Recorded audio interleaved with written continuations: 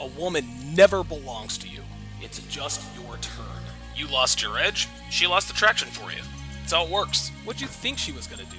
Tell you she cheated? Men cannot afford to get complacent in relationships. Get your fat ass off the couch, start lifting weights, and learn game. You're welcome. And now your man, Donovan Sharp. What's up, guys? It's your man, Donovan Sharp, and these 4 things I know are true. Devin and I are going to chill in the hot tub again tonight, which means she will be in and out of a bikini. Walter desperately needs his nails cut. It is going to be a great weekend here at the Sharp Family Compound for a number of reasons, and you are watching episode 1104 of TSR Live, your daily dose of toxic masculinity, misogyny, and small dick energy. Quick announcements before we get started. Make sure you guys follow me on social media at Donovan Sharp TSR. Rumble.com/Donovan Sharp is my Rumble page. On X, type in at TSR Donovan to follow me there. And How to Relationship is where you can find me on Twitter. Guys, make sure you join our Discord. We have an absolute blast in there. We exchange information, we laugh, we tell inappropriate jokes, we give each other advice, we post memes, videos, I make announcements, I give advice. We have a great time in there. Also, if you have a topic, an article, a video, a TikTok, a police video, a loyalty test video, a fresh and fit video, or anything else you can think of, Discord is the best way to make me aware of what you'd like me to react to, so jump in our Discord, link in description.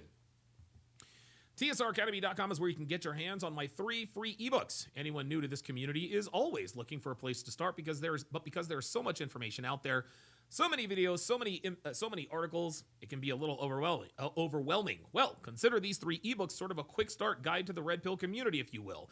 It is a great place to start if you were looking for a bit of a jump start to your Red Pill renaissance. So go to tsracademy.com, plug in your very best email, and those 3 ebooks packed with actionable advice and life-changing information are yours absolutely free. Gentlemen, the 4th annual Conference of Masculine Excellence goes down in Lake Tahoe this October 24th through the 27th, and to say it is going to be a game changer is an understatement. We are riding ATVs off-road. We are sailing on Lake Tahoe. We're riding horses. We're doing all kinds of things and activities specifically designed to bring us together, to test us, and challenge us, and to really strengthen the bond of this community.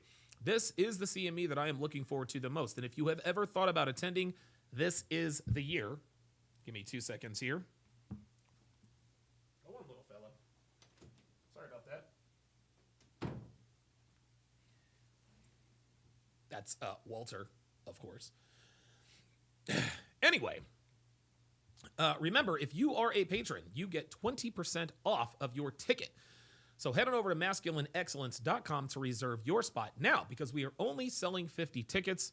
I am cutting it off at 50 to keep from losing 6 figures again. So get your ticket before it's too late. Link in the description. Something is kind of weird with my vision today. I can't quite explain it. But I have like it's almost like a blind spot in my vision.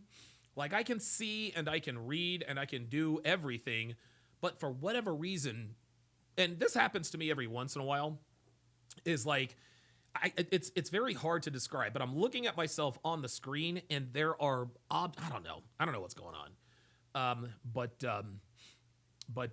yeah. Thank you guys very, very much for tuning in. Bear with me as I'm struggling to see. It's just a little bit weird. It's a little bit weird for me right now. And a lot of times it ends up going away just over time. So hopefully, it's just it's just something that happens with my vision every once and a while. It's just weird. I can see and I can read, but it's just, I don't know. It's just kind of weird. Like Level Up Man says, as you guys know, it is Friday, which means I'm going to give you my Friday advice, my Friday night advice, for those of you who are still running through hoes and building harems. Number 1, wrap your sausage. Number 2, call an Uber. And number 3, send that morning after text. The reason why I tell you these things is because there are very few things in life that can turn a man's life upside down literally overnight than knocking up a yacht thought, a DUI or DWI, a false EPAR accusation, to name a few. An ounce of prevention is worth a pound of care, as the saying goes, but this axiom is way out of date given the current climate we currently find ourselves in. For men, an ounce of prevention is worth avoiding 18 years of child support, at least 5 figures in attorney's fees, not that I know about that, and having your good name and reputation dragged through the mud, not to mention getting fired and losing your income because you are guilty until proven innocent, not in the court of law, but in the court of public opinion. So, in this case, an ounce of prevention is probably worth a little more than $250,000, increased blood pressure, and decreased freedom. Gentlemen, if you wrap it up, then pull out, then put hot sauce in the condom, and then flush it down the toilet, got nothing to worry about. If you call an Uber to take you home rather than driving drunk or high, nothing to worry about. If you send her that morning after text, or in some cases, the same night text, the same smashed after text for good measure, you drastically decrease the odds of being a victim of a false EPAR accusation. You decrease your odds substantially even more by installing cameras at your place and recording everything. So, to my players, my womanizers, my thought chasers, be smart out there tonight, guys. Wrap up, call an Uber, and tell her via text message that you had a great time and you cannot wait to hang out again. Trust me when I tell you, you will thank me, your bank account will thank me, and your hairline will thank me later. All right. Good to see you guys in here today. That's it for the Friday announcements. Gouda3D says, get checked out to see if you have glaucoma in your family. I mean, I come from good stock, but yeah, I will most definitely. I don't know. It doesn't happen often. It just happens. I don't know. I would say it probably happens. I don't know. It probably happens every 2 years or so, every couple of years or so. And guys, I'm not speaking very loud, and I can see that I'm in the green. Can you guys hear me? Okay? Because I'm not eating the mic like I normally do, because I'm trying to stay away from blowing out my sound and cracking your ears. Am I coming in loud and clear and crisp? Just checking to make sure. King Life says you might need to get some eye drops and drink more water. You might be right. I've got water right here. So we'll see what happens.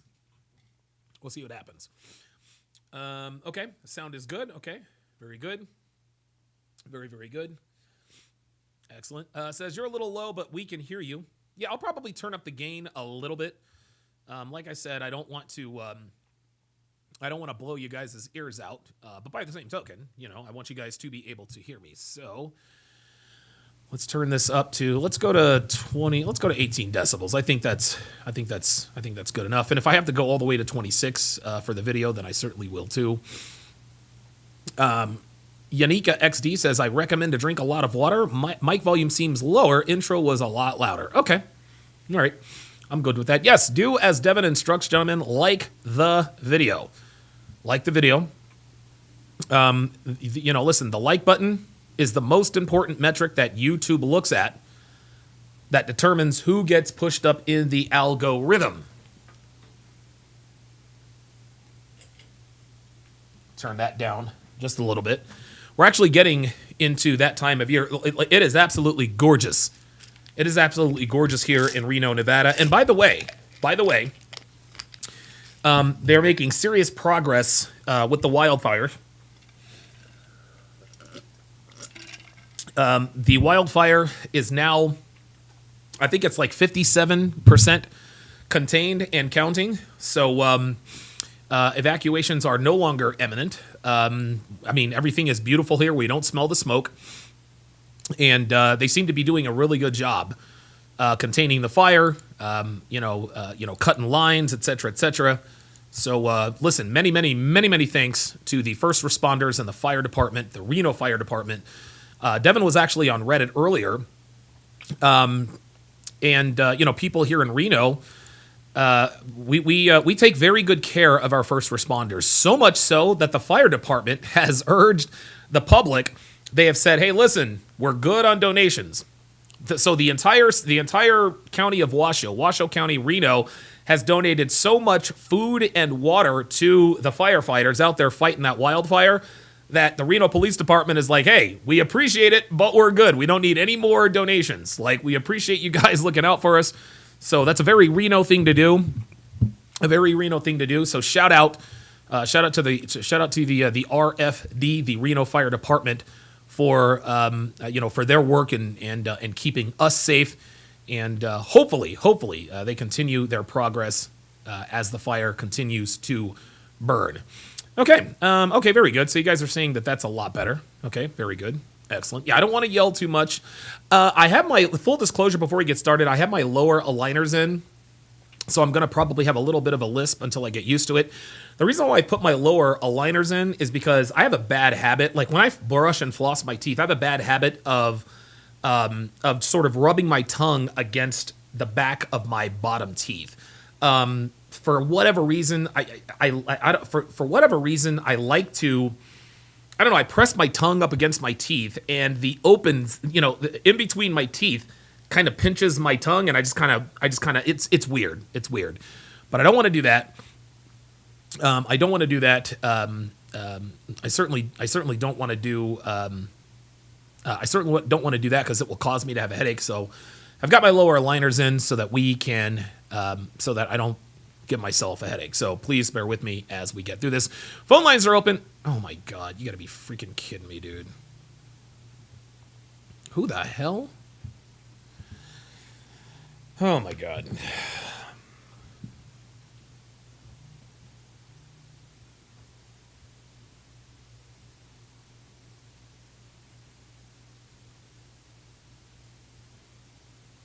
Hang on, guys.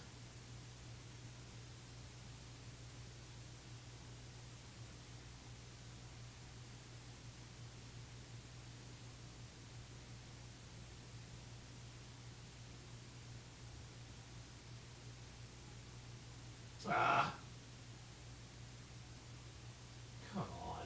You gotta be fucking kidding me. Ugh. Hang on, guys. Jesus fucking Christ, man.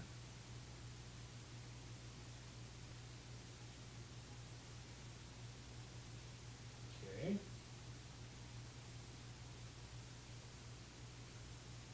Oh my fucking God, dude. I am so sorry, guys. Oh my God. I absolutely, positively...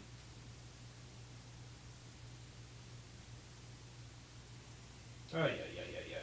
I swear to fucking God, man. Fucking hell! Yeah, Tiffany fucking Fox. God damn it, Tiffany. Fuck, man. That chick calls me at the worst fucking time. Every time. Oh my God. Jesus fuck. Tiffany. If I'm on the air, don't fucking call me. God damn. Unbelievable. It's like she waits until I'm on the air to fucking call. Ay. And I was going to try, listen, I was going to try not to yell today.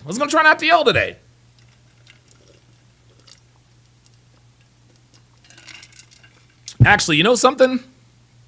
I know what I'm going to do. I know exactly what the hell I'm going to do. I'm going motherfucking airplane mode. This is crazy. What the fuck do people call me while I'm on the air for, man? Ay. No, Shane in the chat. God damn. I swear to God, dude. I swear to God. That's the danger. That's the danger of using your phone as a camera. It's just like, what the hell, man? Why would you call me right now? Fuck. Jesus Christ. Tiffany, if you're in the chat, just say something. Jesus fuck. Swear to God, man. Anyway, I was actually supposed to have her on this past week. That's probably what she's calling about. All right, anyway. Good to have you guys in today. Yeah, so real quick, I saw, yeah. So JJ says, Don, did you watch the game last night? You think Tua is done? Oh boy, that is the $1 million question, man. Oh God, like, oh my God. So listen, man. If you're not a sports fan, Tua Tagovailoa again had a concussion. He made it all through last year without a concussion. he made it all the way through last year without a concussion. Last night on, I would think it was like 4th and 3 or 4th and 4, Tua takes off and he puts his head down. The tackler, by the way, who happened to be Damar Hamlin, he runs headlong into Damar Hamlin's chest, and of course Tua falls down, hits the back of his head, and he goes into the fencing position again. You guys remember 2 years ago in Cincinnati when Tua was slammed to the turf? He had he almost like his hands like locked up. Scary, scary stuff, man. Scary, scary stuff. Oh my God. And it happened again last night. It wasn't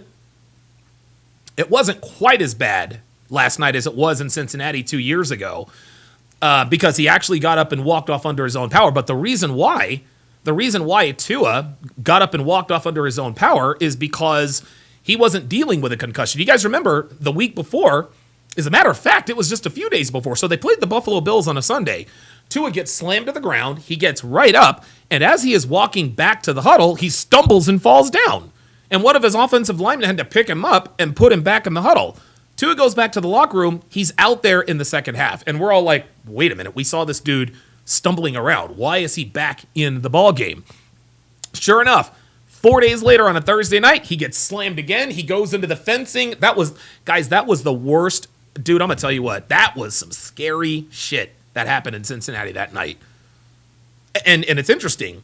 Cincinnati actually had 2 incidents that year. The first one was the Damar Hamlin cardiac arrest. The second one was the Tua Tagovailoa injury, the concussion. They took off his face mask. They took him off on a stretcher. That was scary stuff. He ended up being fine. Then all last year, no injuries, no concussions. Week 2, he's going for it on 4th down, hits his head, back in the fencing position. Walked under his own power because he didn't have any previous concussions. But yeah, the question around the sports world today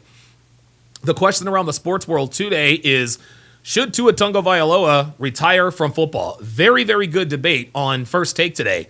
Molly Karam and L. Duncan were like, he should retire. Stephen A. Smith and Ryan Clark is like, he's a man. This is what he has to do. And guys, this is a tale as old as time itself, right? This is just how men are made. Like you guys remember Rocky too. Adrian didn't want Rocky to fight Apollo because, women don't want their men fighting. It's a dangerous sport, combat sports. But he said, look, man, I don't ask you to stop being a woman. I'm not going to ask you to stop being a man. Rocky had to provide for his family. Adrian was pregnant. They were broke. He'd spent all his money from the first fight. Guess what?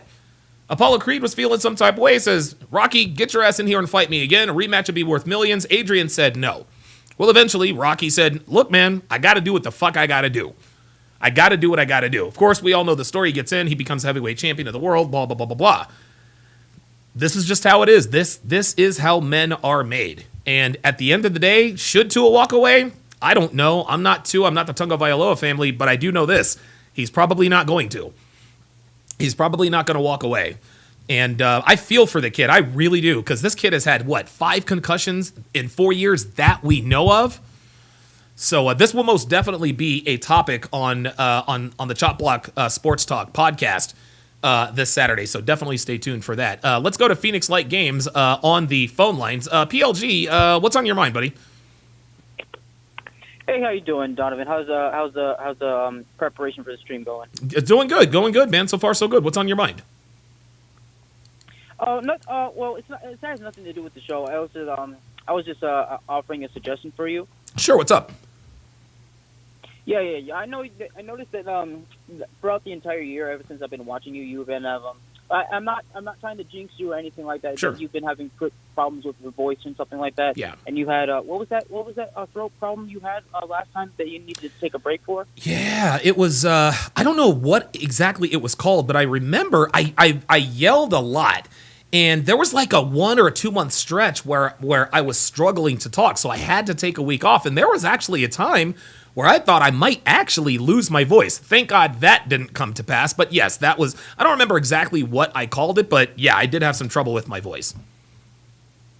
Yeah, well. Here's where I'm gonna send you a DM about a specific recipe for something like that. It's a watermelon beet juice. It's a very good antioxidant, and it's very hydrating for you. It's gonna keep your voice. It's gonna keep your throat nice and smooth. And you can either drink it during during the stream or Okay. before the stream, whatever you just decide. It's gonna trust me. It's gonna help you, and trust me, you're gonna feel great after that. But yeah, and you're gonna. I think you'll have like at least 1.5 times the energy, Yeah. depending on when you take it. So so trust me, it's gonna help. So I'm gonna send you the link, and also you've been lacking, man. Like whenever you hear these bitches say "feel," don't forget to say merch. Yeah, I know. I feel like merch. Yeah, I've gotten out of the habit of that, so I'm gonna have to get back into that. Yeah, and one more thing, you need to find that 9,000 thing. It's over 9,000. Yeah, I need to. Yeah, something happened with my computer system when I moved to the West Coast. There are some files that sort of got away, but I'll find those and get the soundboard back for sure, man.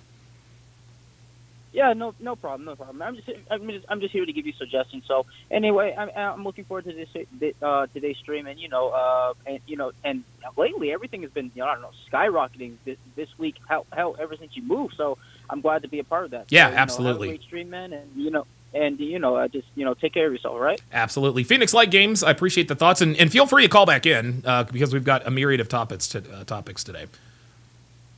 Oh, trust me, if something pisses me off or something that I really think the chat needs to know, trust me, I will call back. Perfect. Phoenix Light Games on the line. Appreciate that very much. Yeah, Benjamin Brown says, can I call in? Yeah, absolutely. But for now, I am going to... So shout out to the lovely and talented Devin. Devin is... she loves Reddit. That's where she gets... this is where she gets a lot of content from. This is absolutely fucking hilarious. So she got this from the Am I the Asshole Reddit page, and this one is entitled, Am I the Asshole for Telling My Fiance I Don't Want My Temu Engagement Ring? So it starts, it says, this was taken down from the other sub, so I figured I'd post here with an update. My fiance, she's 27, he's 29, proposed to me a few weeks ago. It caught me completely by surprise, but we've been together for 3 years and things have been going great.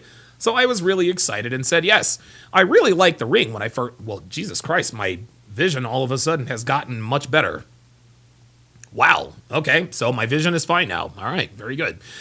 Anyway, she says, I really liked the ring when I first saw it, and my friends and family all think it is stunning. It is an oval cut with, quote, diamonds, she says, across the band. I asked where he got it, and he wouldn't tell me where, but he said he got a great deal on it. I didn't think anything of it until yesterday when we were in bed, and I asked him if it was a diamond or a moissanite, mainly out of curiosity. I have no idea what moissanite is. Maybe it's a fugazi. I don't know. Maybe it's a fugazi. Who knows? I don't have a preference, by the way. Okay, I don't know what that means. He said he didn't know and would have to look it up. When I glanced over at his phone, he was in the Temu app. I asked him if he got it from there, and he didn't respond. So I asked again, and he responded with something like, does it matter? And left the room and ended up sleeping on the couch. I spent all night so confused. Today, I decided to download the app and look up my ring and found one that looks identical. I found the exact ring, and it was listed at $38. Oh my God, that is awesome. I am mad, she says. He makes good money, $200,000 a year. Oh yes. And I feel like, merch, he could have shelled out some money for a ring better than one on Temu. Am I the asshole for telling him I don't want it? Update. After reading responses for my first post on the Am I the Asshole subreddit, it got taken down. I was freaking out a bit. He came home while I was FaceTiming a friend about this. I hung up with her and then talked to him for about an hour or so. He apologized for sleeping on the couch and that he needed some time to think. He didn't see eye to eye with me on my concerns about the ring and says he did research and that it was highly rated. Pardon me. He says that if the ring breaks, he will replace it, but didn't say it'd be higher quality. I have people messaging me that the ring could be harmful to my health, and that Temu has horrible standards for their ring and labor issues. So now I really don't want to wear it. He left and went to his brother's house. Usually I go with him, but things are just tense. Am I the asshole for telling him I still don't want it? Oh, here's another ringer. Here's another update.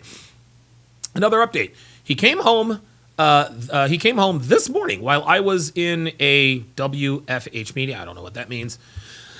These comments made my head spin all night.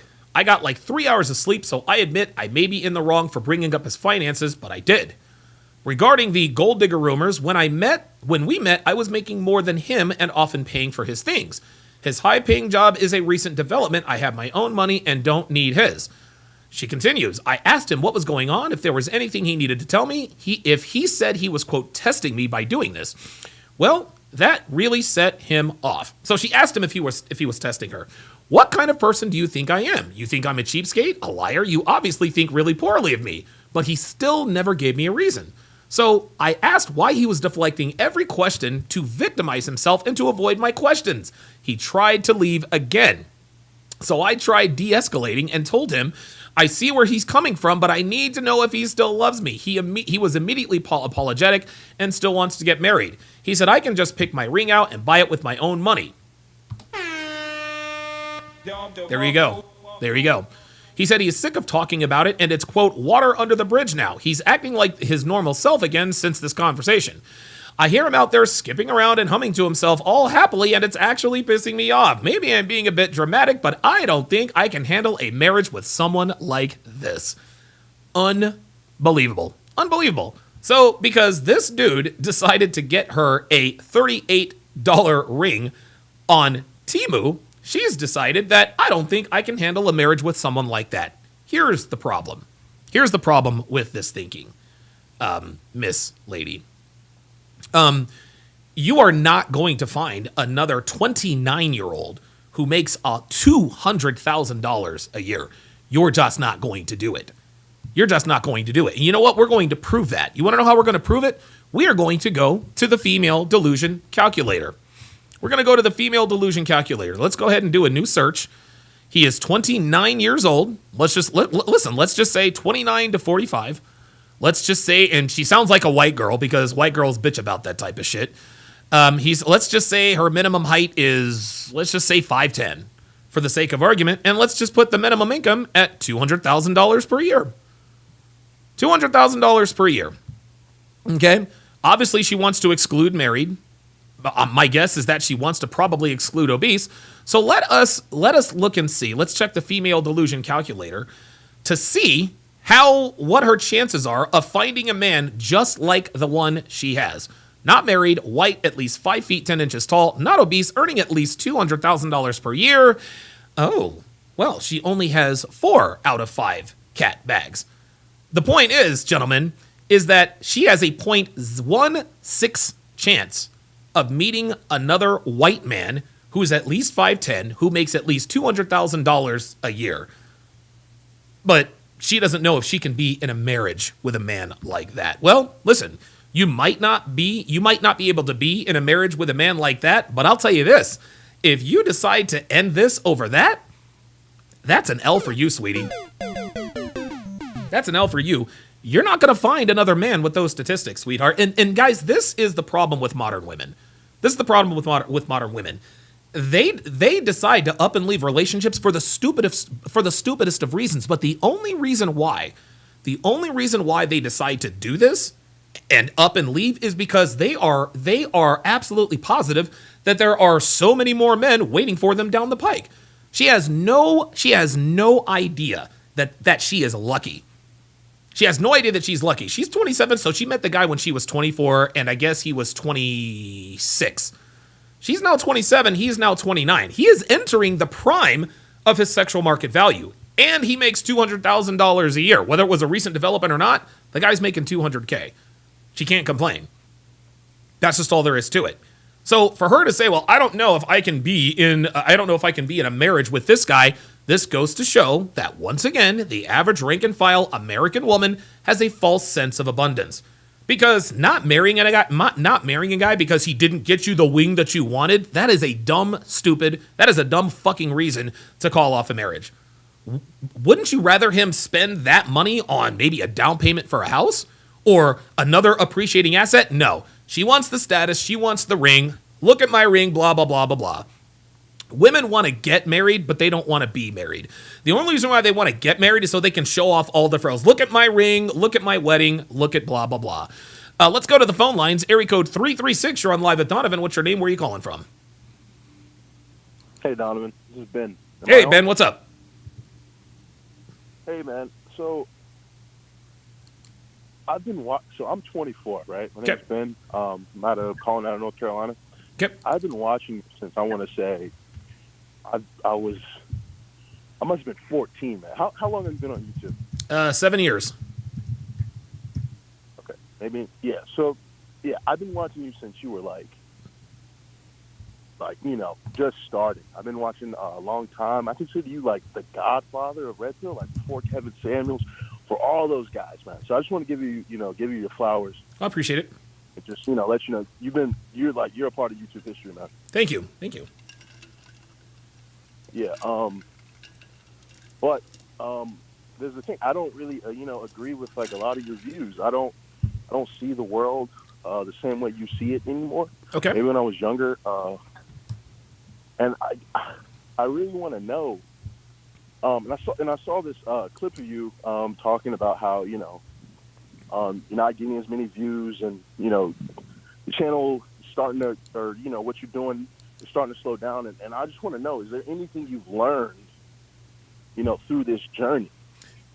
And I want to know why you're still doing it, and if you're going to keep doing it. I think you should. I don't know. I just like to see people, carve their own way. Yeah. You decided you were going to do it. You did it. Yeah. And I just want to know why did you start doing it, and are you going to continue to do it? And I just want to know what you learned, through your experience. Yeah. So I didn't start off wanting to be a YouTuber. So I first joined the Manosphere, Ben, back in 2014. I wrote my very first article on Return of Kings. It was entitled "The 4 Shit Tests Adrian Passed," or "The 4 Shit Tests Rocky Passed to Win Adrian." And the reason I wrote that in is because I had been a longtime reader of Return of Kings, and I was a big fan of Roosh, and I saw in the upper right-hand corner, hey, if you have a story to tell, submit your article, blah, blah, blah, blah. So I was like, all right, cool. I'm a good writer. I type fast. I submitted the article. Roosh got back with me the very next day, and so he featured my article. Well, I became a guest poster, so he was giving me like 1 article per month. Then there was another African-American writer. His name was Athlon McGinnis, young guy, in area code 734. I see you on the line. I'll get to you in just a second. And he decided that he was not going to write for Return of Kings anymore. I think he was going back to school or something like that. And so because Roosh didn't have an African-American writer for Return of Kings, I was the next natural selection, and that's where it started. So I wrote 80 articles for Return of Kings. And during that time, there was another YouTuber by the name of O'Shea Duke Jackson who reached out to me on Thanksgiving almost 8 years ago. Now, he reached out to me on Thanksgiving in 2016, and he said, hey, man, I think you're a talented guy. Come write for, the Negro Manosphere. So then I started write for the Negro Manosphere. I think I wrote another 120 articles for him. And so during my relationship with O'Shea, he said, look, man, like you sound like you have a good speaking voice. You have a good story to tell. Why don't you get on YouTube? Because people trust you when, people, want to hear the voice. So first I started uploading all of my episodes to SoundCloud. Then I started uploading my audio to YouTube. And so Shay once again said, hey, look, check this out. People trust you if they know what you look like. And Ben, what was happening is that as I was doing my episodes, I think the first 15 or 16 episodes were just all audio. And there's a complete archive. You can patreon.com/Donovan Sharp, et cetera, et cetera. And so I decided to finally show my face. And I showed my face on I think it was September 4th of 2017. It was Labor Day. And the very first time I was like, hey guys, this is Donovan Sharp. And, in case you guys are wondering, yes, I really am black. This is who I am. And so things really sort of took off from there. From there, I kept upgrading my studios. Now, eventually, I did have a falling out with O'Shea, but after my falling out with O'Shea, my channel absolutely took off. I spoke at the 21 convention. I was a regular on the Redman group, et cetera, et cetera. So the pinnacle, really, of TSR Live was probably in 2020. That was the pandemic. And that was also when I started doing the dating show breakdowns, namely Love is Blind. Devin actually found this show called Love is Blind on Netflix, and so I recorded it with my phone, started breaking it down. Well, YouTube decided that I couldn't do it on YouTube, so then we started Sharpstream. We launched that on January 24th of 2020. The first episode, of course, being about Kobe's death. I had 500 and something people in there, and so what I have learned, Ben, being a podcaster and being a YouTuber, is something that I talked about yesterday. And what I have learned, I think the biggest lesson that I have learned is that winning is not for everyone. I didn't realize the amount of ridicule and hate that I would get when I started to make a little bit of money. And so I started charging for my products. I started charging for my courses, and that, rubbed some people the wrong way. But, listen, nobody works for free. And so. Well, can I come in and ask you a question? Yeah, sure. Go ahead. So for you, was winning ideological? So yeah, for you, was winning more so ideologically driven? So the more minds you can affect, or was it about, becoming, and I'm not faulting you, or was it more about becoming, a popular YouTuber? No, man, I did not. Honestly, Ben, I did not think it would ever turn into this. That is not what I set out to do. All I wanted to do was tell men about my experiences. And, I just wanted to make men aware of what was really going on in the sexual marketplace. That's all I wanted to do. And so, and I'll never forget this. And I got to give him credit. I got to give two people credit for sort of turning me onto this. The first person is O'Shea. O'Shea and I are never going to be on each other's Christmas cards. Obviously we've fallen out and we're not going to talk to each other, I presume, never again. But he was the guy that told me, hey man, if you jump on YouTube, you could really, really do well for yourself. And I never thought about monetizing YouTube. I just wanted to get the message out there. Then when I met Kevin, he was still living in Oklahoma. And I'll never forget, he says, Donovan, you have hundreds of videos and hundreds of content. He says, you need to put out a course.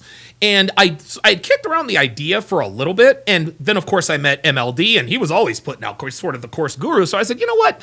Let me put out a course. And so what I did is I put out my first course. It was just $20, all right? Kevin Samuel said that's not enough. You got to charge more. I didn't want to charge any more than that because I wanted to show people that I wasn't in it for the money. But here's what ended up happening, Ben. Mm-hmm. The podcast got so big and it started consuming so much more of my time that it was starting to cut into my other business, which meant that I had to spend more time, on my content in YouTube. And when you spend more time on something, you need to get compensated. Right at the same time, I was just monetized on YouTube. I started selling courses. I came out with Womanese, and it was a rocket ship to the moon. My great regret. So you asked me what I've learned. I've learned that it is very lonely at the top, and people always root for you when you're the underdog. But when you become like the champion, and I'm nobody's champion, and I appreciate you calling me the Godfather.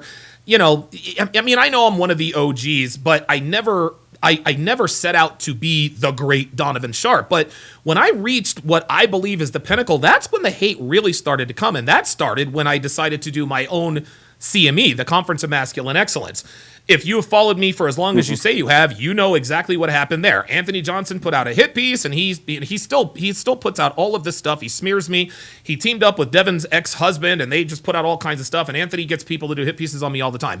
The point is, Ben, is that the lesson that I have learned the most is that people love you when you are the underdog, but when you become the champion, people find reasons to like you. Think about the New England Patriots. We all loved it when the upstart Patriots beat the St. Louis Rams. Oh, great. It was a great story. It was a fun story, blah, blah, blah, blah, blah. Then the Patriots won Super Bowls 37, 38. Then they got to two more Super Bowls. Remember, they got to Super Bowl 42. They were undefeated. Everybody in the world was pulling for the Giants because they were the big, bad Patriots. Over a 20-year span, the New England Patriots became the most hated team in football because of their success. And I didn't realize that that's what was happening to me, is that the more successful you become, the more people hate you. So that's the lesson that I take from that. So let me ask you, you said that there are some things that you disagree with in terms of and I don't really call this an ideology. This is really just the truth. This is really what's going on. So what are some things that you disagree with now that you didn't disagree with back then? Well, I think so. I'm younger than you. Of course. I think what the manosphere came to do, I think it did it. I think you guys succeeded. Yeah. A lot of girls my age, I don't deal with the problems you deal with. Women don't mind going 50-50. We just don't have the same issues. I think the women in my generation, they just how we had to change, they changed as well. Let me ask you this, Ben, real quick. How old are you? How old are you? I'm 24. And how tall are you? Like 6'2". Okay, so you're 6'2", you're 24. Are you in good shape or not? I'm not in great shape. Okay, but you're 6'2". I'm a football player, so I got that. I'm built like you, kind of. Okay, all right. Not nowhere near as. Yeah. Okay, all right. So you're 6'2", and my guess is that you're probably not an ugly guy, right? No. Okay, right. You're a good-looking guy. You're 6'2". You've got a football player's build. What's your race? You white, black, Indian, Mexican? What are you? I'm black. Okay, so you're a 6'2" black guy. Black. Yeah, I mean, and listen, Ben, congratulate, and I mean this with all sincerity. You are one of the lucky few that actually and you appear to get the best from women.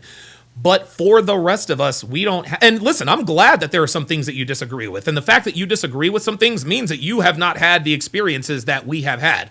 So to me, it sounds to me like what you're telling me is good news, because you're telling me that girls your age, I guess, 21 through 24, 25, 26, it sounds to me like, at least in the state of North Carolina, they're starting to shape up. Does that sound about right?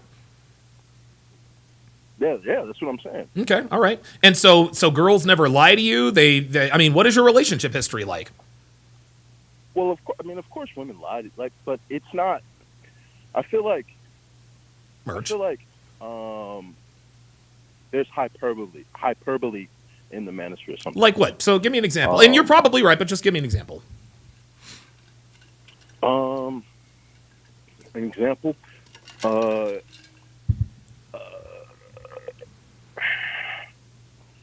And let me ask you, Ben, you're a black guy. Are you dealing with black women, or are you dealing with non-black women? Both.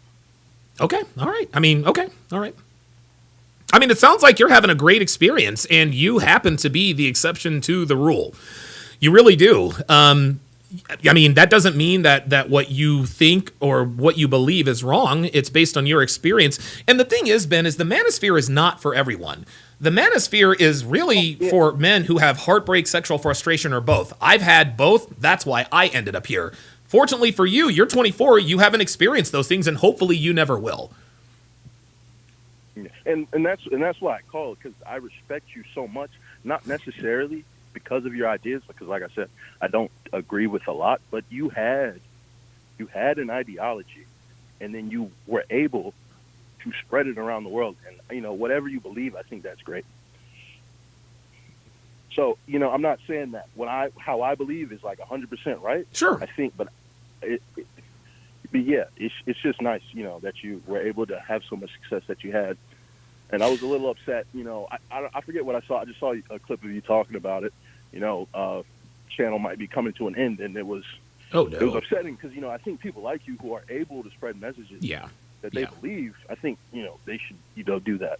No, absolutely, Ben. And just to clear things up, Ben, I have never ever said that I was going to leave YouTube. I never planned to. What I did is I fired my staff because YouTube is no longer profitable enough for me to employ the people that I employed.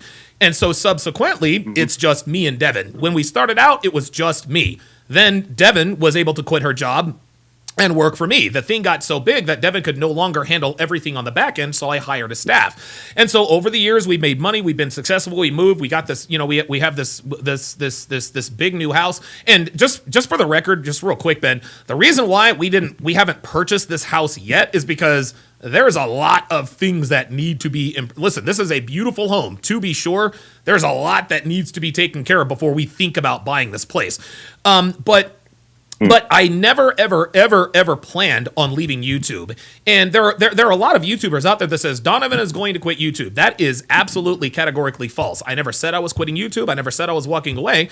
I just said I'm going to fire my staff and I'm going to put less time into it. So don't worry about that, Ben. I am never, ever, ever leaving YouTube. All right, that's great news, man. So we've got some people in the chat here, Ben. Vaughn says, I don't like how he keeps saying ideology. To you, I don't think the red pill is not necessarily, it's not an ideology. An ideology is based on ideas and theories.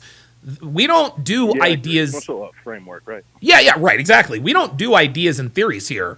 What the red pill is based on are shared experiences. There is a reason why men gravitate to this channel. It's because they have experienced the same things that a lot of men have experienced.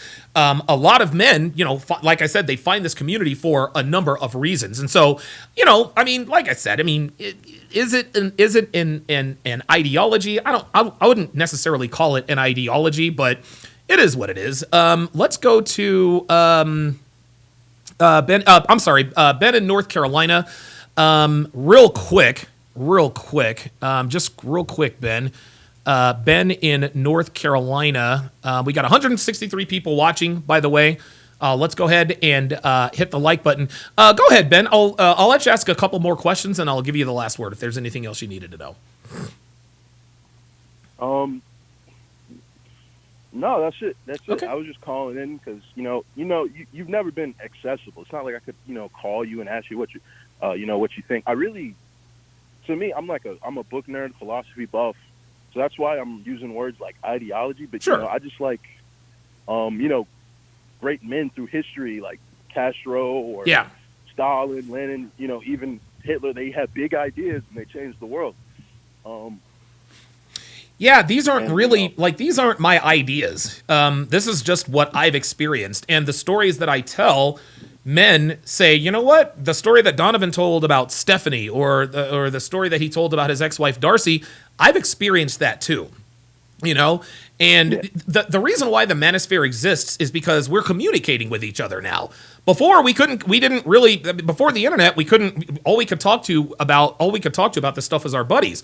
But now we come to the internet, we come to YouTube. Why do girls get over breakups so easily? And voila, the world opens up. So because of social media and we're able to share things, men were able to communicate and talk and be like, you know what? I had that experience too. Yeah, you know what? He had that. You know what? I know a friend. And that's how the manosphere came to be. So the manosphere, it's not an ideology. I think Rollo calls it a praxeology, but all the manosphere is it is a collection of men who teach other men how to navigate, the sexual marketplace based on our personal experiences. Your experiences, Ben, are very, very rare. And you're one of the lucky ones, and you should never, ever apologize for that. Just like Shaquille O'Neal should never apologize for being born 7'2" and 400 pounds, right? You shouldn't apologize for that either. But the reason why you haven't experienced, and the reason why you haven't experienced what we have experienced is because, number one, you happen to be in the top 14%, including, in terms of height. You're a tall, good-looking black guy. Guess what, man? Black women and white women treat you very well. I assume that these women are attractive. You don't really need, honestly, every man needs the red pill, Ben, and this is why you're still watching me, because you are seeing what we talk about in the women that you deal with. And did it ever occur to you, Ben, that the reason why you don't think you necessarily need the red pill, maybe because you already are red pill? Like, maybe dealing with these women is easier for you than it is for others because you've been watching me since you're 17 years old. Does that make sense? I agree. Like, you can find nuggets of truth. I don't like is the generalizations that the manosphere makes a lot of time. Yeah, generalizations, Ben, are necessary. Yeah, no, listen, Ben, I gotta cut you off there. Listen, generalizations are truth. The truth is, Ben, is that most women over the age of 18 are sexually active. Okay. Number two, it is a generalization. Let's see. Here's another generalization. Getting married legally is a bad bet for men. Now, are there exceptions to the rule? Absolutely. Are there some women out there in America that are virtuous and won't take you to, divorce court and this and that?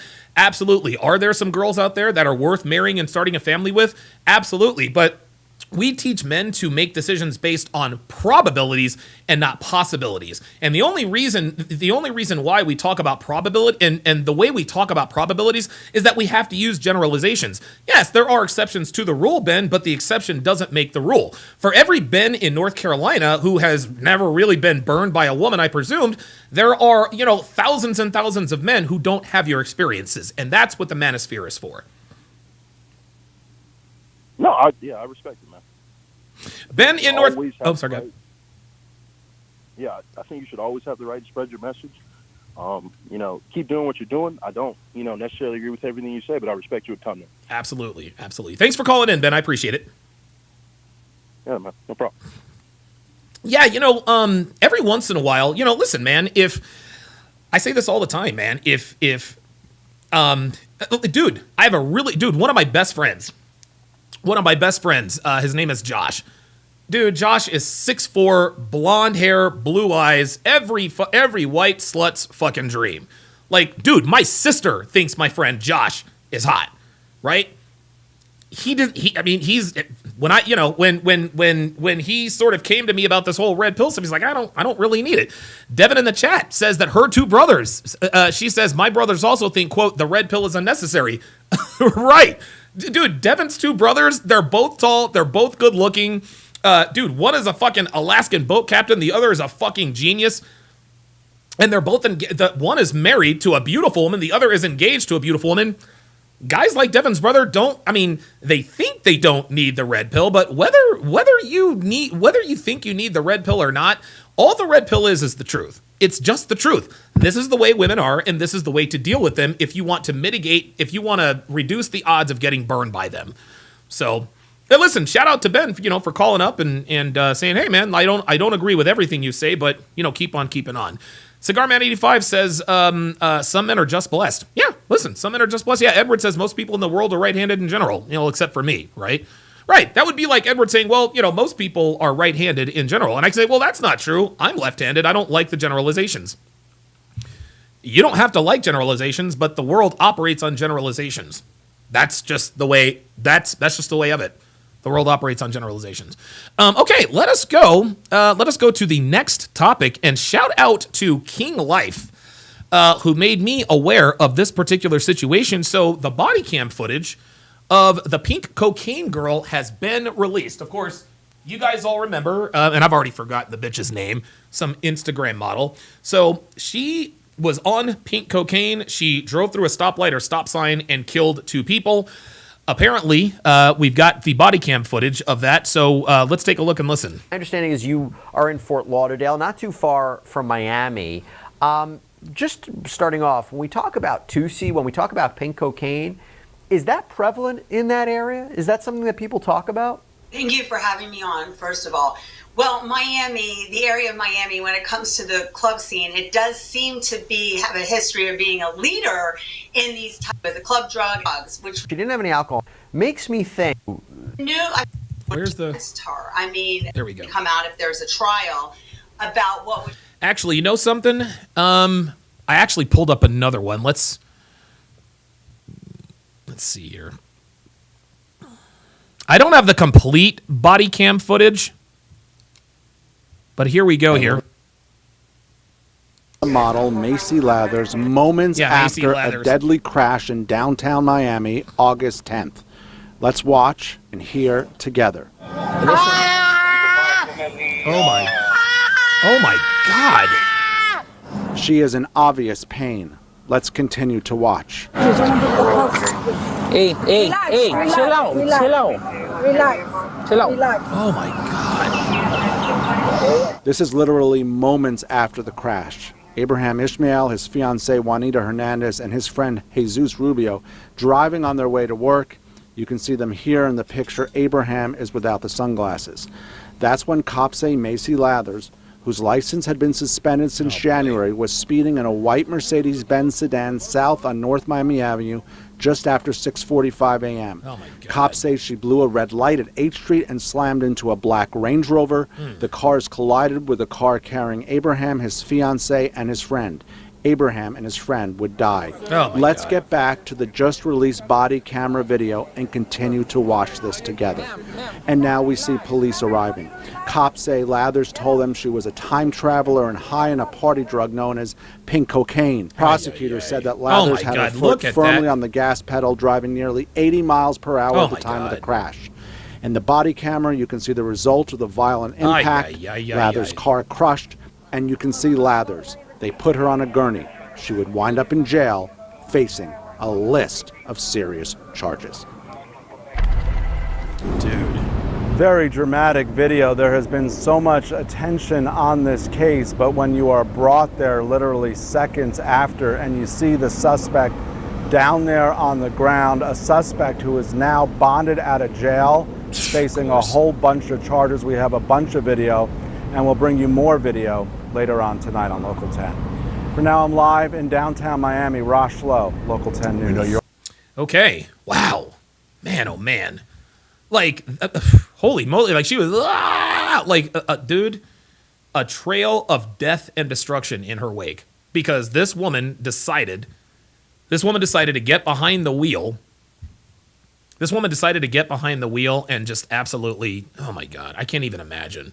And you guys remember the traffic cam footage? Like, when she made impact, there was an explosion. Like, she needs to serve serious jail time. All right, let's move to our next video. So our next video was courtesy of Dr. B84, entitled "Woman Acts Tough with a Cop, Turns Citation into an Arrest." But before we go there, let me go to area code 734. Area code 734, you're on Live at Donovan. What's your name? Where are you calling from? Yo, Dr. B84, man. Hey, Dr. B84, what's up, brother? Not much. I'm going to make one comment about that video. Okay. That drug screen they did, they don't need to do much else. Okay. In terms of checking whether or not she was high on anything. Okay. Once they have the fact that she was on cocaine, meth, or whatever, it's a wrap. Okay. Like, that's pretty much it. Okay. At that point. I mean, if they want to check, like, she has specific concentrations of, like, certain drugs, like cocaine or methamphetamine or whatever, that's going to be harder to do depending on when they check those labs. But honestly, once they get the urine drug screen back and it's positive, she's in trouble. Now, when you say it's a wrap and she's in trouble, that means that she is probably going to get, I mean, and you're not a lawyer, you are a doctor, but you probably already know that pink cocaine, I don't think there's, what do you know about pink cocaine, actually? Because I've heard that there isn't actually cocaine in pink cocaine. It's just a concoction of drugs and hallucinogens. What do you know about it? Correct. It's basically like a combination of drugs that you can find in people's systems. It's not like just cocaine by itself. So if you do like a drug screen for it, it's going to come up with a bunch of different stuff on there that's positive. Wow. That is absolutely crazy. Kind of, it's going to come up with just stuff that's like cocaine positive, meth positive, et cetera, et cetera. Jesus Christ, man. How do you saw her sort of writhing on the ground and because she was in pain, but she was also very, very high. Does what exactly, if you know, what exactly does pink cocaine do to you? Does it make you hyper? Does it make you hallucinate? Does it make you do all of these things? What does it do to you? It's probably similar to cocaine. It just makes you high. Okay. Makes you hallucinate. Do stuff that isn't there. Hear things that aren't there. That kind of thing. Okay, very good. Yeah, Dr. B84, man. Whenever we have topics like this, I would highly, highly encourage you to call in, man, because it's very, very rare that I actually get to talk to a doctor. Yeah. Dr. B84, man, thank you for calling in, brother. All right. Dr. B84, longtime supporter of mine. Shout out to him. I will give him a Don DeMarco for calling in. Viking Paradigm with the $2 super chat says, got my woman an Amazon ring and she loves it. I'll bet she does. DJ BFit with the $2 super chat says, hold the fuck up. She made bond. Yes, she did. Her bond, $140,000. $140,000. Had that been a man, she would still be in jail. That's just all there is to it. Okay. So now, pardon me. Let's go ahead and again, entitled "Woman Acts Tough with Cop, Turns Citation into an Arrest." And away we go. Sorry about that. On a vehicle for an improper lane change. On September 11th, police conducted a traffic stop on a vehicle for an improper lane change.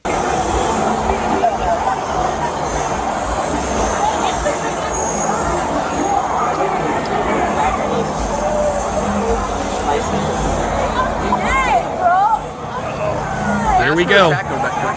Oh, it's a black woman. Oh boy, here we go.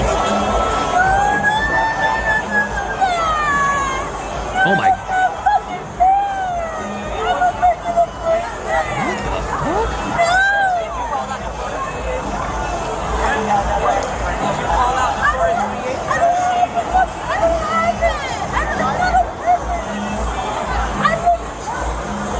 Where are they, New Orleans or Miami or something? It sounds like there's a party going on down there.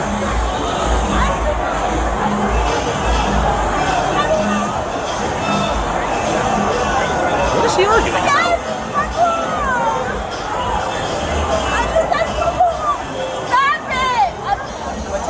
Huh? But I'm not a fat person. I'm not a fat person? What? Oh. Oh, she is fucked up. My hand. I see your hand. I'm not gonna be a bad person. That's good. I tell the truth. I'm an honest and regular. This bitch is high as fuck. Oh boy. And I don't want to get in trouble. Oh, they're in Tampa. I just want to go home. They're in Tampa. I didn't even drink out here. I didn't even fucking drink out You didn't drink out here, but you drank somewhere. No, it's Tampa. It says police, city of Tampa on the car. I didn't stop you, ma'am. I don't know why they stopped No, you. you didn't stop me, but I just want to go This bitch is fucked up. Oh, she is drunk as fuck. Stay in the car. No, I'm not gonna go. I'm not gonna go out. What the fuck is this bitch Get in doing? the car. Can I? Hey! Don't be mean to me. Uh-oh. I didn't do nothing. Uh-oh. Listen. I didn't do anything wrong. Oh, Don't no. talk to me like that. Oh, I God. don't like that. I didn't do nothing wrong. This is incredible. Don't talk to me like that. Dude, where do these, I swear to God, it's always, dude, it is always the women. It's always the women that mouth off to cops. Man, it's always the women. And the reason why women continue to mouth off to cops is because these cops are not doing what they need to do to stop it. Sit down, ma'am. Oh my God, what is she doing? Look. Don't touch me. Oh my God. Just I did. did it on purpose. What the fuck is wrong with this hoe? See? Oh, she See? is fucked I up. swear, I don't mean nothing bad by you. Sit down. Okay. I want to go, though. Oh my God, she made this so much worse. Oh, no. What is she doing? You already talked to him? No, the other guy. No, it wasn't me, you guy. Hi. What's going on? I just want to go home. Yo, I don't this have bitch nothing. is I just high talk as shit. I just fuck. talk a lot. Yo. I talk too much. What's your name? Toby Ann. What is it? Toby Ann. Toby Ann. Oh, she has Ann. Toby Ann, I'm sorry. Yeah. looks like she has a labrae piercing. Looks like she has a piercing in her Yeah. lip. You see on her lower lip? Looks like she has a piercing on her lower lip. Ay. Yeah, Bobby Trauma says she's been acting like this since high school. Yep, exactly. And dude, she is acting kind of like she's on pink cocaine. No, I think they feel like I don't win. Can I go? What the fuck? Yep, there it is. Can I There's the go? tattoo. Nobody's telling me. Yep, the sleeve tattoo. Yeah. Bro. I'm not even. Where are you coming from? A party. Everywhere. What the fuck? We are. Oh, tattoos on both arms. Ay. Okay. So where are you coming from before? I'm saying My house. Okay. Yeah, I live like 2 minutes away. Where do you live? Oh, Like right on 13th Street. yeah, they're definitely in Tampa. Oh, she gave me I address. did. You have my ID. Yeah. This is. Look at. I just want to. He doesn't like me. I don't know. What the fuck is wrong with this chick? Can I like put my butt right here? Where are we Dukes of Hazzard in here? I just. Why don't you just step on That out? nigga's stupid. He says, "Why are we Dukes of Hazzard? Why is she trying to get out of the car? Why would you want to sit like that? Yeah, get in the car, bitch." Kind of. And my booty look good. Oh, there. Of course she's swerving. Of course she's swerving. Do you have any medical issues? Oh my God, this What? bitch. I look crazy? Yes, you do actually. Oh, I'm sorry. I was only doing that because we're Ivor. Come on. All right. I think the cop. I think the cop likes her. I think the cop wants to bone her. I've never been diagnosed with anything. There's nothing on my record. I do that consciously because I understand. Do you take any kind of medication? No, not at all. Okay. Do you have any kind I of have physical- no types of medical anything. What about Anything mental? At all. What about mental? Do not put that on me, sir. Okay, all right. Whatever it is that you're trying to Oh put my on God, me Dre right even said now, Dashaniqua Duke. I'm perfectly sane. Okay. She ain't Daisy Duke, she's Dashaniqua. Perfectly sane. Ah, Ybor City. That's Can I talk to exactly your where. microphone? You know what? That's exactly where she's at. That's exactly where she's at. She's in Ybor City. And Ybor City used to be a really bad area in Tampa, but they've sort of made it into sort of a New Orleans North, so to speak. I'm not gonna touch Shut you. that real quick. No, sir. Unless you want me, you can have me. Oh but my. I'm not stepping out of anything because I'm perfectly safe. That's fine. How dare you? Oh my God, this bitch. Can I check your eyes as part of field sobriety to make sure that you're I okay to don't be know if driving? I have it on me. You don't know if you have any eyes on you? I have 2 of them. Yeah, can I check them as Oh, part of this field bitch sobriety? is Oh yes, fucked. please. Can you step outside so I can do it? No. Oh, now you don't want to step out. Oh boy. No. Okay. I'm not doing that. This bitch is crazy. Sometimes. Well, are you But wearing them they're- right now? No. Okay. They're colored contacts because I like green eyes. Okay.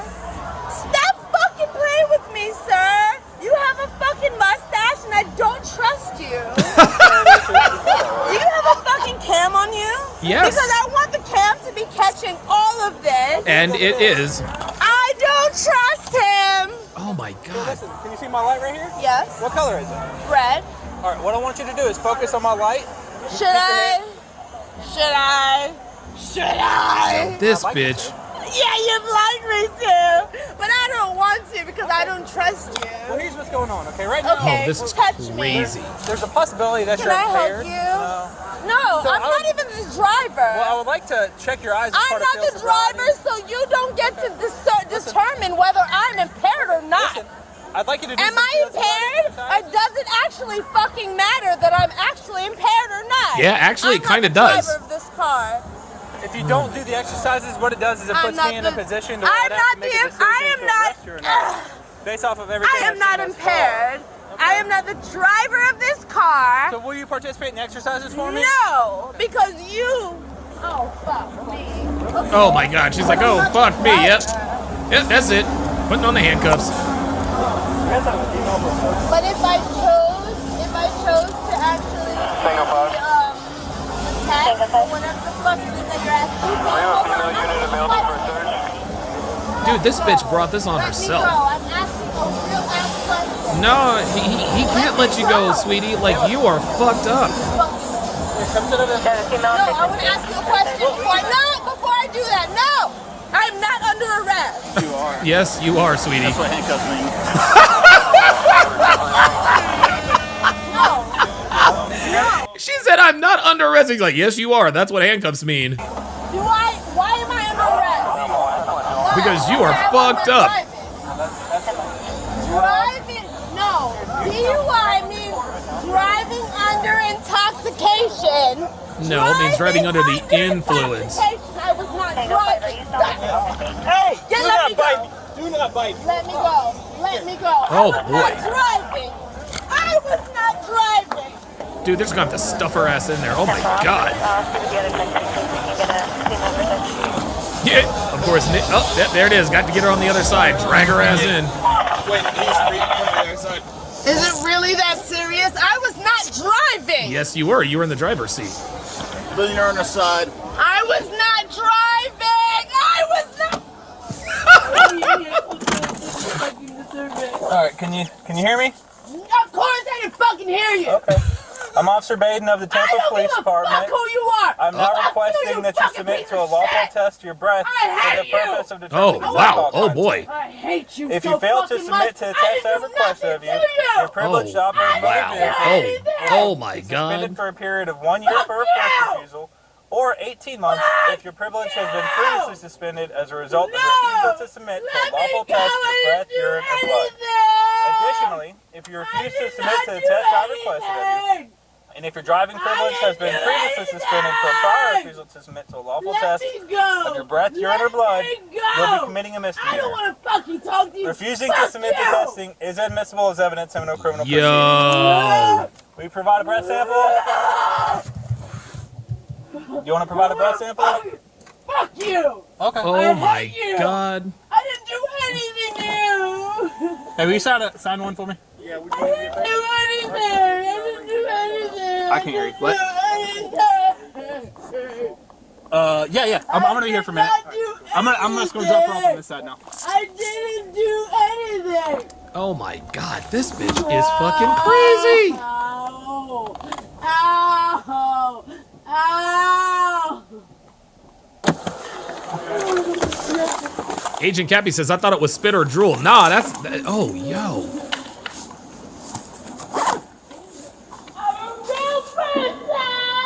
Oh, she is extra fucked up. I am not criminal. I don't have anything against me. Wow. I'm not a criminal. Dr. B84. Dr. B84 with the $5 super chat says, what a mess. My God, she is sloppy drunk, dude.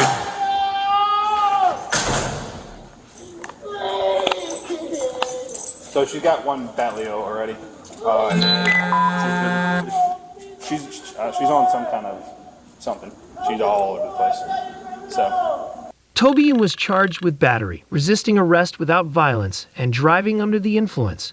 She was found guilty on all 3 charges. Oh, shit. Damn. Okay. Found guilty on all 3 charges. So good for the Tampa Police Department. Holy smokes. I swear to God, dude, I'm gonna tell you what, man, these girls get way out of pocket.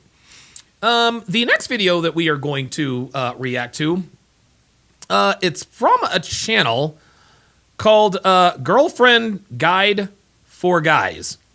And the title of the video is She's Not Yours, It's Just Your Turn. Oh boy.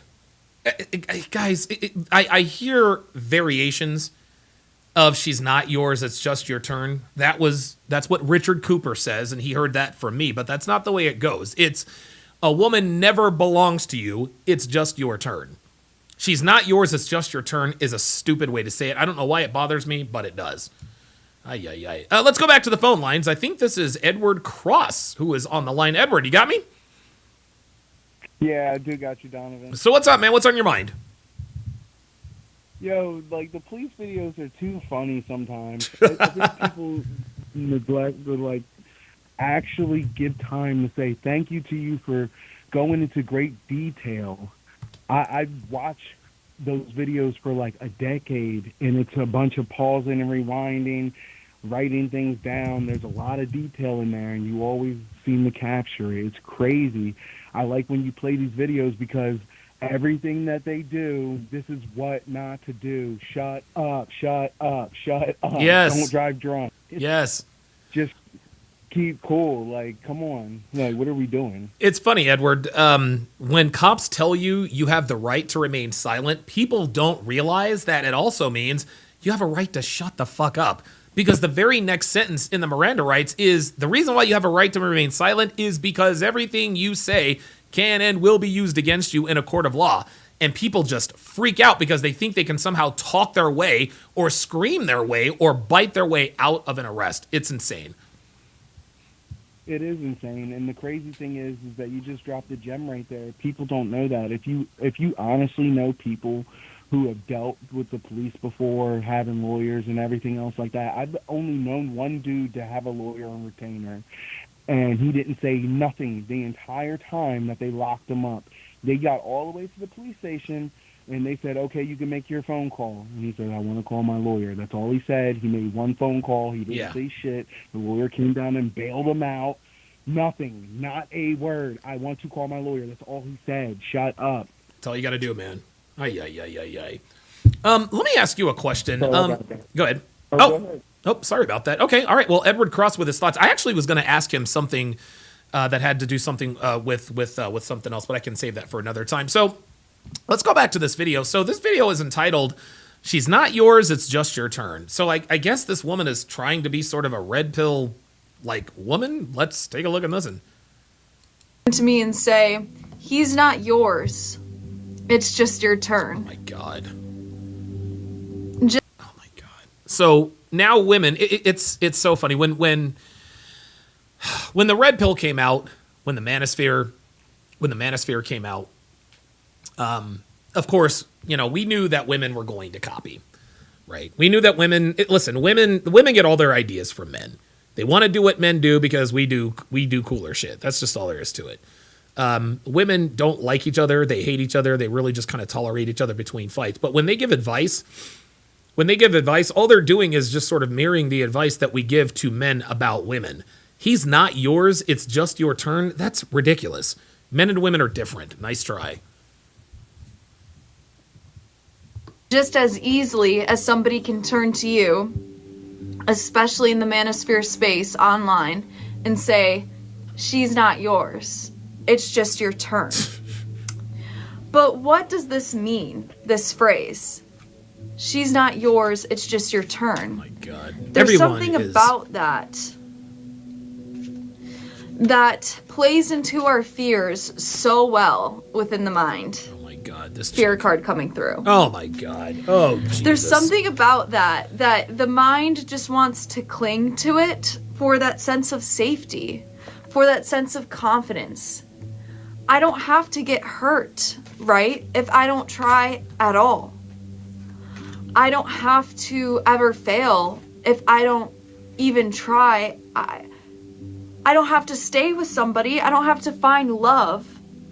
Why are you showing these cards upside down? If she can never be fully mine. What? If she can never be fully my turn for life, well, she's not mine. It's just my turn anyways. So what's the point? What's the point of going out there and creating Oh, she turned it right side up this time. A space of loving connection with somebody? What's the freaking point? Oh my God. Especially if it's only temporary with that implication there. There's something safe to not trying at all, right? But there's something more nuanced going on. And on this channel, really? That's mainly what I'm going to be doing. Okay. Is opening your mind to the nuance. Because it's not as simple as you don't try, so you don't have to fail. But when you're doing this healing work, then you have to sort of reprimand yourself and feel guilty about never trying. You don't have to feel guilty about never trying. It's not your fault that you lose your strength. Strength card coming through. Oh my God. Within social situations, within bonding. Oh my with people. God. This is... That's not your fault. We live in a very disconnected society. You know, we live in a capitalistic society. Really? I've self-isolated so much throughout my life because I spent a lot of time placing my value and my sense of reality trying to look like somebody different than myself. Trying to be somebody that I'm not. All because I was ashamed.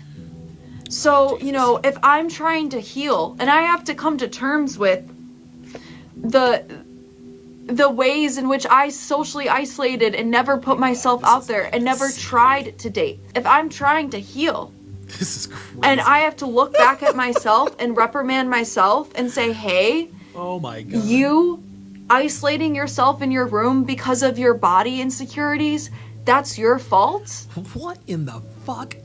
There's no good reason that you're self-isolating right now. It's just because you don't love yourself enough? Is that what I'm trying to say? Or is there something more nuanced to what is going on? Oh boy. Is there something about your pain that's being protected when you say things like, she's not yours, it's just your turn? Oh boy. Is there something about the sacrifice oh my God. of having to connect with somebody? Oh my God, this is... that is just not worth giving up? It's just not worth trying? It's just not worth moving forward? The fuck is that, a it's golden not worth retriever taking that card? Leap of Like faith?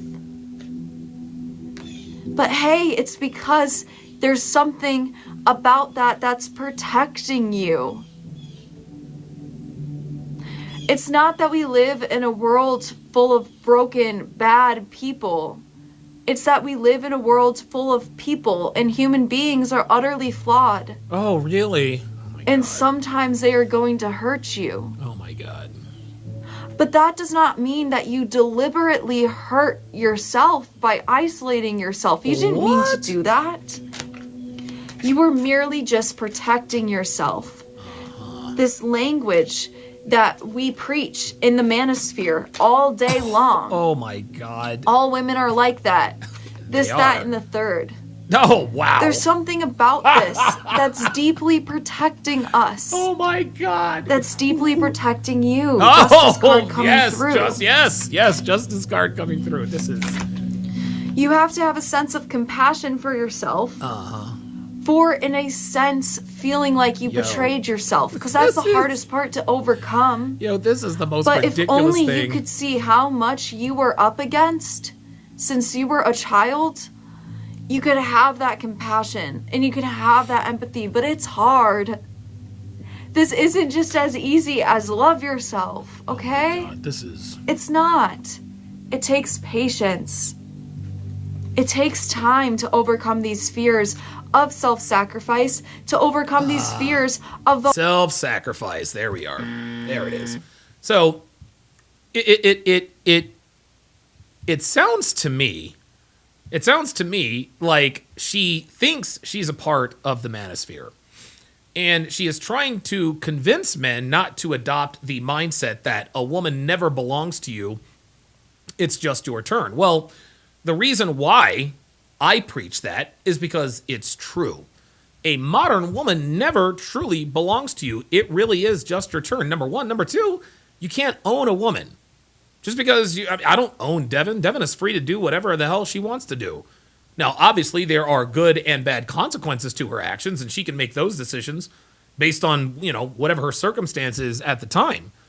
But the bottom line is that this woman is trying to convince us to just pull up your bootstraps and keep getting out there and keep trying. Okay, so you've been hurt in the past. That doesn't mean that you should give up. This is useless. Oh my God. vulnerability and to connect with somebody in a society that's so disconnected from each other. That takes real freaking courage. Oh my God. This is... And consistency. Oh, yes, well, because the cards say so. And many of us are distracted right now online. What the fuck is that? Asian We don't Angela know how Bassett? to reintegrate ourselves in a world in which that's so hurt and so disconnected because we're not the only ones. This bitch has two. Hold up.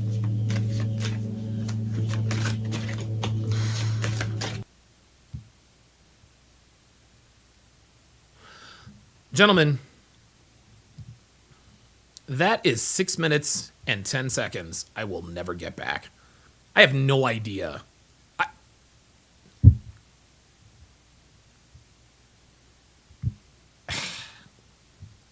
Okay, all right.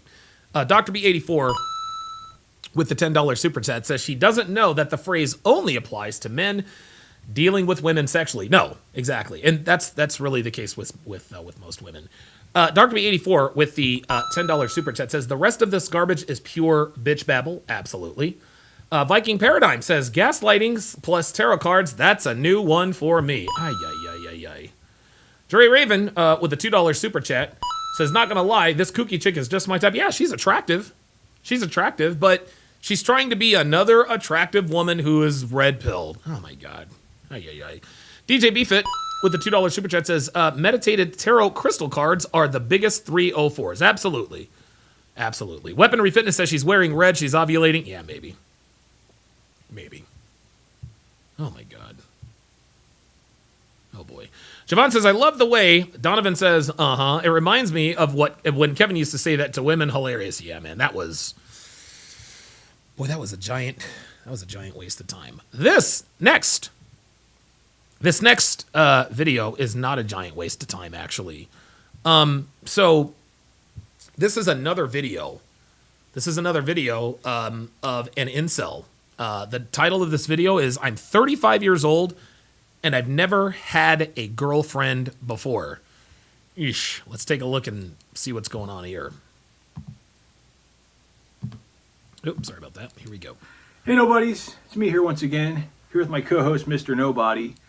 Oh, boy. Oh, boy. The other day, YouTube recommended me two videos that were titled basically, I'm 25 years old and I've never had a girlfriend. Oh. Those weren't the Maybe it was 27. Maybe he watched the Jaren video. exact titles of those videos, but they were more or less the titles of those videos. So I watched these videos, and I'm watching the two dudes in the videos. The thing that struck me the most was the fact that both of these dudes looked even more like Jeffrey Dahmer than I do. But the main thing that I thought about when I watched these videos, my main thought was, what a couple of amateurs. I'm 35 years old and I've never had a girlfriend before. God. You can see this guy is not a bad-looking guy. He's not a bad-looking guy. He probably needs to hit the gym, but... He fucked up, huh?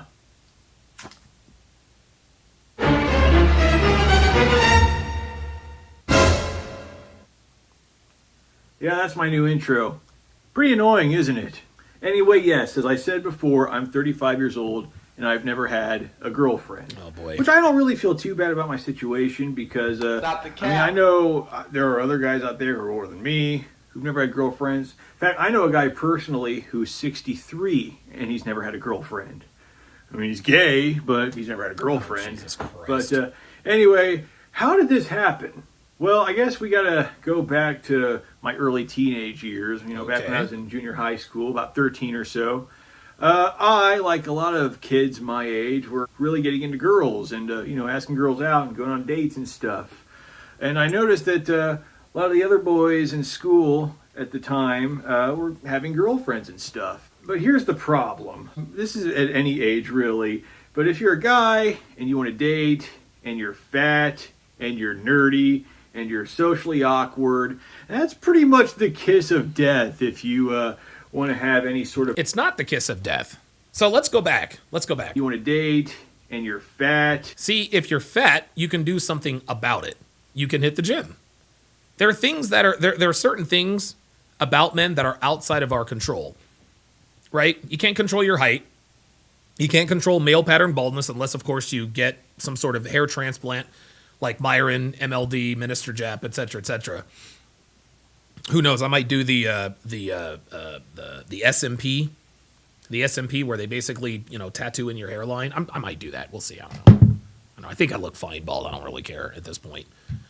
But yeah, there are certain things that you have control over, namely your body type. If you hit the gym, yeah, here we are. Agent Cappy says gym, haircut, and contacts. This is not a bad looking dude. All this dude needs is really a little bit of game. And you're nerdy. And you're nerdy and socially awkward. Nerdy and socially awkward. So put yourself in situations. If you're socially awkward, put yourself in uncomfortable situations. And again, this is what I recommend to guys all the time. If you're socially awkward, join an improv class. An improv class is the perfect way to break out of your shell because no one's going to judge you at an improv class. That's pretty much the kiss of death if you want to have any sort of a romantic life. Just one of those alone would be bad enough, but all three at the same time, no. This guy does not seem as frustrated or as angry as Jaren. Because remember, when we saw that first video that Jaren was in, we were like, yo, this dude is about to go and he's about to go spray up a school or spray up a mall or something. Thankfully, he's doing better now, but this guy seems to be pretty content with the fact. I mean, I'm sure he doesn't like never having had a girlfriend, but he seems to be at peace with it. It's kind of weird. But, of course, at the time, I didn't realize this. Me, my fat, nerdy, socially awkward 13-year-old self, asked two girls out. They didn't say no, but they did say worse than no. The first girl said, I just threw up in my mouth, which that was a real self-esteem booster. The second girl started crying, told a teacher, and the teacher made me apologize. I had to apologize for asking a girl out. Oh, boy. Now, that is a special level of hideousness right there.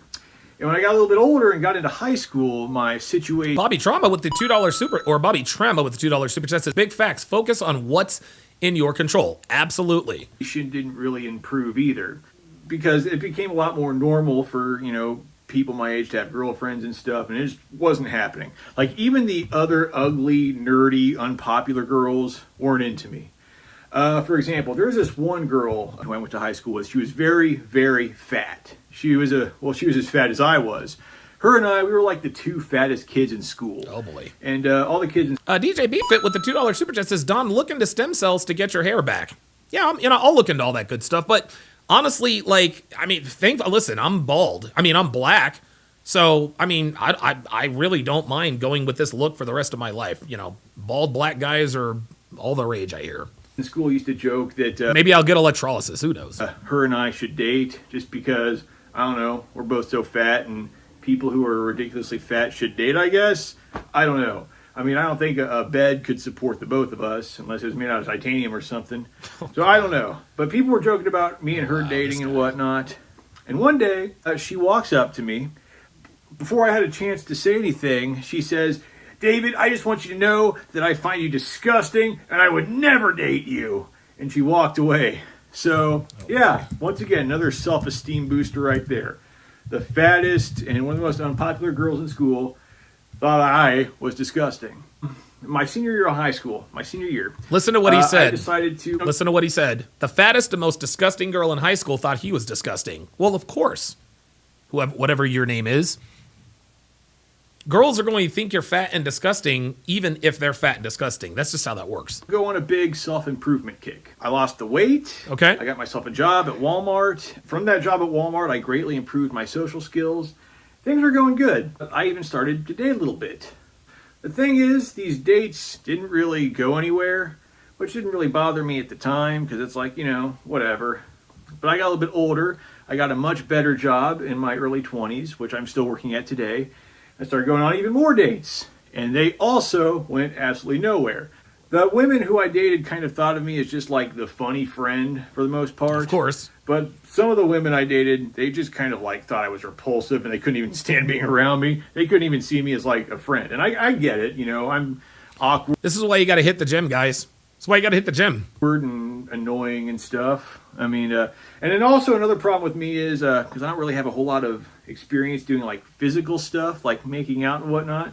So when we started doing stuff like that, like I had no idea what I was doing. It was just really awkward and weird and uncomfortable for the both of us. So these dates just didn't go anywhere, and it was really frustrating. In 2012, I put together a big all-expense-paid vacation for me and several of my online friends to go to Chicago. Oh, boy. I paid for the whole thing. Everyone's plane tickets, the hotels, everything. It costed me over $8,000. Oh.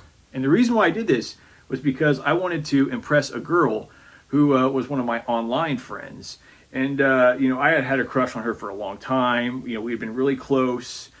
She was one of those cute, nerdy girls, kind of tomboy. Yeah, Agent Cappy 200 on the Rumble side says he seems passive. He seems passive too. Maybe that's why they liked him more as a friend. Yeah, that's possible. But I thought she was gorgeous. She was just really funny, had a really sharp sense of humor. I find that really attractive in women to have a Viking Paradigm with the $2 super chat says, "Yep, the moral of this story: hit the gym." Absolutely. JJ says he looks like the typical Radio Shack employee. Yeah, you're right. Sharp sense of humor. And I felt like she got me in a way that nobody else really did because, like me, she was autistic. So I thought we had that, sort of bond there. And I really wanted to... This guy's autistic? He doesn't... Maybe I don't know. Maybe I don't know as much about autism as I thought, but this guy doesn't come across... He doesn't come across as being autistic. He seems perfectly normally calibrated to me, but I don't know. Impress her and win her over. So I put together this big trip. I flew 5 people up to Chicago, and I live close to Chicago, so I just took an Amtrak. And the first night of the trip, the girl who I wanted to impress just randomly just pulled me into the bathroom and started making out with me. Oh, God. I was not expecting it. She just started making out with me.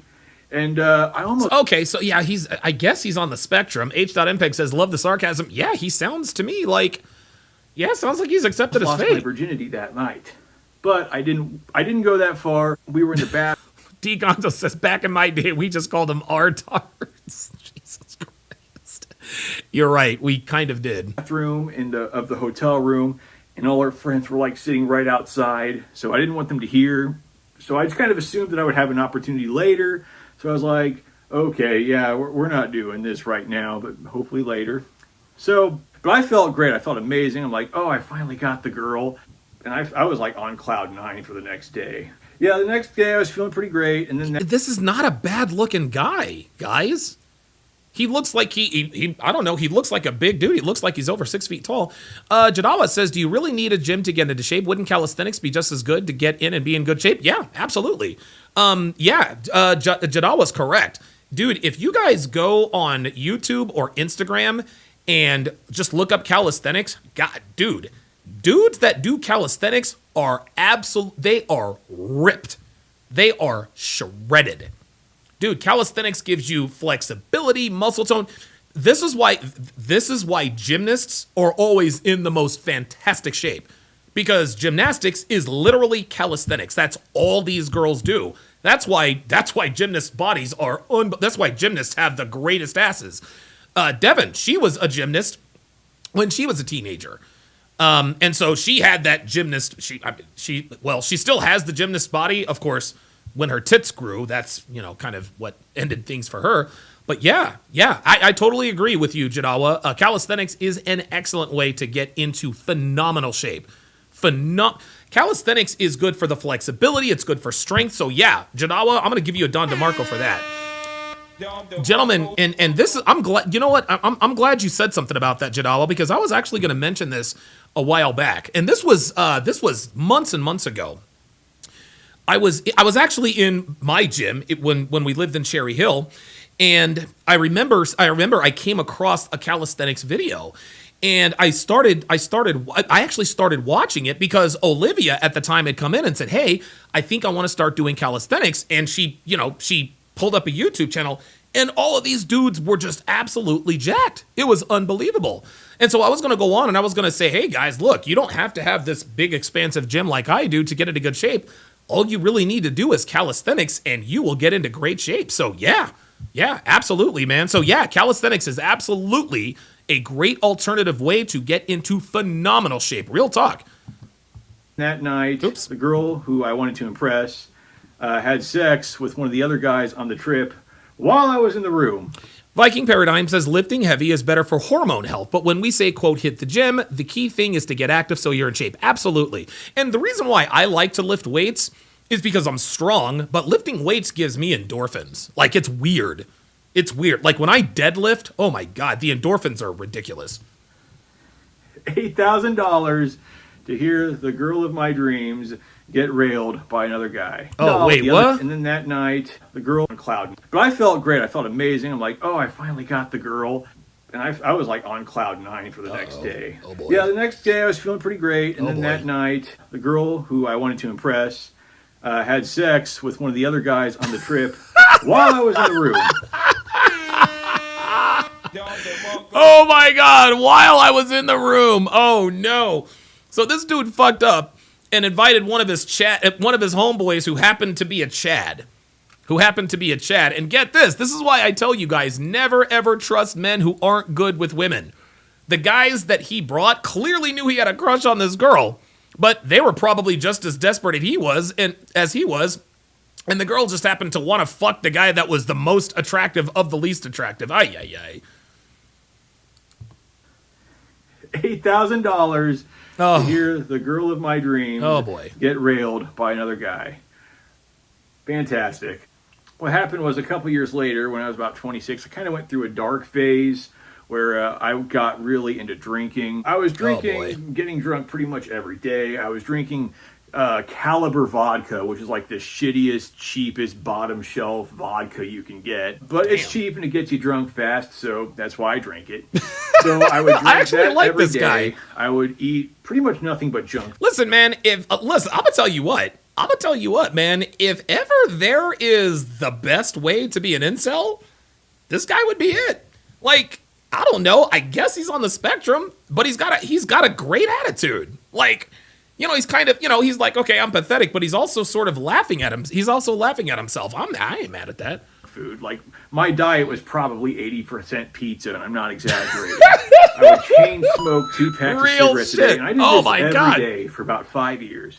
every day I would get. Yeah, Jadawa says, thank you for answering my question about calisthenics, Donovan. I've been doing calisthenics since I was in karate class at age 13. I stretch every day to this day at age 34, along with push-ups. Guys, all of a sudden my vision is like super. Like my vision, like, guys, my vision, fucking hell, shout out to the water. But dude, like, all of a sudden I'm seeing things clearer than I've ever seen before. I'm reading, sorry about that. Jadawa says, thank you for the Don DeMarco, Donovan. I've never received one before. Woohoo. Okay. Get off work. I would go home, get drunk. Jay Blaze, I see you on the line. I'm going to get to you in a second. The cheap vodka, chain smoke, eat the junk food. Yep. And I was just not taking good care of myself. I gained over 150 pounds, and I'm not exaggerating. Oh, my God. I had to wear old people diapers to bed because I kept pissing myself. Oh, my God. I would go months without bathing. This guy, dude, I'm going to tell you what. I like this incel. I actually like this guy. I got periodontal disease because I took such poor care of my teeth. Ooh, God. I was just a mess. I was going into work hungover, and it was just not good. It was just not good. I was not taking care of myself, and I did this, you know. Yeah, you guys. Hang on a second.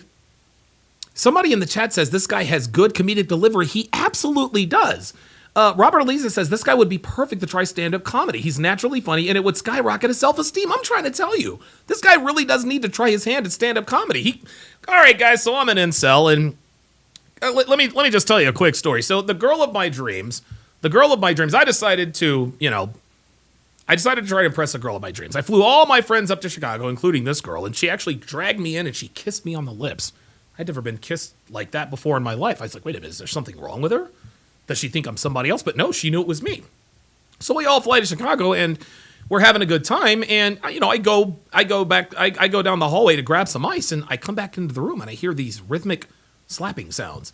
I open the door and there's the girl of my dreams getting absolutely railed. So the good news is I got the kiss. The bad news is I paid $8,000 for the girl of my dreams to get railed in front of me. Yeah, I totally agree. From the age of 26 to 30, I refer to that era as my drinking days. So if you ever hear me refer to my drinking days, I'm referring to that era.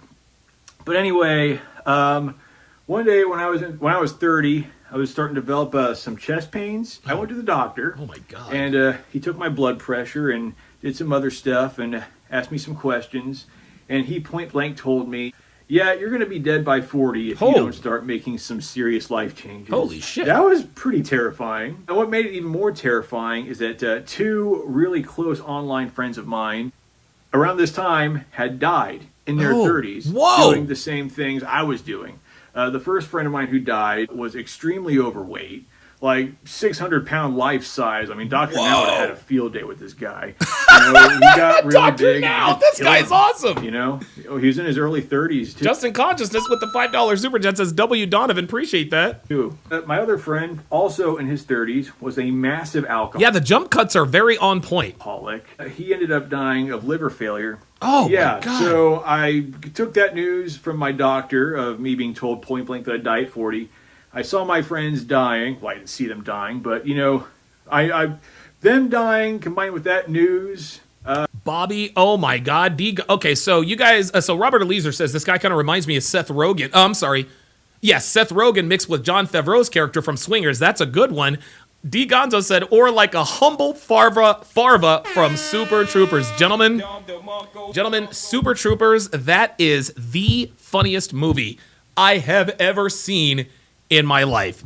That is oh my God, oh Jesus Christ, Super Troopers, oh my God. Quick story about Super Troopers. The night I watched Super Troopers,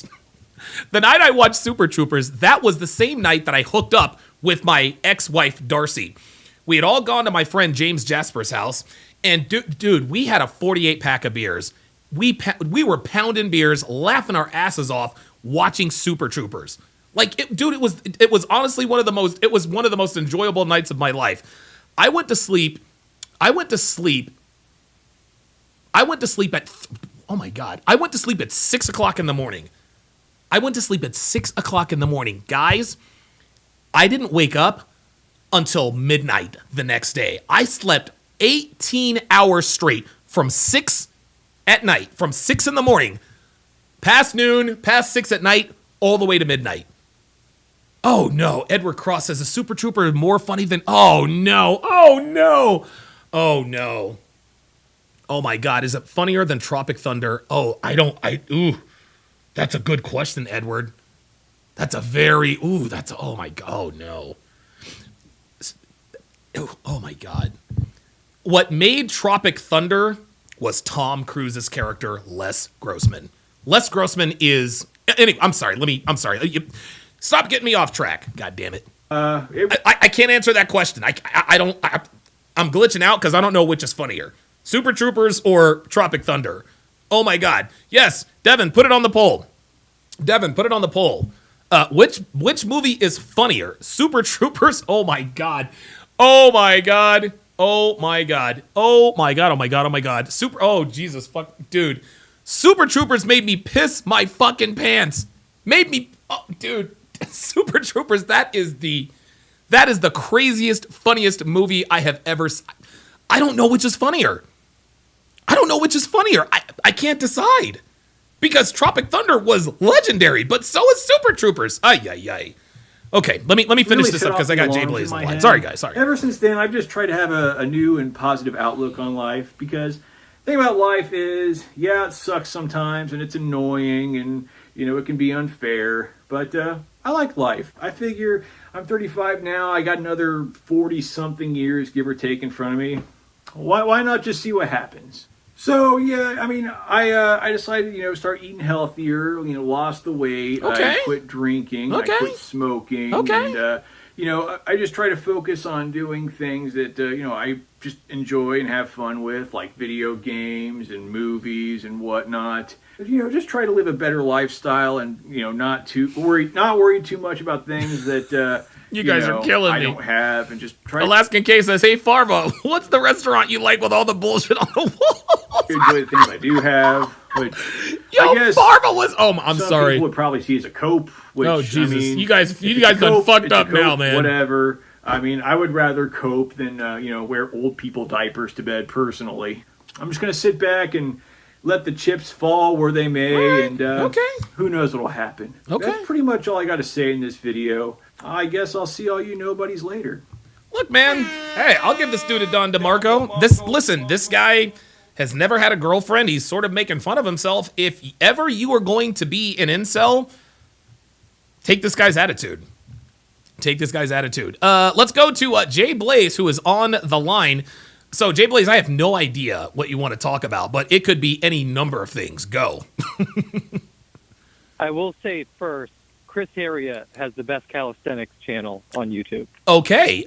Chris Area? Chris Area. Okay. He has a Thenix channel. Okay.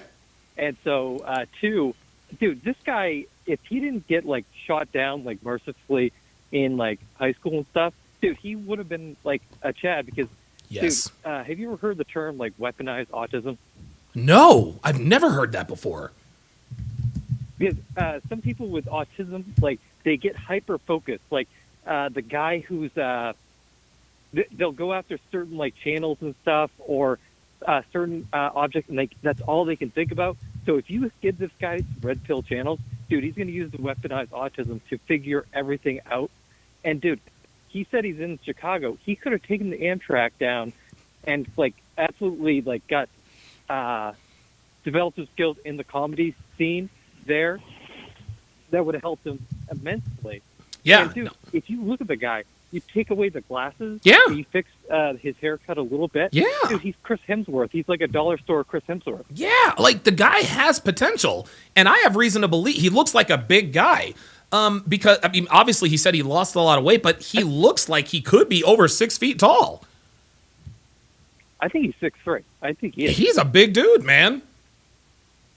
And the thing with the girl he flew out, oh God, she went after him because he got everyone together. So he was the alpha in that yes, the contextual alpha. 8K. And when he said no, not right now, that was him rejecting her. Ooh. I think in her mind. Oh yes. And so she went after the other guy later on. And if he had just started making out with her and just said, "Hey, let's move it to the hotel room, but dude, he'd have got lucky. You could tell. Oh yeah. He was afraid. Let me ask you this before I let you go, Jay Blaze. What are your thoughts on the Tua situation? Yeah. Do you think he should retire? Do you think he will retire? What are your thoughts there? And obviously, we're going to talk about this on tomorrow night. But just give me sort of a brief preamble here. You remember Brad Johnson? I do. Buccaneers. Yes, I do. I will always remember that his son was like there, and Brad's like, "Hey, help your grandfather," and he's like, "Dude, he walks like you, Dad." And because Brad Johnson took all those sacks and hits and just punishment through his NFL career, he was walking like an old man. Oh, and wow. I just feel terrible that if you have all these head injuries, like you don't know the kind of lasting damage.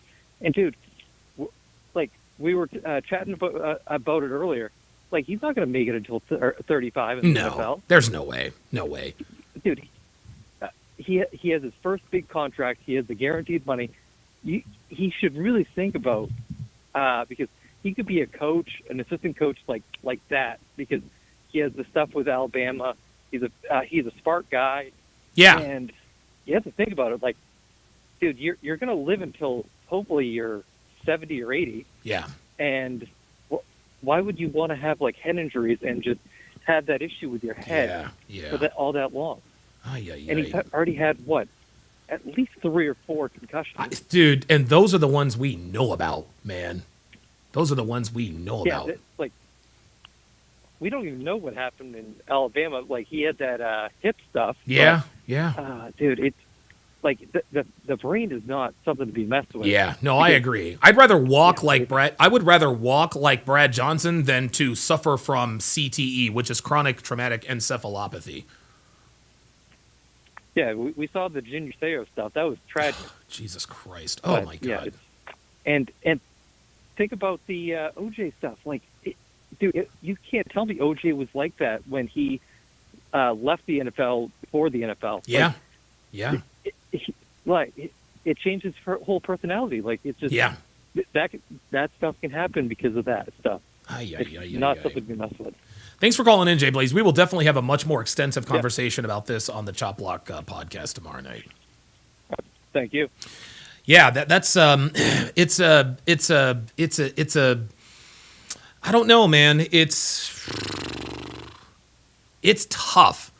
It is really, really, really, really tough because on one hand, you look at a guy like Troy Aikman. Troy Aikman had to retire because he had multiple concussions, right? But Troy Aikman appears to be doing just fine. He's been on the air calling football games as the color commentary with Joe Buck for the last 20-something years. He appears to be of sound body and mind. My brother lived down in Dallas for a little while. He says he used to see Troy Aikman jogging all the time. So he appears to be in great health. But for every one Troy Aikman, there's a Junior Seau. There's a Chris Benoit.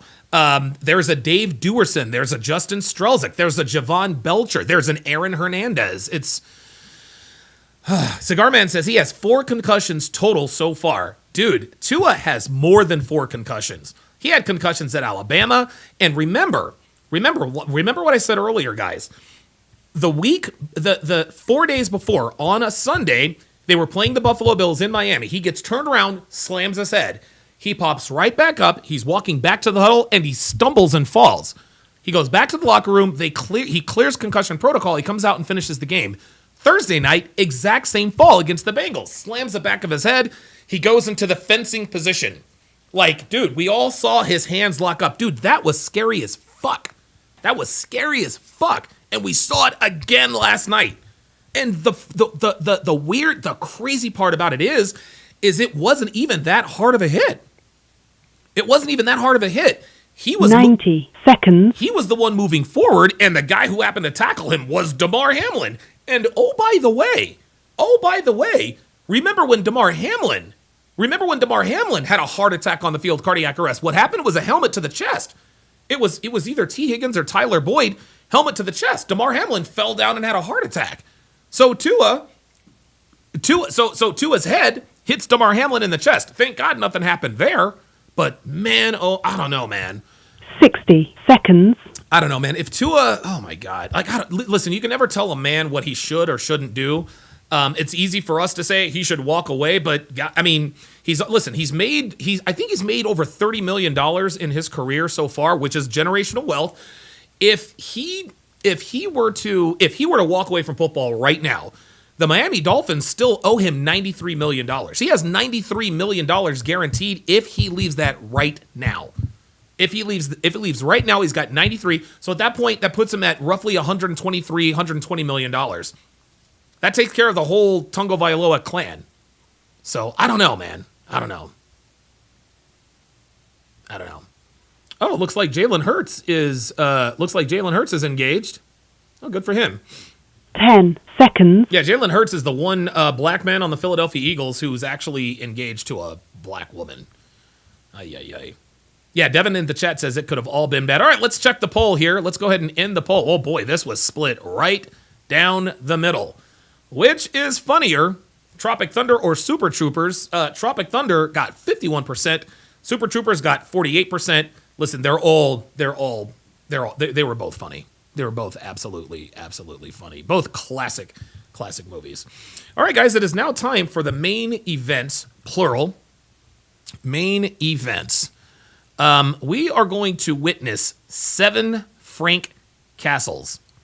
The first 4 are going to come in this video, and it is entitled, Do You Love Your Mother? Ends in 4 Frank Castles. Oh boy, here we go. It's like, my nigga, I was never good at school. You're missing the point. Can I ask my question? My question I is... wasn't good at school either. No. Oops. My bad. The question is, do you love your mother, yes or no? Do you love your mom? Do you love your mom? Do you love your sisters? Do you love your girl cousin? I think do you everyone have a loves their woman parents. that you love in your life? That's my question, bro. I've been trying to ask this question. What your mom did to you in your childhood so traumatized like that, bro? Traumatized. You've been traumatized by women. I feel like women tortured you. Okay, so this is what black women ask us all the time, particularly me. When I go in on black women, justifiably so, they always say, well, what about your mother? You have a mother, you have a sisters. Does that apply to them as well? You're goddamn right it does. Yep. Every fucking time. The red pill is not an ideology. The red pill is the truth. Okay? Just because a woman is related to you, just because you have familial ties, does not mean that what we teach here doesn't apply to them. My mother and my sisters engaged in the kinds of behavior we talk about right here. So yeah, I love my mother and I love my sisters, but guess what? That does not magically separate them, nor does it stop men like me for telling the truth about women, especially black women. Or something. How am I traumatized for telling the truth of how the world works? Thank you. Woman hurt you. What did your mom did to you when you... Yeah, MGT21 says, who hurt you, Donovan? I love when I get that question. They say, who hurt you, Donovan? Stephanie, Darcy, Cassandra, Brianna. I've been hurt by many women, many women. And to take a quote from Jalen Hurts, you either win or you learn, right? In Jalen Hurts' mind, he's like, okay, you either win. We either say you either win or you lose. Now, obviously, if you lose, it's the score, whatever. But I like that quote by Jalen Hurts. You either win or you learn. But you learn a lot more from failure than you do from victory. And that's what Ben was talking about earlier. Ben sort of disagrees with a lot of the things that we talk about here because he has had relative good success with women. So of course he doesn't really see eye to eye with a lot of the things that I talk about, right? And good for him that he hasn't been privy to the fuckery of women. But when you fail with women, if you can have the presence of mind to sort of practice introspection and say, okay, here's what I did wrong, here's what I did right. And when you find the red pill, when you start listening to guys like myself, Myron, Justin Waller, Sterling Cooper, the Tate brothers, et cetera, it sort of makes you rewind the relationships that you've had in your mind. Of course she was cheating on me. She was texting right in front of me, and I didn't think anything of it. The red pill stares us all in the face multiple times before we actually find it. And then when we actually find it, we realize, you know what? The red pill was staring me right in the face, and it has nothing to do with familial ties or who hurt me. I mean, you're a hoe. You dance and you do sex work, all right? Oops. So niggas can't trust bitches because Girls like you. So you fuck and you suck and you deal with men. I don't fuck and I don't suck. I said I dance. All right. I don't fuck and I don't suck. Whoa, Tell me. Dancer does not fuck and suck. Shit, bro. So, hey, listen. Chris. I do not fuck and I do not. H.MPEG with the $1 Rumble rant saw both, but Tropic Thunder did it for me. Yeah. Let me address her point, man. Let me address her point. Okay. I'm a hoe. Number one. My parents were still together. My mom is actually the one that warned me about women like you. And yeah, so she's actually the one that told me, hey, certain girls, stay away from blah, blah, blah. And she's the one that awared me on how the world works. And the thing is that my mom understands that she's a woman and men and women are different. And she understands that we have different goals in life a lot of the times. And honestly, a lot of women don't want to work. That's how it comes down to. What country you're from? What does that have to do with anything? Because I feel like... You feel like, right? Merch. Got it. No, but it's just like, because African culture, I feel like you're African, you have an African face. And it's like, in African culture, like, what do men do? They work and the woman, they do what? The men, they pay the dad to marry the woman. Bro, what are you saying right now? In 2024, and the woman does not work. So I'm just saying, bro, like, my nigga, like... My nigga. We're not your nigga, bro. Let's move on. Yo, go ahead. I'm just saying, like, we're in America, but all over the world, women don't always work, You make bro. zero sense, man. Good. You make zero sense. Please think about what you say before you speak. It's all related. Okay, last one on this point. First, you asked me about my mom. Yes. That has nothing to do with the topic at hand, with the wage gap. And then you said, who hurt you? Because you're complaining about women, like, bro, who's your mom? What does your mom do for a living? What does that matter? Whose voice was that? I mean, like, do you think it's her choice? Like, her choice for what? What does she do for a living? What's your mom do for a living? What does that have to do with anything? What does this have to do with anything? Look, do you got like?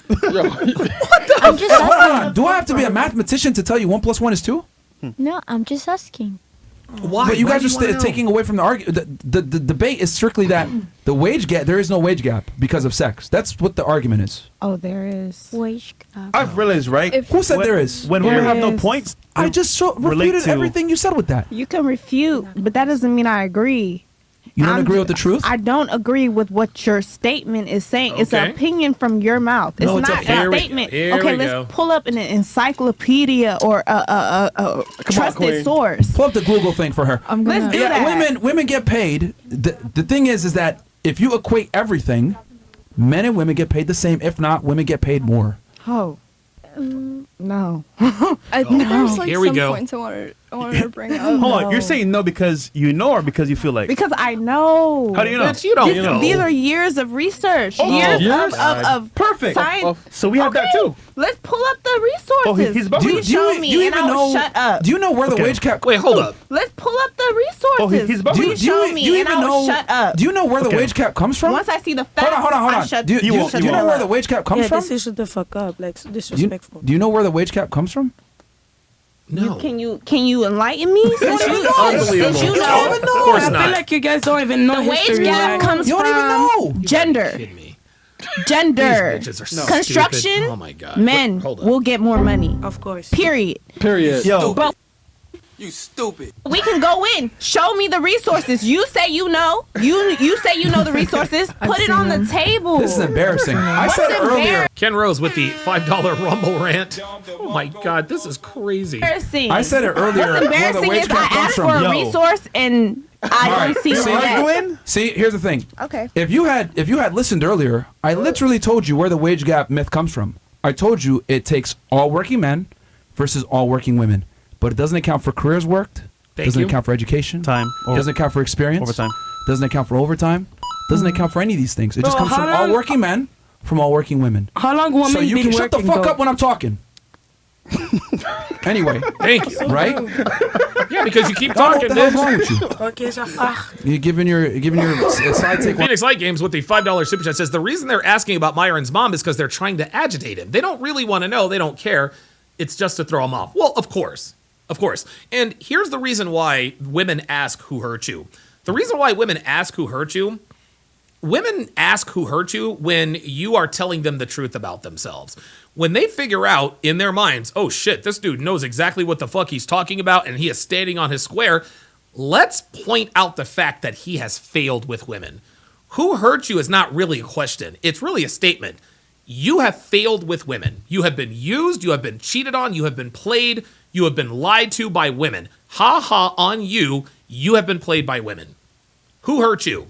That's what that says. All they want to do is acknowledge that I have failed with women. Ha ha, you failed with women. That's what who hurt you meant. But they don't make fun of men who fail with women, who are bad with women. They make fun of men's failures who are good with women, because it's almost like they want to find that little weakness. Okay, this guy might have his shit together, but that's not the way you used to be. You used to be bad with women. Yes, I did. Women used to play you. Yes, they did. You used to be unattractive. Yes, I was. Women used to play you. Yes, they did. Women hurt you. Yes, they did.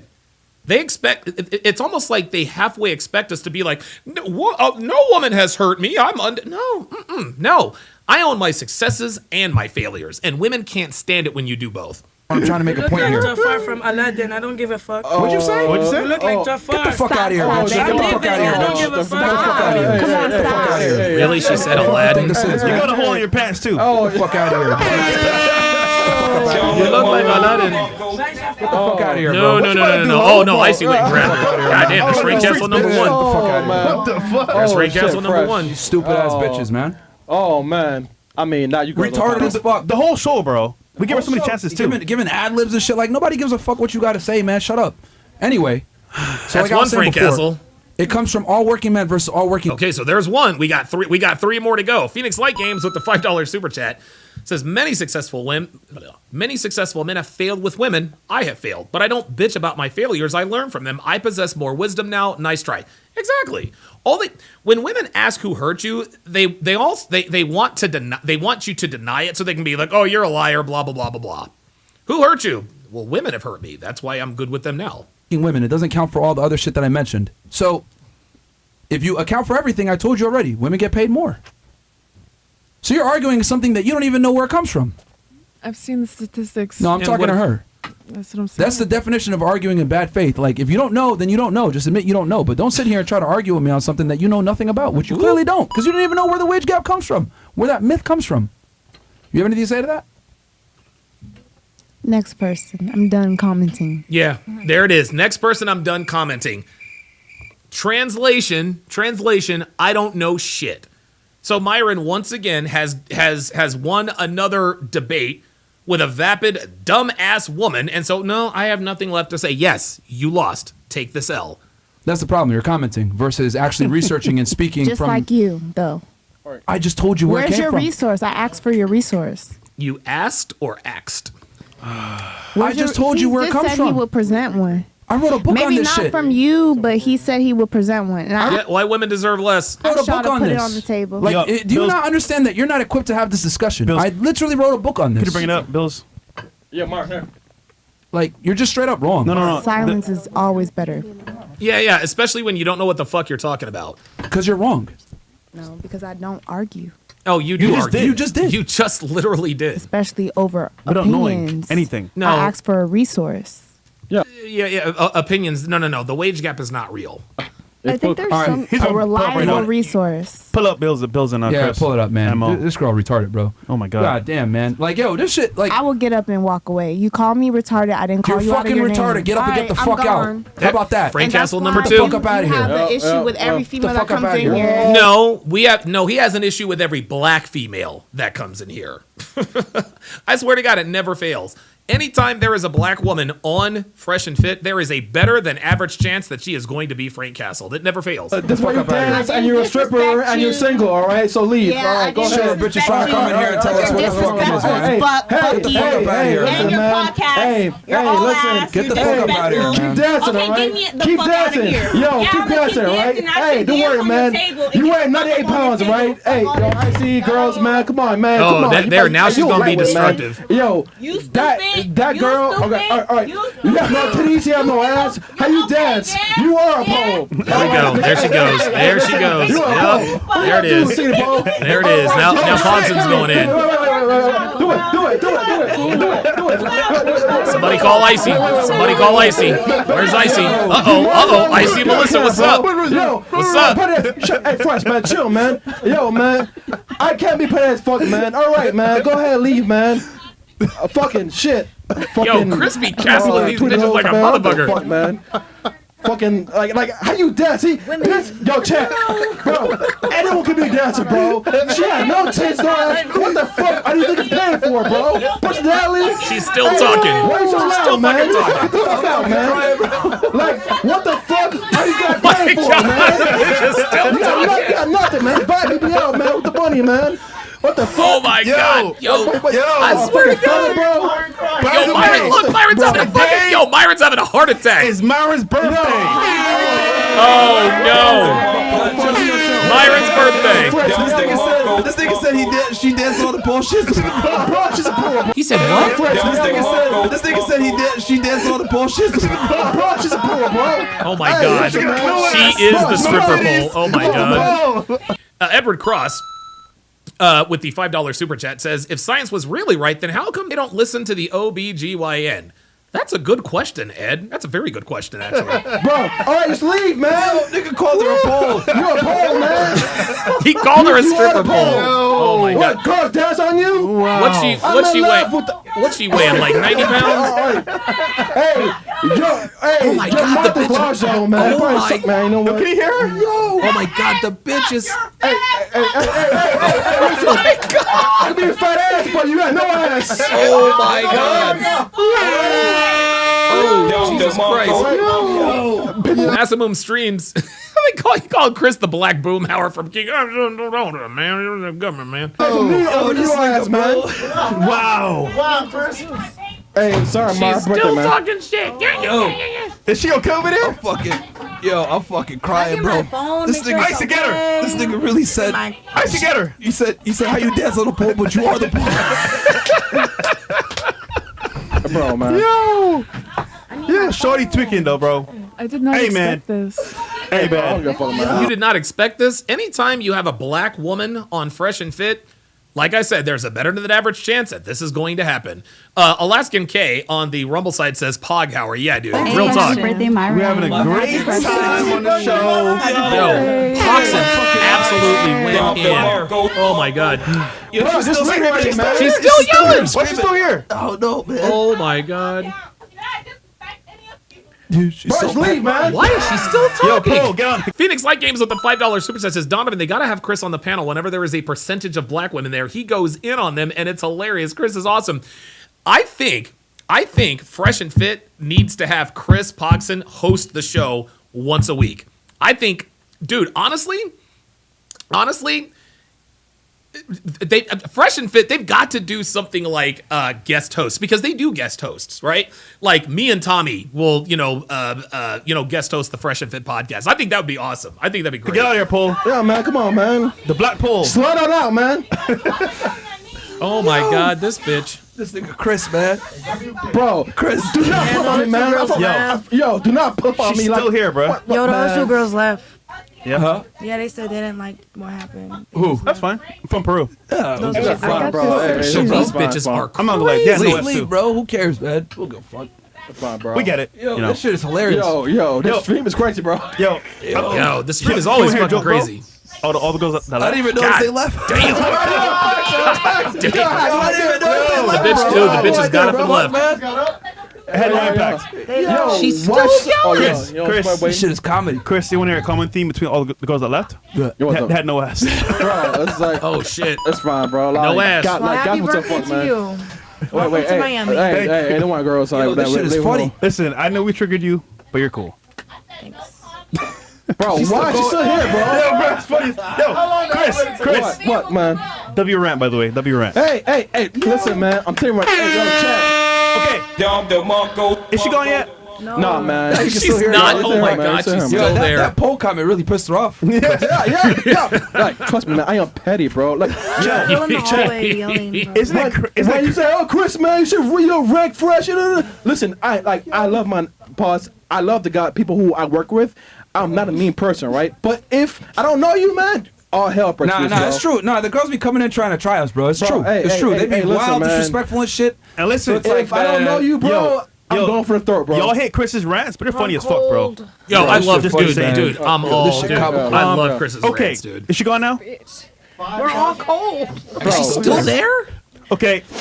Yeah, this is comedy. Shut What's that about? Happy time? Yo, close that shit. Happy time? Yo, this is I crazy. don't know, man, bro. What the fuck, man? Phoenix Light Games with another $10 super chat. So speaking of guest host, Donovan, so many women were pissed off when Pearl was a guest host for the segment of the show. When has that ever happened in history when Myron gave a respectful woman the platform? Yeah, almost never. He did it with Pearl, and he also did it with Candace Owens. Yo. Okay. This is comedy. This is comedy. All right, folks. It is time. Niggas in the chat called her purple pussy. Yo, it is Oh time, my guys. God. No, what's that for? We had a long no, debate. man. Let's continue. A long Let's session. continue the show, nigga. And also, guys, the show will continue Yeah. after this segment. No. There's no segment. Let's go! What is today? It's Myron's birthday! Oh, yeah. Yes, it's Myron's birthday. Oh, okay. All right. That's why they cut it off. Okay, very good. Wow. Like, dude, I swear to God, these bitches cannot take an L. They can't take an L, man. They cannot take an L. Dude, that is fucking crazy town. Okay. So we are going to react to another Fresh and Fit video entitled Myron Kick Out of Privileged Black Woman Claim USA is Still Have Slavery. Oh boy. Let's see how this one goes. Oh boy. No, I'm not saying that. I'm saying It that sounds like it. the likelihood that you're going to find a man that has money and is loyal is very slim. It's hard, And yeah. the likelihood that you're gonna find a bad female that posts bad pictures on Instagram while she still has the boyfriend is gonna be the probability she's gonna post it anyway. She has the boyfriend is there. She's gonna post those pictures. Well, What's that means she doesn't respect the boyfriend, which means she has no boyfriend. so wrong with that? You're a man with money. You're gonna go and fuck off, right? That's the 1%, right? Who's more common, an attractive woman or a man who has money, status, and charming and good looking? What do you mean more common? What's like more you call common? who we come across more? Yes. Yes. Baddies. Hello. There it is. Baddies, hello. Oh, this stupid bitch. She walked right into it. Myron said, who is more common? Men with money or attractive women? She says, well, baddies, of course, yes. And guys, this is why I preach that men have more inherent value than women. Because there are far more women than the men they want. There are far more women than the men they want. We all know 90% of women are going after the top 5-10% of guys. That's how it works. Yeah. You just made our point, baby. Yeah. So there's more beautiful women, correct? Okay. Yeah, so then, absolutely. if there's more beautiful women and there's less attractive men, who has the leverage? So that means indulge because it's more? No. That means maybe because it's more? It means, statistically speaking, you're stupid for leaving a guy who has all this when there's other women that can replace you. That's why women become. See, it's easier to replace women than it is to replace the kinds of men that you want. That's what he's saying. Hold on, no, let that sink in. Listen. What he's trying to tell you is, if you walk away from a Oh shit! Shout out to MLD.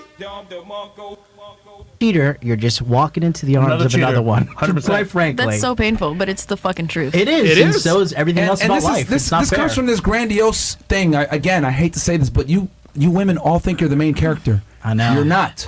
There's more attractive women that do the same shit that you guys do, because men, remember, our standards are lower than yours. Yep. We can replace you, but you can't necessarily replace us at the same level. Nope. If we have our shit together. In my world, I am the main character. I don't know how about in There it everybody is. else's Of course world. you are. Of course you are. In my world, there it is. In my world, I am the main character, of course. And this is why you're on Fresh and Fit and Single. I'm agreeing with you. I'm gonna let that That's be a known problem. because in your world, Do you feel you're like the main you're the main? character. I'm in not. your world, Okay. No. Oh, you're no. the important person in your world, and it's nothing wrong with that, baby. You can be, I can be the main character in my world and still get the right man or whatever. Like, With all due respect, that is a low IQ worldview. No, it's not. So look No, at it's things not. as I am the main character. That's am crazy. because life through my eyes is through my perspective. I'm not living life through your perspective. There it is. This is my truth. Blah, blah, blah, blah. This I'm not seeing life through your eyes. So yes, I am the main character in my story because I'm gonna see life through my eyes. That is not just yours, a bunch. This is just a bunch of bitch babble. not hers, not anybody at this table. I see where you're coming from, but It's a stupid I'm walking in my shoes. I'm walking in my I shoes. You're understand not where walking you're in my coming shoes. from too, and I I don't see think what it's you're saying. necessarily stupid. It's just survival of the fittest. Survival of the fittest has nothing to do with any of this. What Myron just proved is, and again, beautiful women are far more common than men with money. I could replace Devin a lot quicker than Devin could replace me if she could replace me at all. It's not fair, but guess what? That's life. Yeah, thank you. Hello. She's thinking of herself Absolutely, above that all else. absolutely contradicts. If you think you're the main character and you're living in a world of survival of the fittest, wouldn't it behoove you to understand who you're competing against to survive of the fittest? Uh-oh. She don't know. Yeah, you're right. Debbie Barney. She don't fucking know. She don't know. She's just talking. No, This is what I'm trying to say. Debbie Barney in the chat, boys. You know what to do. Debbie Barney in the chat. You know what to do. Just spam it. Debbie Barney. You're the main character in your story. Every Debbie No, Barney we're not. equals one follicle of Myron's hair growing back. Go. Bro, you're insane. It's just Did we stress you wild out to me. tonight? You seem No, man, it's just like it's very simple concepts that like people just fail to grasp and Opinions. understand. Agree to disagree. We're all adults. It's fine. Agree to disagree. The words of a loser. Zelia says, you have money, doesn't seem like it. That's exactly right. That's exactly right. I have money and it doesn't seem like it because I don't live above my means. Number one. Number two, Zelia, have you seen my house? Have you seen where I live? Phoenix Light Games with the with the $10 super chat. Oh, he's pissed off now. He says, okay, that's it. American black women are the most narcissistic and solipsistic demographic of women in the world. So much so that they see black men as an extension of themselves rather than the opposite. There you go. And that's where this mindset comes in. And this is interesting. Black women especially, they don't see themselves as being part of a relationship. They see black men as an extension of themselves. That's another part of the ownership. That's a part of the ownership thing. My friend. Debbie Barney. $50. Son, I ranted from Rumble Son, and I says again? to the girl with the London shirt. So, I want to dedicate this poem, my sweet pumpkin boo. Roses are red, violets are blue. You so damn. Zelia says it doesn't count. Those houses are like 200K. Oh my God. You know what, Zelia? You're right. You're absolutely right. The house that I'm living in, 200K. Got it. Mugly. No, don't worry about it. Just let her talk. It's. You look worse than do you. What's MLD? That's me. Oh man, what the hell, Sana? You That's funny, me. bro. No, Sana, because somebody said Alejandra. No, let him troll. It is what it is. Feeling MLD now, so I'm like. It means you like Just to go back to what I was saying, I'm just gonna finish my. Somebody said Alejandra feeling MLD now, so I'm like. It means you like Just to go back to what I was saying, I'm just gonna finish my thought here. You're not bad. I know. You'll be washing You my can post clothes as in many no bikini time. photos as you want. It's fine, but just men in general. Damn! Look at MLD running the airtight game on old girl. All right. I'm just not going to respect it. And I think if you're in a girl that's in a relationship with a guy and you act. Rogue Nation said try 375K. Nope. Not quite. Not quite. There are $200,000 homes in Reno for sure. This house was not $200,000. Actually love and respect him, you wouldn't put photos of yourself like that and make yourself available. You're effectively keeping the for sale sign on your neck. There you go. Now you're saying that's bad bitch problems. My argument is there's more bad bitches than there are attractive men. So therefore, if you're intelligent, you would go ahead and take those photos down to keep that attractive man. Even if No, you're I an agree with aspiring that. model or if you're in that industry and you're trying to, like what she was trying to say. Being an aspiring model. Again, everything has a cost. Rogue Nation says $500,000 house. Nope. Nope. Zelia says he does not live in a gated community. Where, Georgia? No, I don't live in Georgia either. And yes, I do live in a gated community. Thank you. Say, like if you're Just aspiring like that to do man that, had to sacrifice to become. Devin says the median home in this area is 450K. You're right, Devin, but you know that the house we live in, far above 450K. In the top 1%, you got to sacrifice some of the shit that you have as well. Okay, that man had to then There you go. don't sacrifice be to get with that me. There it is. It's position. not that hard. He Okay. can leave anytime he wants. The thing with you is that you said your guy's young, right? You guys met in college or whatever? What Zelia is trying to do, Zelia is trying to get me to dox my location so that she can go back and tell Anthony Johnson, Brian Ashlock, and Aben Preach. It's not going to work. I'm not going to work. It's not going to work. Playmaker Ghetto says Donovan Sharp's house is worth 1.75 million USD.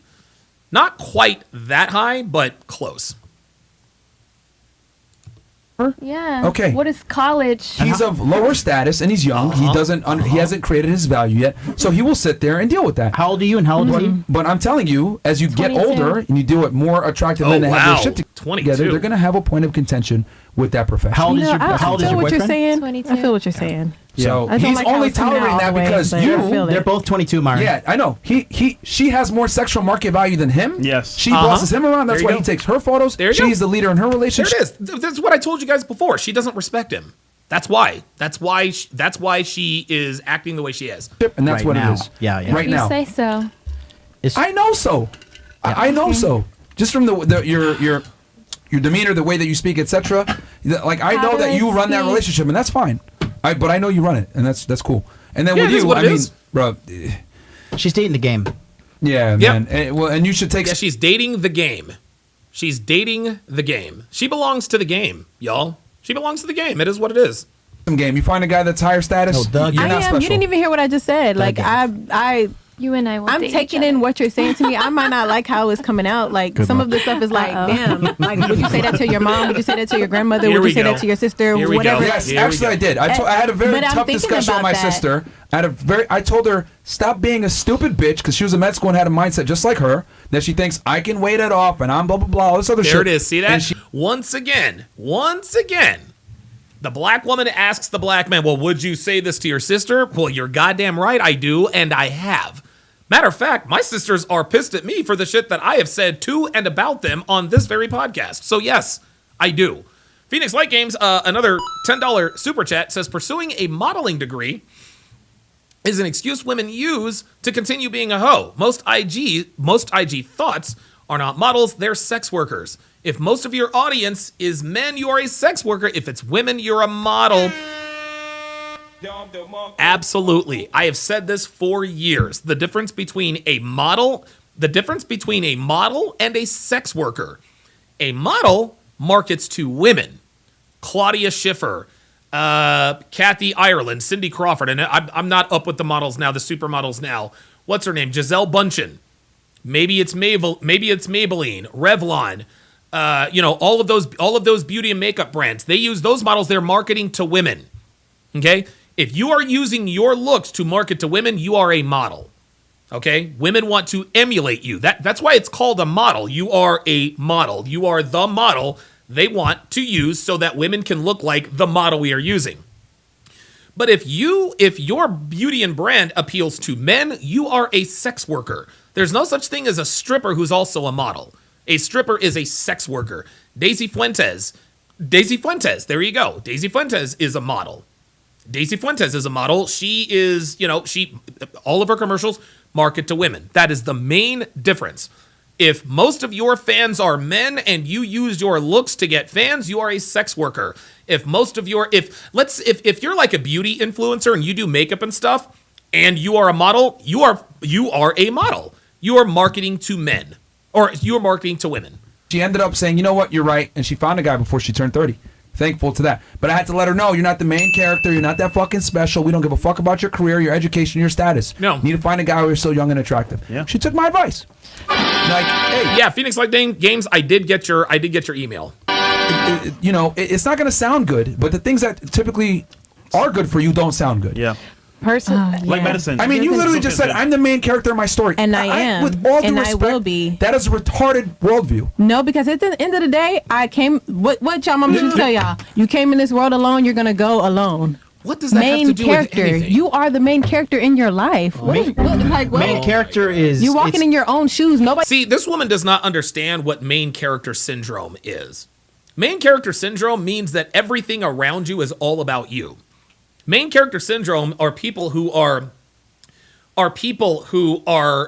constantly think that everyone is watching and looking at them. They're worried about what they look like because in a big crowd of people, everyone is watching and paying attention to me. Nobody else is walking in the shoes that you're walking in. Listen, I see what you're saying, but main character is more of a mindset. That's the slang we're using. You got to have that main character mindset. Okay, but did you hear me out?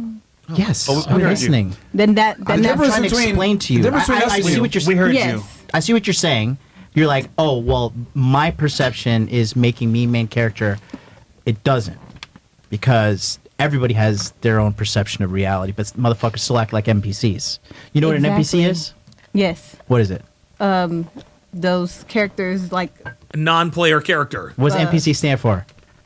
shit. I don't know. Non-playable character. There it is. Yeah, I know what an NPC is. What is it?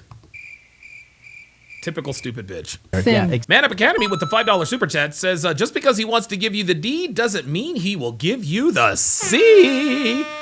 Absolutely. Absolutely. Reaper CDL with the $5 super chat says, hey, you should do a reaction to Ugly Money podcast live streams with Nichi would be great content. Yeah, okay. I'm open to suggestions. I'll certainly look that up. Exactly. Right. Did you say simp? Simp? No, a sim. Like a sim. a sim? Well, I would say simps are NPCs too. But yeah.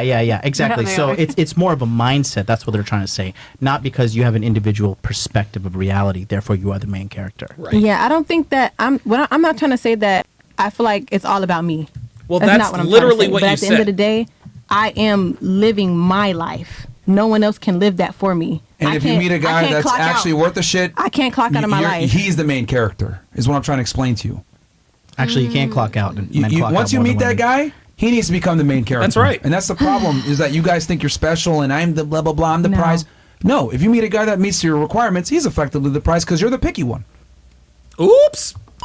So you don't even... Yeah. I was honestly, I wasn't listening because he said something, and I'm thinking about what he just said. Barney is profound tonight. She has comprehension issues. I know. man. Yeah, there it is. That's fine. Thank you. I Yep. don't actually. Barney Riz, I can't clock W. out of Barney my. Riz. Throughout the course of this podcast, I've had to rephrase the same things I've said 3 to 4 times for you to understand, and you still can't understand. You bite. Phoenix Light Game says, main character syndrome coin says Myron Gaines is a destructive mindset for women to have. It will lead them down a path of loneliness, not everlasting happiness. Being narcissistic as a woman is dangerous. Definition of comprehension issues. Okay. Do you want me to agree with you? Yes. Sometimes I have my slow moments. Is that a problem? Like, Yep, it sure is. Actually, Yep, it is, especially it's a now. huge problem. Okay. And honestly, I don't care. I'm having a good time. Nobody can make me feel bad about myself. We're not trying to make you feel bad about yourself. We're just trying to tell you the truth. Like, yes, I do have slow moments sometimes, and I'm not perfect. I'm human. Okay, we heard you. Yeah, we got you. Thank All right. you. Okay, it is. Clock what it is. it. We have some chats here because My back you guys are going hurts. forever. W. and Barney. You don't understand anything, so. All right. I understand a lot, actually. He's mean. I mean, That's just a wanted to say disrespect. That's I a agree disrespect. with I the went main through character 4 years of college, but I don't understand Wow. anything. I feel great. Well, that's true. Like, you have 4 years of college and you're still a dumbass. So that's not mean. It's true. That's the disrespect that that they're not getting. No. College doesn't correlate to IQ. It doesn't. I'm not trying to correlate that. You used it through But you're IQ. saying See, all she's going to do now is argue. Now she's just going to disagree with everything Myron says. that I don't understand anything, and I do. You don't. You have poor comprehension skills. Just being honest with you. The Brown Bunny says always, yep, you figured that out before I did. Yeah, she's a last word type of bitch. And last word type of bitches always get Frank Castled. Here we go. Okay, I might, but that don't mean I don't understand anything. You don't understand a majority of things, which is a problem. I understand that everybody at this table has a different perspective, and I Dude, oh my, now she's going macro. respect everybody's different perspective. There is nothing wrong with each of us having our own opinion. Nobody said yeah, that but there opinions was. can be incorrect. And not everyone's opinion can be is valid. It's an opinion. Yeah, but it can still be incorrect. What's your favorite color? It's the way that you left. What are you, the opinion police? It's wrong because she didn't say purple. It's pink. No, you can say 1 + 1 is 3. That's my opinion, and it's wrong. No, that's no. It's different between opinion and fact. Right. Exactly. Yes, One plus one equals 2. That's a fact. Yeah. That's not your my opinion is that it equals 3. No, But the that's fact incorrect is that opinion. it's math. You could have an Math opinion. is factual. You cannot you're have right an on opinion that. You're on, about that. What he's trying to say is you can have an opinion that is incorrect. If it can be proved wrong. Like people who If believe it the can be earth is proved flat. wrong. Right. Okay. Okay. Oh God, these I don't want philosophical. to argue with y'all. Of course, no. Of course, you don't want to argue with y'all because you know you're outclassed. Colors. Penelope says, "Are you still doing call-ins?" No, the lines are closed. I really don't. Her That's- It is. that's the favorite color is moral of the purple. My story. favorite color is rainbow. You're Purple. wrong. Nope, that's wrong too. Purple. And it's iridescent at this point. No, All it's right, purple. I'm losing brain See cells, how bro. she's submitting to me? She's submitting to me. Guys, you see that? One by one, they fall. One by one, they fall. Do I have to delete my Instagram? Blue cheese. Let's go. Ew, blue cheese is gross. Yeah, I hate blue cheese. Ranch. The thing is, it's humor. It's Okay, humor. give That's us all a you sec, gotta guys, do. Is 'cause, just be you're funny. talking garbage right now. Thank you, baby. I'm gonna do my best. Mr. Slim Daddy. Ladies, let's be honest. Most of you are just pretty enough to become buckets. Makeup cake. Massimo Stream says, I think Zelia was just a broke troll. As soon as they mentioned a $200,000 house, I assume they lived in the hood somewhere. The condo I'm living in right now is valued over 3 times that. Yeah, dude, people come in here and they try to troll all the time. It is what it is. On IQ below 50, vag probably smell like dumpster juice. Much love, FNF and MLD. FNF means fresh and fit, This and is how they MLD is talk me. to women who bring life into the world. is what we their have a portal podcast is between our teaching legs, them. and it means That's right. nothing. Like a very. The portal between your legs is useless without a dick. I want to That's hear not really a this. flex. It means nothing. That's like me saying I got a bunch of semen in my balls. What does I don't 304 wanna You got know. microplastic in your balls and you know it. Like that's not. balance, That's not like a it's about flex. balance, honey. I know you have a dick pump. Why do we sensationalize like Dick female pump? mediocrity? Demosthenes 928. Tipped $50. Demosthenes 928 ranted from Rumble and says girl next to fresh. It's my opinion that slavery was great and should be brought back. Is it wrong? Oh, yes. What? That's 28 ranted from Rumble.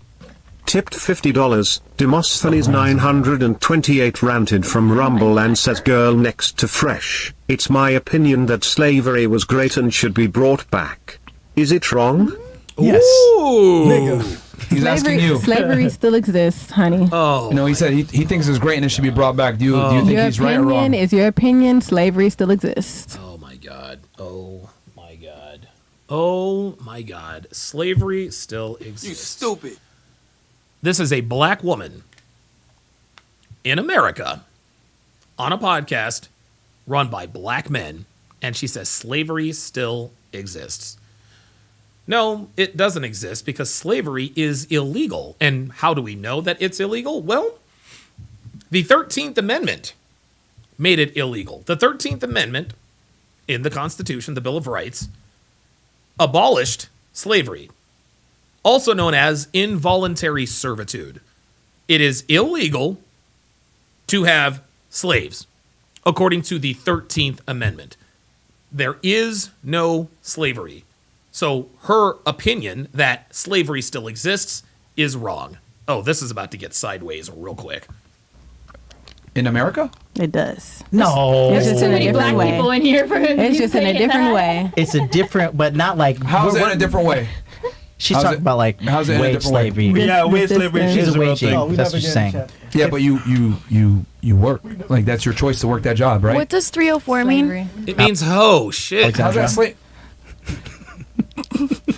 How's that slavery? Sorry. If you work a job, you're being paid. If you work a job, you're being paid. Like, I'm sorry. Like, slaves don't get paid. They make you work for nothing. That is slavery. If you have a job and you get paid for it, that's slavery. I feel like anything. Well, yes, it does still exist in other parts of the country, but she thinks slavery exists in America. In other parts of the world, rather. Going into the system of like having to clock in to 9 to 5 is slavery. It's like a. But he's not talking it's about like wage what? slave, baby. He's talking about slavery. Girl, it's an It's ignorant modern. ass It's modern comment. day. Ignore Modern day it. slavery. Like okay. Modern day What you want? You slavery. talking about whips and chains? Well, Yes. yes, that's exactly what he was talking about. He wasn't talking about wage slavery. Yes, he is. Like Yeah, but you pick if you want to work a 9 to 5. Yes. Slavery is involuntary servitude. Voluntary servitude is not slavery. That's a job because you are volunteering to do the job. Phoenix Light Games with the $5 super chat says, this pisses me off. Slavery exists. We live in the most prosperous country in the world. Opportunities are endless. The entitled mindset is so annoying. Women in America live the best lives of any class of human in history. In history. Is it hard for black women relative to what white women go through? Yeah. But black women still have it pretty goddamn good compared to what it used to be. but we kind of have to, So right? is it really slavery? Unless we're like entrepreneurs. Well, like you can be an entrepreneur, right? yeah, but you still have to. You can join the passport bro movement. Come on. I'm saying MLB like, is charming their the way panties the system off. is set up, you have to work and make a certain amount in order to live here. Like that's what I mean. That's It's the just- world, it's baby. it's still a force because we can't. How is that? Oh my God, this woman. We're all slaves in that. Oh my God. You stupid. Oh my God. American black women, y'all. American black women, y'all. This is what we're dealing with. This is what we are dealing with. Holy shit. That context, because we've all been working since the dawn of civilization to Slavery fucking... still exists. I don't consider that slavery at all. I just proved That's my not point. real slavery. That's not slavery at I all. have been a slave. That is not real slavery. No one forces you to work a 9 to 5. Like, you don't have to put in all these hours. You're getting compensated for it. It's up to you what you want to work. I mean, you can become... Viking Paradigm with the $2 super chat says, what she is talking about is a Marxist ideal. I agree, Viking Paradigm, but she has no idea who Karl Marx is, and she has no idea what Marxist ideals are. An entrepreneur. Black Lemur 2009 is in the chat. Says she's lazy. That's exactly right. That's exactly right. Women like her who think they should not have to work to live a good life are lazy people. Right? Like, you have to work for what you get. The world, the United States doesn't owe you anything. You're not owed anything in this world. You have to earn it. Having to earn what you have, that's not slavery. That's life. Too, and you know, that's a very narrow-minded American entitled mindset to say, oh, well, root slavery. She just came from a fucking war-torn country and married a dude she don't like to get the opportunity to stay here. You know what I'm saying? Bro, you know what I'm saying? Like, come on, let's just keep it a million. Like, yo, like, people literally sacrifice so much to come here and be in the United States, and then people like you come in and say, it's slavery to be here. That's a privileged position to come from. What? Do you feel like you were forced to come here? No. I would stay in Ukraine sometimes. I'm thinking, you know. You say that now because you're in Miami. No, okay. look at how people treat each other here. So you'd rather be under artillery fire right now? I have no choice. It's okay. You can move to Oregon. No, she does have a choice. She can live in Ukraine or she can live in the United States. She made the choice to live in the United States. People say all the time, I didn't have a choice. No, you always have a choice. You always have a choice. Give you an example. Somebody walks up on you, puts a gun to your head and says, give me your wallet. Right? Give me your wallet. Well, I had to give him my wallet. I didn't have a choice. Yes, you did have a choice. You can either not give him the wallet and deal with the consequences, or you can deal with the wallet and hopefully alleviate the situation. There is always a choice. Traveling in Europe She has no choice. I just didn't visit the United States yet. There was Have one no country choice. I never visited. I wanted to try it out. I'm Thank you, trying it honey. out. You just I'm already said what I married, needed you you to know. say. There's no way back. She thinks, she says, thank you, honey. You just proved, oh my God. There's a way back. No one forced her to, what? If he's watching, he's going to divorce you. How did you extrapolate from what I said that she was forced to come here? How'd you get She come just to that said she conclusion? had no choice. No, she did have a choice. Did have a choice. The war happened. I would live in my country. I love my country. It's very beautiful. People treat each other nicely and Russia and respectfully. Ukraine. What? Yes, you said you would, right? You would. What the fuck? But I would not. I would Oops. stay in my country or... But you didn't. But yeah, so Right. She chose to come to the United States. She did have a choice. She could either stay in the Ukraine and risk getting her head blown off by artillery, or she could come to the United States where that's less likely to happen.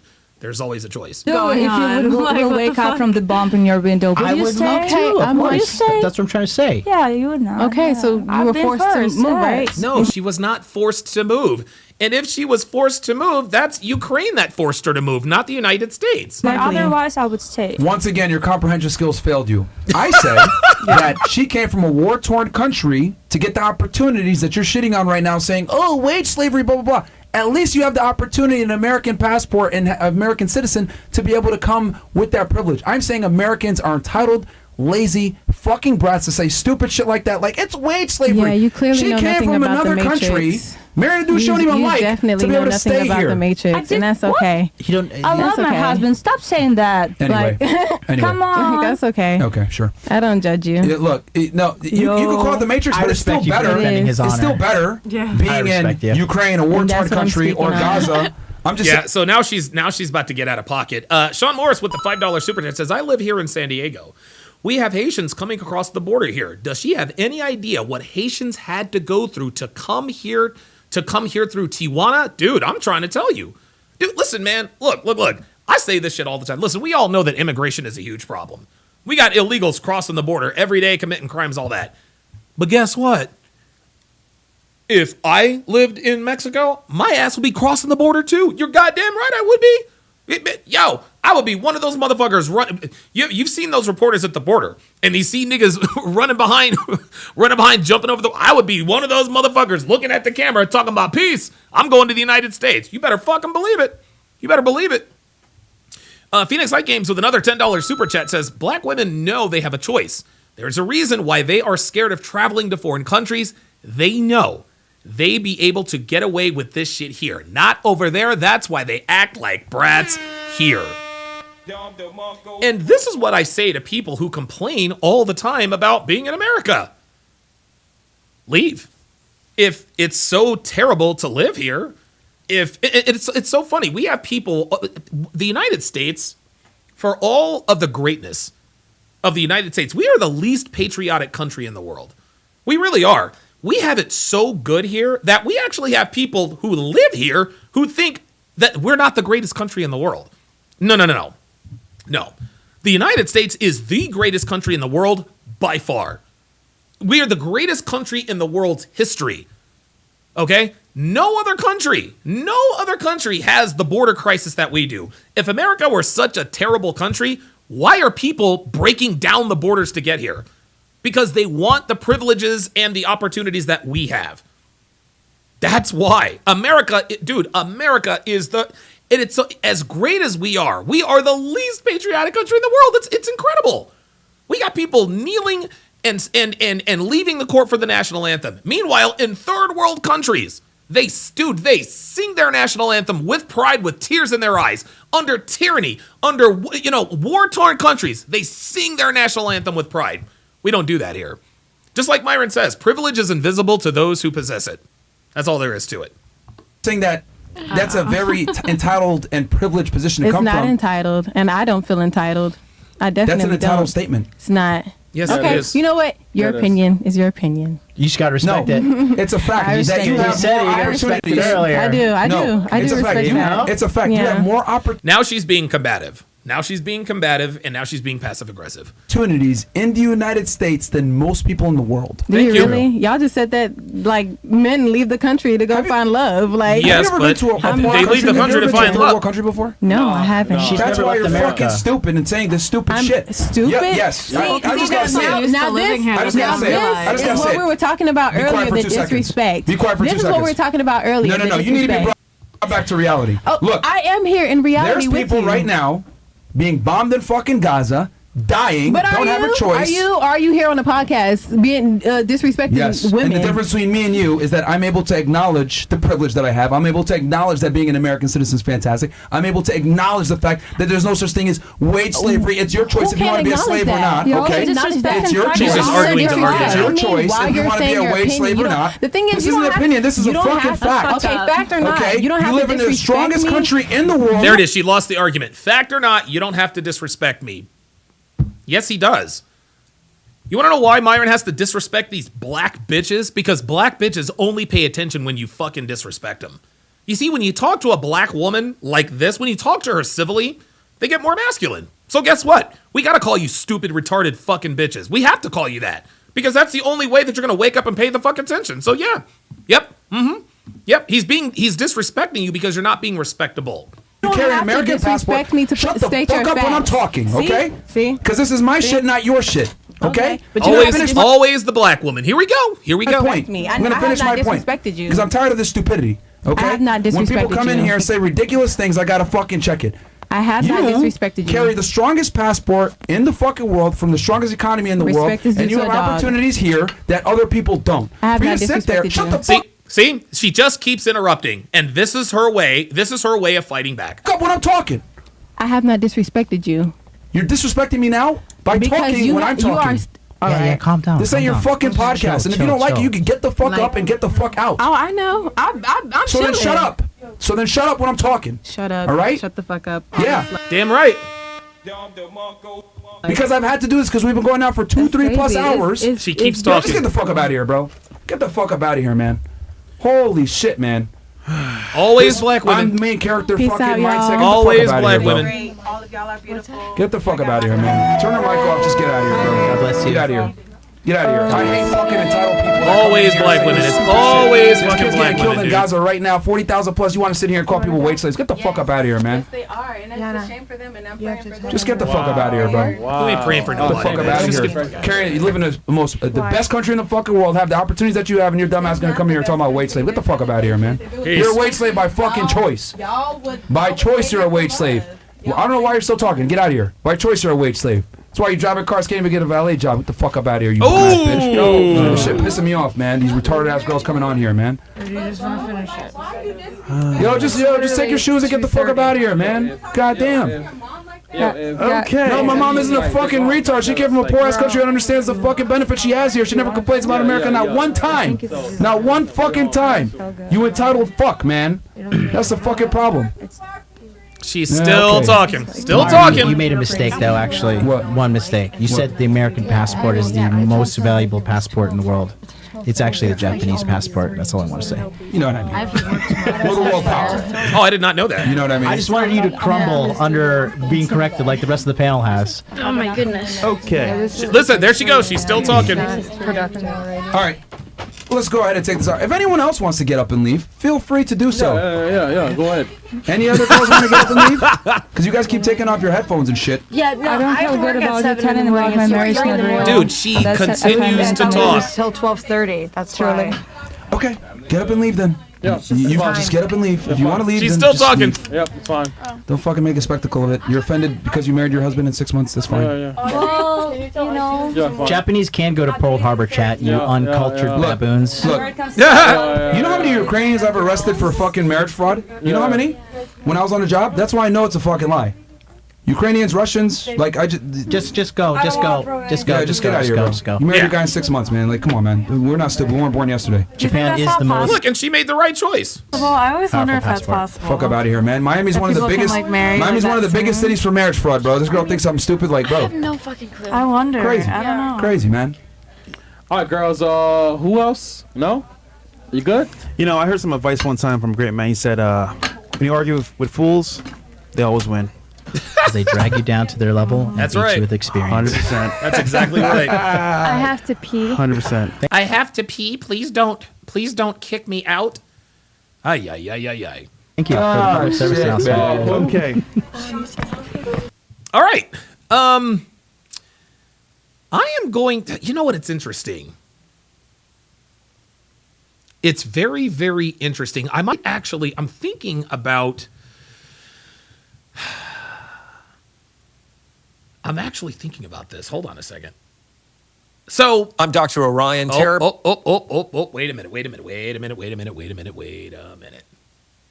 minute. So King Life sent me a video clip yesterday from he sent me a video clip from Psych Hacks. And then he sent me the complete video. And the video is called The Privilege of Losing, Paying the Cost of Winning. And I'm going to tell you what, guys. This video, it spoke to me. It spoke to me in so many ways. It really, really did. And so what I'm going to do, I'm going to take a short break because I have to pee. I'm going to take a short break. And when we come back, I am going to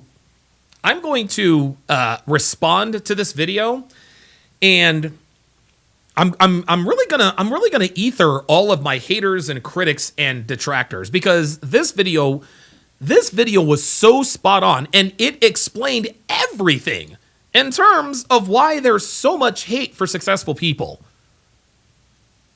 We'll do that right after this. Don't go anywhere, guys. We're back in a few. Understanding women and increasing your dating success starts with Donovan Sharp's massive collection of award-winning books and courses. Get off to a fast start and jumpstart your masculine renaissance with the 49 Laws of Sharp. The 49 Laws of Sharp is the perfect quick start guide for any man new to this community looking for the answers that keep them up at night after a bad experience with a woman. So many men ask themselves, why did she cheat? How could I not see this coming? Why did I miss the signs? And how can I avoid this in the future? The 49 Laws of Sharp will answer these questions and many more. This will give you a rock-solid foundation upon which to build, develop, and cultivate your newfound identity, and put you miles ahead of your competition. Most men have never had access to this valuable information, let alone understand and apply it. But the 49 Laws of Sharp will give you an unfair advantage over men and women. This treasure trove of valuable knowledge is available in audio, video, ebook, and paperback. Next, supplement your newly acquired foundational knowledge, supercharge your dating life with Donovan's 25-hour course, How to Master the Game. How to Master the Game will teach you the ins and outs of the player life, overcoming approach anxiety, identifying women who you want to approach, text game, first date principles and logistics, avoiding the friend zone, and so much more will be covered extensively. Also included are the bonus podcasts that will cover how to dress, Tinder game, and much more. Put simply, How to Master the Game will turn you into a stone-cold assassin with the ladies. Available in video and audio format. If you're not the kind of guy who wants to live the bachelor life, or you've had your fill of the player life and are looking for something a little more fulfilling, How to Build a Quality Woman from the Ground Up is a must. Donovan's 5-part, 7-hour audio course will show you step-by-step how to find, cultivate, and sustain a solid, healthy relationship. Everything from selecting the right woman, to coaching and correction, to what to do between the sheets. How to Build a Quality Woman from the Ground Up will guide you through the entire process of building the kind of woman you want and need. The strategies and techniques in this course are exactly what Donovan does in his own relationship to this day. And he is living proof that women can be beneficial to men provided they have the right instruction. And finally, the ultimate weapon all men are looking for in terms of being able to read and understand women, Donovan Sharp's revolutionary, one-of-a-kind course that has been called the Cheat Code, Womanese. Womanese is the first and only course of its kind that gives men the raw and honest truth about what women really mean when they communicate verbally. Womanese translates female communication with shocking accuracy and has changed the dating lives and relationships of men the world over. So many men have avoided disaster because of the preciseness and sheer volume of material in this course, which contains over 600 translations. How cool would it be to be able to see through a woman's BS and act accordingly right then and there, rather than getting blindsided when it's too late? What would it be like to have the ability to read a woman like a book based only on what she says? These abilities will be at your disposal with Womanese. Women won't be able to lie to you, cheat on you, deceive you, or take advantage of you. The time and money you'll save pays for the course almost immediately.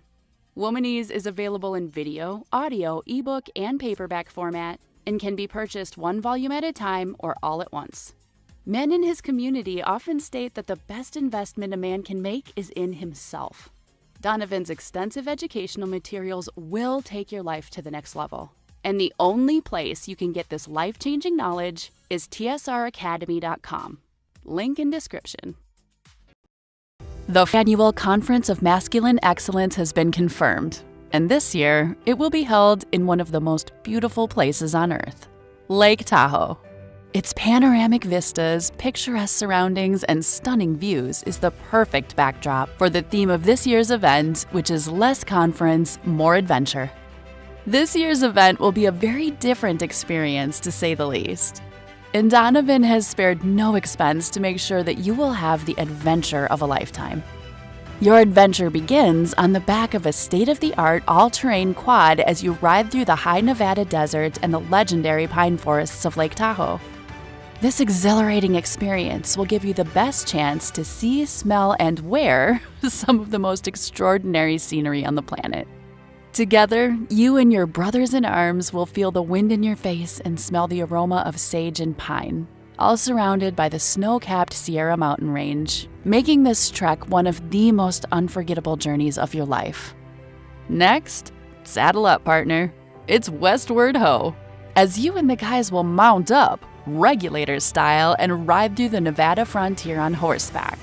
From the high desert plateaus to the icy streams in the valleys, your equine expedition will take you through some of the most beautiful and diverse terrain in the region. Those familiar with Lake Tahoe often say that the best way to enjoy this spectacular scenery is on horseback, and this relaxing ride with your boys through the Sierras will undoubtedly prove just that. And last, but certainly not least, you will set sail on Lake Tahoe itself. Your journey starts on what's been called the most beautiful drive in America. On the way to the dock, you will see even more unbelievable scenery, along with possibly catching a glimpse of some of the wildlife. You will then board the vessel that will quietly cruise along the crystal clear waters of the Lake Tahoe River Basin. You can gaze through the panoramic windows, or you can take in your impossibly gorgeous surroundings from the deck. Experiencing this incredible excursion with the like-minded men in your community will be something that each and every one of you will remember for the rest of your lives. So cash in your paid time off and join us from October 24th through the 27th for the ultimate guy getaway. Tickets are on sale, but space is extremely limited, so act fast before it's too late. Head over to masculineexcellence.com now to lock down your spot. Link in description or bio.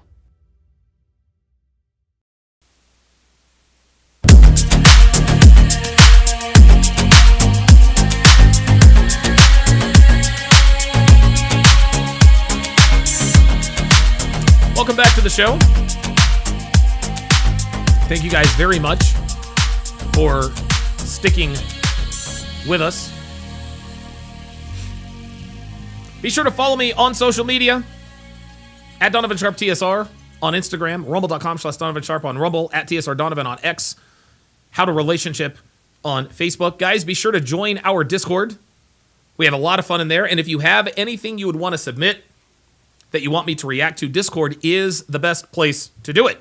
Also, TSRacademy.com is the place to go to get my 3 free ebooks, 16 ways to immediately disqualify her for a long-term relationship, 14 questions she'll ask on the first date and how to correctly respond, and the best one, Dead Bedroom, the cure for a sexless relationship.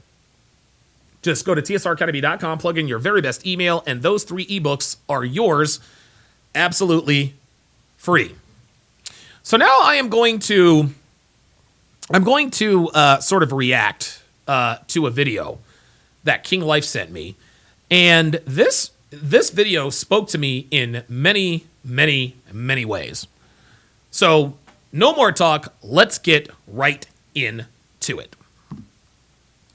Band, and this is Psych Hacks, Better Living Through Psychology. And the topic of today's short talk is the privilege of losing. Oh, wow. You might have done a double take at this title. After all, isn't privilege a good thing? Right. And isn't losing a bad thing? Like, how could it be good to lose? Right. I'm so glad you asked. It turns out that there are actually a host of secondary gains associated with losing that can actually make it rather difficult for certain people to succeed. Oh, wow. And I'm going to be talking about some of those gains today. Let's get to it. The fact of the matter is that anyone who is interested in actually winning in life and attaining their goals and achieving success must be willing to pay the costs associated with doing so. There we go. You must be willing to pay the cost associated with doing so. Anything in life worth having, winning at anything, winning in life, winning in sports, winning at your career, winning with women, winning with finances, there are costs. There are costs. And guys, there's this loser mentality, specifically in the black pill and the MGTOW community, that is, they say, well, you got to take a girl out on a date and do this, and you have to look good, smell good, you got to get your money up, you got to, you know, like MLD says, make money, make muscles, learn game, hold frame, and women will flock to you, right? But then, low-level MGTOWs like to say, yeah, but you're still paying. Well, yeah, that's kind of the point. You see, gentlemen, nothing in life is free. Not women, not men, not success, not even failure. If you want to win at life, there are costs associated with it. Just like you heard the girl in the last video. She said, this is slavery. Yeah, she's a lazy woman who thinks that she should have whatever she wants just because she exists. Any man who adopts this whole, you're still paying, you want women for free. And I'm here to tell you, my friend, women are not free. They are not free. Just like you should not be free. You see, low-level MGTOWs and black pill guys think that women should just flock to them just because you have a cock and balls. Well, that's the same as a solipsistic woman thinking that she deserves a high-value man just because she's got lady bits. Nope. Wrong in both cases. No. Low-level MGTOWs, they use this as a cope. The juice isn't worth the squeeze. Well, how would you know the juice isn't worth the squeeze if you've never paid the cost for the juice? Number one. Number two, how do you know the juice isn't worth the squeeze if you've never had the juice? Well, the reason why you've never had the juice is because you either couldn't or wouldn't pay the price. Now, most men could pay the price if they wanted to. There are some few men who would love to pay the price, but just physically can't, right? Guys who are born, with mental or physical deformities. But even still, gentlemen, Dr. Stephen Hawking got down before he died. Even Stevie Wonder got ass. Ray Charles got ass. There are people around the world who have debilitating disabilities who still make themselves attractive to women. Is it a little tougher? Absolutely. But they were willing to pay the price. If you are an able-bodied man who is in decent health, there is no excuse for you not to go out and try to get what you want. The problem is you're not willing to, nor can you pay that price. And that's okay. Just shut the fuck up talking about the people who are willing to pay that price. Let's continue. Oops, sorry about that. As I've discussed in a previous episode, one of these costs is overpaying. Ooh. Basically, in order to win, you typically have to pay more in terms of time, energy, money, effort, and sacrifice than your competition either can or will. Let me rewind that. You typically have to pay more in terms of time, energy, money, effort, and sacrifice than your competition either can or will. And this is why your guys, this is why and it's funny. What he's talking about are the Richard Coopers of the world. He's talking about the Richard Coopers of the world, gentlemen. That's what he's talking about. Richard Cooper has devolved into just talking shit about the manosphere. He's no longer interested in helping men. Okay? He has become what he despises the most, which is Anthony Johnson. Richard Cooper hates Anthony Johnson, but the reason why Richard Cooper hates Anthony Johnson is because they're the same person. They're the same person. They're just not willing to pay to have success. All Richard Cooper does is bitch and moan about the manosphere or the manoswamp, as if he is just above it all. No, Richard. No, Richard, you're not above shit. You are now the king of the black pill MGTOWs. That's just all there is to it. And when people do and this community here is designed to help men. How are you helping men by talking shit about the men who are trying to help men? What, because we're trying to make a little money doing it? Well, in your own words, Richard, nobody works for free. You said this, and you're right. Nobody does work for free, but you have a problem with people charging for products and courses and all that and all this other kind of stuff. Number one. Number two, Richard didn't pay the price to get to where he is, at least not in the manosphere. This dumbass literally plagiarized Rollo Tomasi's book, The Rational Male. So you can cheat like Richard Cooper and end up as a laughingstock, or you can actually pay the price like a guy like myself and still end up as a laughingstock by people who envy you. It's funny. It's funny. Ask Richard Cooper's audience. Ask Destiny's audience. Ask Abba Preach's audience. Have you benefited from following their content? Really? Have you benefited from following their content? Now, I'm sure that there are some people in Cooper's audience that'll probably cap and say yes, but Destiny, Abba and Preach, Enemies of Masculinity, it's just for entertainment. No, you are not willing to pay the price. Richard Cooper wants us to think he paid the price, but no, you just plagiarized. That doesn't count. As a consequence, you will likely go above and beyond the value of whatever you hope to secure. But there might not be a way around that. Overpaying is the cost of winning. And the more competitive the field, the more you will likely have to overpay. There you go. However, there is another cost that must be paid in order to win. On some level, the cost of winning is the willingness to sacrifice the privilege of losing. Wow.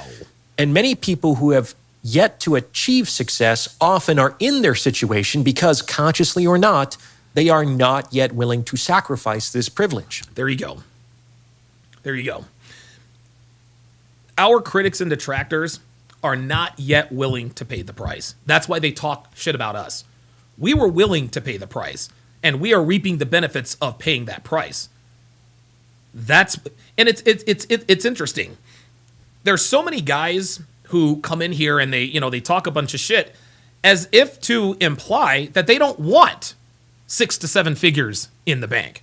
No, I don't want 7 figures in the bank. I don't want to live in a really nice house. I don't want to have a little bit of notoriety. I don't want to have a feminine, submissive woman who does whatever I ask her to do. No, I don't want any of those stuff. That stuff is not for me. No, it is for you. You're just not willing to pay the price. You think that you are entitled to winning. No one is entitled to anything. Men are entitled to women, and women are not entitled to men.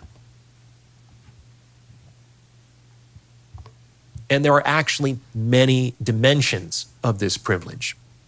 First and foremost, the privilege of losing is sympathy in particular and emotional support in general. Sympathy and emotional support. This is so funny. Anytime somebody trolls me in the comments, there's always a bunch of likes and there's always a bunch of responses. Donovan's a loser. Yeah, he's a loser. Yeah, I wouldn't want what he has. Yeah, he's a loser. He's a loser. That's the sympathy. That's the sympathy. Losers encourage other losers. Losers feel sympathy for other losers so they can feel less like a loser. That's what gives them the resolve. Winners might get the money and the women and the fame. Absolutely. But it's the losers who get the sympathy and the support and the compassion of other losers. It takes a lot to win. Winning is generally associated with a great deal of pain and struggle and sacrifice. Ain't that the truth? Now you might think something like, well, boo fucking who? Like, those athletes and celebrities and executives are certainly compensated enough for their troubles. I don't want to hear their sob stories about how hard their lives are. And I would say, thank you for proving my point. There you go. That's exactly right. Once you become a winner, for better or worse, you cannot reasonably expect sympathy or understanding for your suffering and sacrifices. There you go. That is absolutely right. I remember when I had 200, 300, 5,000, 10,000 subscribers, never had any trolls, right? I was really sort of an underdog YouTuber. I literally came out of nowhere. I started this business literally from the ground up. I wrote my very first article, like I told Ben earlier in North Carolina, the 4 shit tests Rocky passed to win Adrian. That was my very first Manosphere article. That was over 10 years ago in 2014. I wrote 80 articles for Return of Kings, 120 articles for the Negro Manosphere. Then I started my YouTube channel from nothing, from zero. And now I have 172,000 subscribers. And this YouTube business, although it's not as profitable as it once was, it has spawned off other businesses.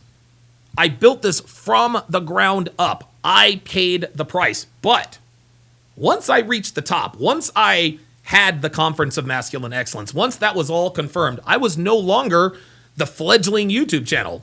I was a winner at that point. And that's when people started to come after me. Everybody loves the underdog.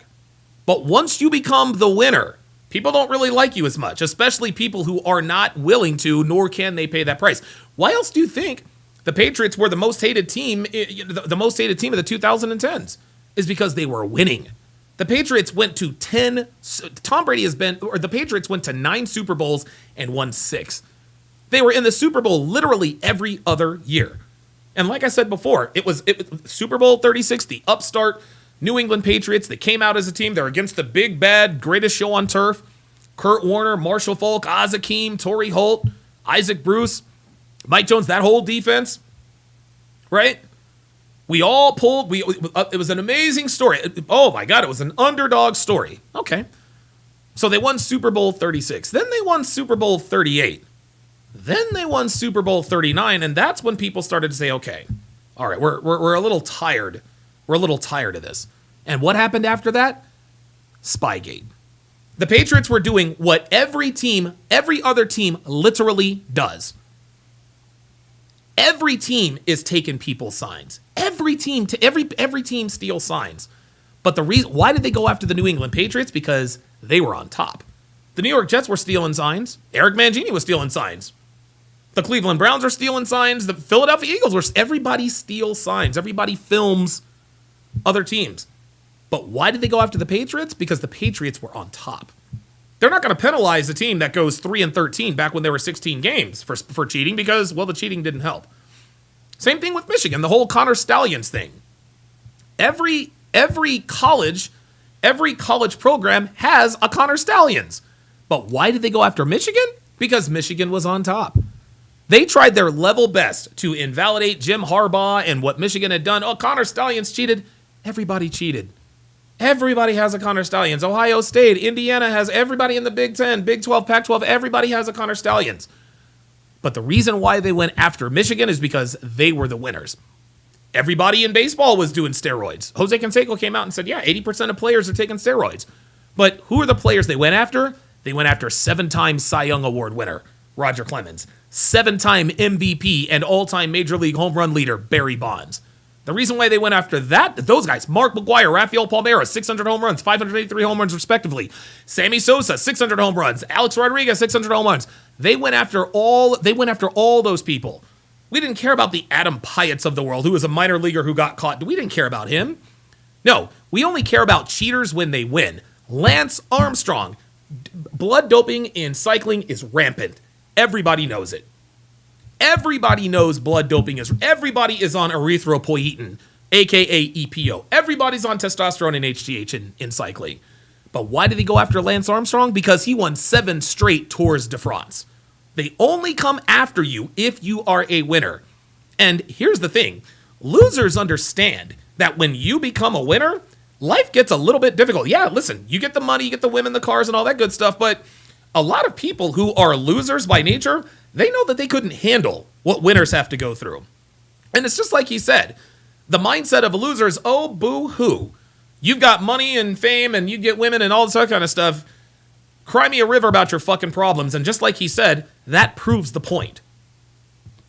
And this is because, whether it's true or not, people believe your success should be sufficient compensation. There you go.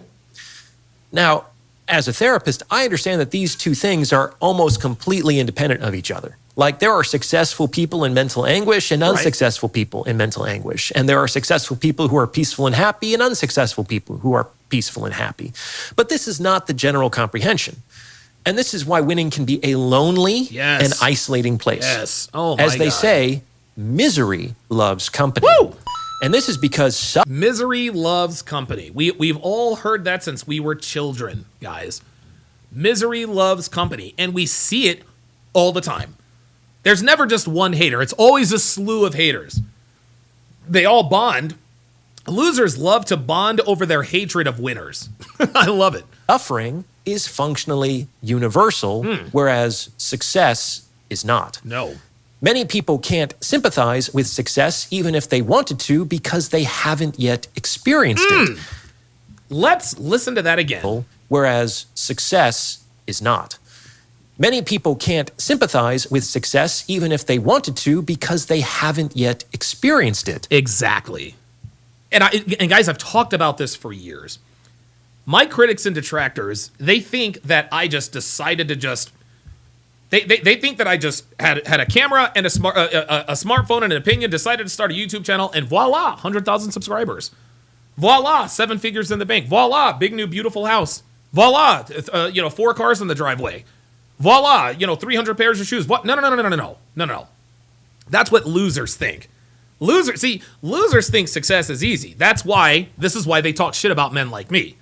They don't respect the process because they don't know the process. If these losers knew everything that I had to do to get ahead in life and get to where I am right now, they'd have more respect. But how can I expect them to respect me if they've never been successful? Gentlemen, you can't expect sympathy. You can't expect for people to identify with your struggle if they are unsuccessful. And this is why I always say, never ever trust men who are not good with women around your woman. Because men who are not good with women are untrustworthy. Because at the very first opportunity, they will stab you in the back. Just like unsuccessful people will stab successful people in the back. Guys, we see this in the black community all the time. Anytime a black person excels or makes something of himself, what does the black community do? Oh, you're just an Uncle Tom. You left the community. You don't give back to the hood. No. That describes the crabs in a bucket mentality. The black community is a scourge for this kind of stuff. And this honestly is why niggas who get successful don't go back. Because they're not trying to deal with that nonsense. King Life says haters bond from comparable inabilities while winners bond from their high level of abilities. Absolutely. That is exactly right. Gentlemen, when you are successful, do not expect losers to sympathize with you. Myron sympathizes with me. Andrew Tate sympathizes with me. Justin Waller, Sterling Cooper, all those high-level guys, they sympathize with what I go through because they have paid the price. They know that the path to success is very tough and it's arduous and it's long and it's fucking lonely. It is long and it's lonely. Losers could not be me. Losers could not, dude, you losers. You fucking losers and trolls in the chat. You guys couldn't handle my life for 10 minutes. You could never, ever be me. And that's what burns you the fuck up. That's why you niggas are always in my comments, because you know you can't be me. You bond over your ineptitude. And this is why we always say your haters are your biggest fans. And this is exactly why.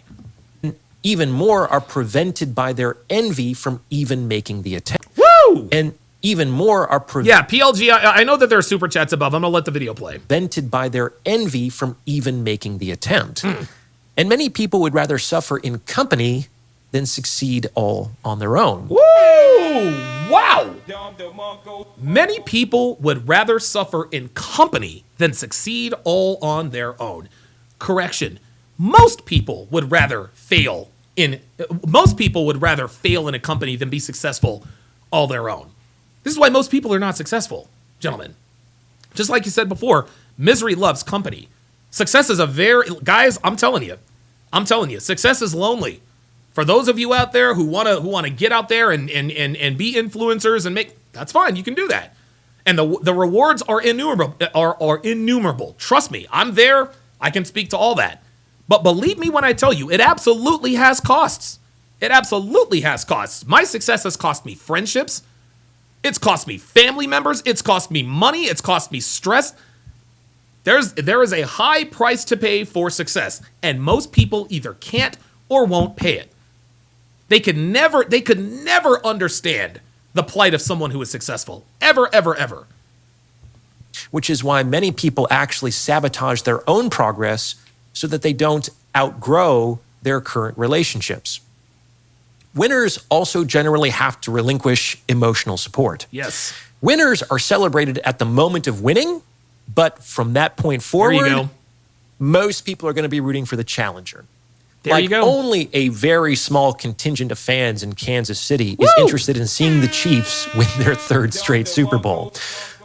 Chill Central said, caught feelings for a heroin addict, LOL. Yes, I did. Yes, I did catch feelings for a heroin addict. That is absolutely 1,000%. No, don't time him out.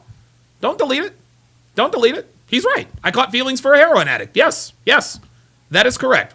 I caught feelings for a heroin addict who now has 2 dead baby daddies in her wake, and she's pregnant now for a 3rd time.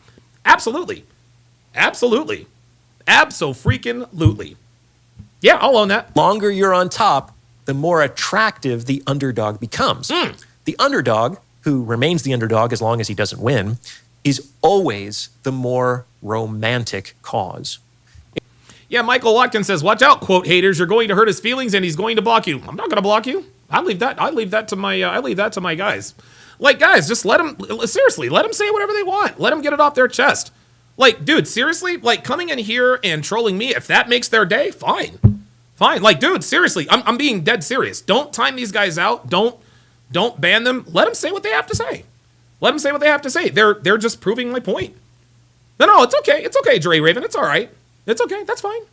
That's okay. I'll even shout you out. This guy says, hold on. Ooh, wait a minute. This beta is a straight up clown. Okay, if that's your opinion, thanks for watching and thanks for the engagement. Chill Central. Yeah. Caught feelings for a heroin addict. Yeah. Trolls are big mad today because I'm hitting them right in the truth. And if the trolls actually listen to this video, they'll know that this guy is talking about them. So please, keep trolling away. Let's continue. It's not necessarily the more just or virtuous cause, but it's certainly the more romantic cause. Absolutely. And it then becomes increasingly associated with the positive attributes of that projection. Woo, tell them. This means that winning actually means the willingness to forego those romantic associations. And that is not easy to do. Trust me. Matthew Watkins says, LMAO, he's getting mad. LMAO. You know what's interesting? Law number 24 of the 49 Laws of Sharp explicitly states the more someone tries to convince you of something, the more the opposite is true. Right? So he said, LMAO, he's getting mad. LMAO. Matthew Watkins is not laughing out loud. He's not laughing. He wants us to think that he thinks I'm getting upset. I'm not upset. I'm winning in life. Dude, I'm winning in life. I've got money. I've got a feminine, submissive woman who does whatever I ask. I live in a ridiculous house. The weather here is always good. What do I have to be mad about? What, I'm mad that you're in here trolling? Okay, so what? Okay, you think I'm a beta male. That doesn't affect my life one way or the other. So yeah, listen, just because you say I'm getting mad doesn't mean I'm getting mad. You'll know when I'm mad, and right now it's not it. It is what it is. Yeah, King Life says the trolls are getting enraged at the fact that their parents still want them in the house by 8:30. Yeah, that could be true. Yeah, guys, we're going to have an influx of trolls because this video is about them. So please, by all means, keep it coming. Keep it coming. Listen, guys, I welcome it. And honestly, Michael Watkins, I'm not being facetious here. I want you to comment. I want you to comment because by you commenting in my comment and in my chat, that actually helps my engagement. So Michael Watkins, if you would, hit the dislike button. Hit the dislike button. Dos Platos Fu says, LOL, not them proving you right. Yeah, yes, they are. And being the option that works is generally not as attractive as the option that should work. Woo! Okay. Actually, I'm going to buy this book. Which is hopefully on a... Another privilege of losing is the ability to focus hopefully on a future goal that has yet to be attained. Yes. Losers are always like, I'm going to start my own business. I'm going to move abroad. I'm going to get my passport and go get me a feminine, submissive woman. No, that's all there is. No, no, it's the hope that you'll somehow, that's what keeps the hope alive. Once you win, however, your focus generally shifts from attaining to maintaining, right? Which isn't nearly as exciting or emotionally compelling. Like once you're the champion, there's kind of nowhere to go from there. There you go. There is a limited upside and a very significant downside. Yes, there is. And this can be boring on the one hand and terrifying on the other. Dude, real talk, real talk. And guys, this is why I fired my staff, because YouTube is no longer as profitable for me as it used to be. Those are just the facts. Those are just the facts. And yeah, I can readily admit that, dude, I had a lot more fun way back in the day when I was an underdog, now that I'm on top. Right? We got guys in here like Matthew Watkins in here he's trying to convince everyone that he's trying to convince everyone that my life is somehow miserable. Okay. All right, Matthew, let's take a quick It's actually hard for people to tolerate these emotional. No, it's quite all right. Let me go to Instagram here. He says my downfall is being studied. I would hope so. I would hope so. And I would hope to be privy to the findings so that I can be successful in this. And it's interesting. It's interesting. Yes, my downfall on YouTube is being studied. Guys, just because I'm failing now on YouTube doesn't mean I'm failing in life, right? Like, my YouTube numbers have gone down steadily, I don't know, for the last 2 years, yet somehow my life continues to get better. You can do the math there. So, Matthew, I want you to take a look. I want you to take a look at your screen here, buddy. And, yeah, this is me right here. Yep, this is me right here. These are my stakes. That's my woman. That's my woman. Look, man, we ain't got a care in the world, man. Like I said, we are living good and laughing easy. And you can't stand it. It is what it is. I ain't mad at you. Let's continue. Realities. On the other hand, if you're the loser, or at least if you haven't yet won, you have a limited downside and a very significant upside. Right. Striving toward that goal can provide meaning and... Sorry about that, guys. Purpose and fulfillment. You can also successfully delude yourself into thinking that you'll somehow be happy, or complete, or justified when you achieve that goal. On the other hand, those who have achieved their goals, only to discover that they, after some time, are just as unhappy, incomplete, and unjustified as they were before, may not have recourse to a hope that may protect them from that experience. This guy. And this is precisely when a lot of successful people start to go off the rails. They can no longer believe that their happiness is on the other side of their success. And since they know no other place to look, come to believe that life must be devoid of the possibility of happiness, and increasingly act in line with that belief. Wow. What's more, winning is associated with a good deal of pressure and responsibility and accountability. There you go. Winning is associated with accountability. I got to pay the rent every single day. Listen to this. Few people hold losers accountable. Few people hold losers accountable. I am not one of these people. I hold losers accountable all the goddamn time. Because you losers need to be held accountable. That's why you guys are in here trolling me in my chat.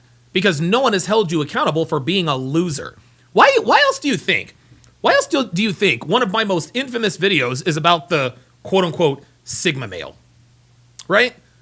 I did a whole video on, and dude, everybody comes out, oh my God, Sigma males are there, this and there, that. No. Any man who calls himself a Sigma male is just a loser who is coping with the fact that he's a loser, because there are no pre-qualifications for being a Sigma male. There are no prerequisites for being a Sigma male. You just happen to be one. You watch a video, 7 signs you're a Sigma male. Oh, I've got these 7 signs, I must be a Sigma. No, you don't have to do anything to become a Sigma male. Just call yourself a Sigma male. Anything worth having is going to be difficult. And if being a Sigma male is just something that you just are, there's no such thing. Sorry. We kind of think that they've suffered enough. There you go. As if accountability is somehow throwing salt in their wounds. Right. Spoiler alert, it's not. And I love it. Losers who avoid accountability are often maintained in their difficulties longer than necessary as a consequence of these good-intentioned sympathizers. Wow. Matthew Watkins says, any man who proposes to a heroin addict is a Sigma male. Absolutely. Matter of fact, I was worse than a Sigma male. See, what Matthew Watkins is doing is he is essentially saying, who hurt you? Right? He's saying, who hurt you? Matthew knows I'm successful. He knows I'm happy. He knows I have money. He knows I have this big, beautiful house and blah, blah, blah, blah, blah. So what he's trying to do is he's trying to make fun of the fact that I used to be a loser. Yes, I did used to be a loser. Yes, Matthew, I used to be a loser. Yes, I proposed to a woman I knew was a heroin addict. And get this, Matthew, not only did I propose to her, I knew that even if she said yes, I knew I would never marry her. But I held out hope against all hope that we could recapture the magic of 2009. That's what I wanted. And guys, this is the difference, gentlemen, between men you should listen to and men you shouldn't. I own my failures. I own my frailties, man. People make fun of the fact that I proposed to a heroin addict. Yes, I used to be a loser, but I'm not a loser anymore. And Matthew knows that I'm a winner. That's why he wants to point out my past failures. My man, that happened 14 years ago. That was back in 2010. I was 32 years old. Dude, I'm 47, fam. You know that I'm not the same person I used to be, yet you want to make fun of the fact that I proposed. Fine. Make fun of the fact that I proposed to a heroin addict. And now look at me. The fact that I was homeless, I was on drugs, I proposed to a heroin addict from money I borrowed from my brother to where I am now speaks to my character as a winner. Yeah, I used to be a loser and I clawed my way out of that situation. So yeah, Don DeMarco to you for pointing out the fact that even though I was an omega male of the highest order, I'm not anymore. Those who have not yet attained success can also more easily delude themselves into thinking that they could handle the pressures and responsibilities of success better than those who actually won. Bingo! Another Don DeMarco. Losers would love to think that they could handle success like I do. They think that they could handle the pressure that winners have to endure. You couldn't. Matthew, you couldn't be me. You know you couldn't beat me for 15 minutes, man. And it's interesting. The reason why guys like Matthew are in my comments is because they want to get a little taste of that success, right? They want to get a little taste. What's it like having the attention of a man like Donovan Sharp? And you're finding that out right now. The world is full of armchair quarterbacks who know exactly. Matthew Watkins says, are you still attracted to 19-year-olds, though? Yes, I am highly attracted to 19-year-olds. Put a 1 in the chat if you're still attracted to 19-year-olds, guys. Put a 1 in the chat if you... Matthew Watson says, I don't want to be you, LMAO. The fuck? Then why are you here? If you don't want to be me, then why are you talking to me? Of course you want to be me, Matthew. That's why you're trolling me. You wish you had my life, but you can't have it, and so you're going to pretend that you don't want my life to cover up the fact that you can't have it even if you wanted it. It's simple math. Even though you're putting LMFAOOO in the chat, you're not... Oh, no. See, there we go, Matthew. Yep. Everybody's attracted to 19-year-olds. So there you go. D. Gonzo says, yep, LOL, armchair quarterbacks. DePlatos Fool says 11111. There you go, Matthew. There it is. Matthew says, I told you it's funny watching you get mad. Matthew, oh my God. Matthew, just because you say something doesn't make it true. And again, you keep putting LMFAO. You're not really laughing. You're just trolling. Exactly how they would handle being in the pocket. Right. Which is doubtful there at you best. Go. Finally, winning can completely destabilize your life. Oh, yes, it can. This is often why people self-sabotage when they are on the verge of success. The prospect of attaining that reality becomes too vertiginous and disruptive. Their lifestyles, their relationships, even their self-concepts might be completely upended if they were to suddenly emerge into a higher social stratum. Yes. So they unconsciously choose to snatch defeat from the jaws of success, preferring instead to abide in the hope of winning in the future rather than navigate the reality of winning in the present. Woo! Wow. This also allows them to believe that they could have won if they really wanted to. You hear that, Matthew? You hear that, Matthew? Matthew thinks that he could have won if he wanted to. No, Matthew is a See, guys, this is why it's so funny. Guys, what you have to understand about trolls is that they always tell on themselves. I have never, and I mean never, felt the need to go into somebody else's chat who I know nothing about and talk shit to them. The reason why is because I don't have the desire. That's the first thing. The second reason is I just don't have the time. I just don't have the time. Matthew, it's 3:11 in the afternoon here in Reno, Nevada. My guess is that you're probably on the East Coast, right? If you're on the West Coast, what are you doing in my chat? Do you not have a job? Right? Do you not have a job? Like is school out? And if you're on the East Coast, it's 6:11 p.m. Do you have nothing better to do on a Friday night or a Friday evening than to come in here and troll someone you wish you were? Of course not. It is what it is. And to comfort themselves with the sympathy and condolences of those around them, many of whom are secretly Matthew, don't call me bro. I'm not your bro. Secretly relieved or even satisfied to have seen them fail. Woo! Many of whom are secretly relieved but could have won if they really wanted to. Yep. East Coast just clocked out. And there we have it. Yep, we figured it out. We have figured it out. No, we figured it out. Matthew Watkins.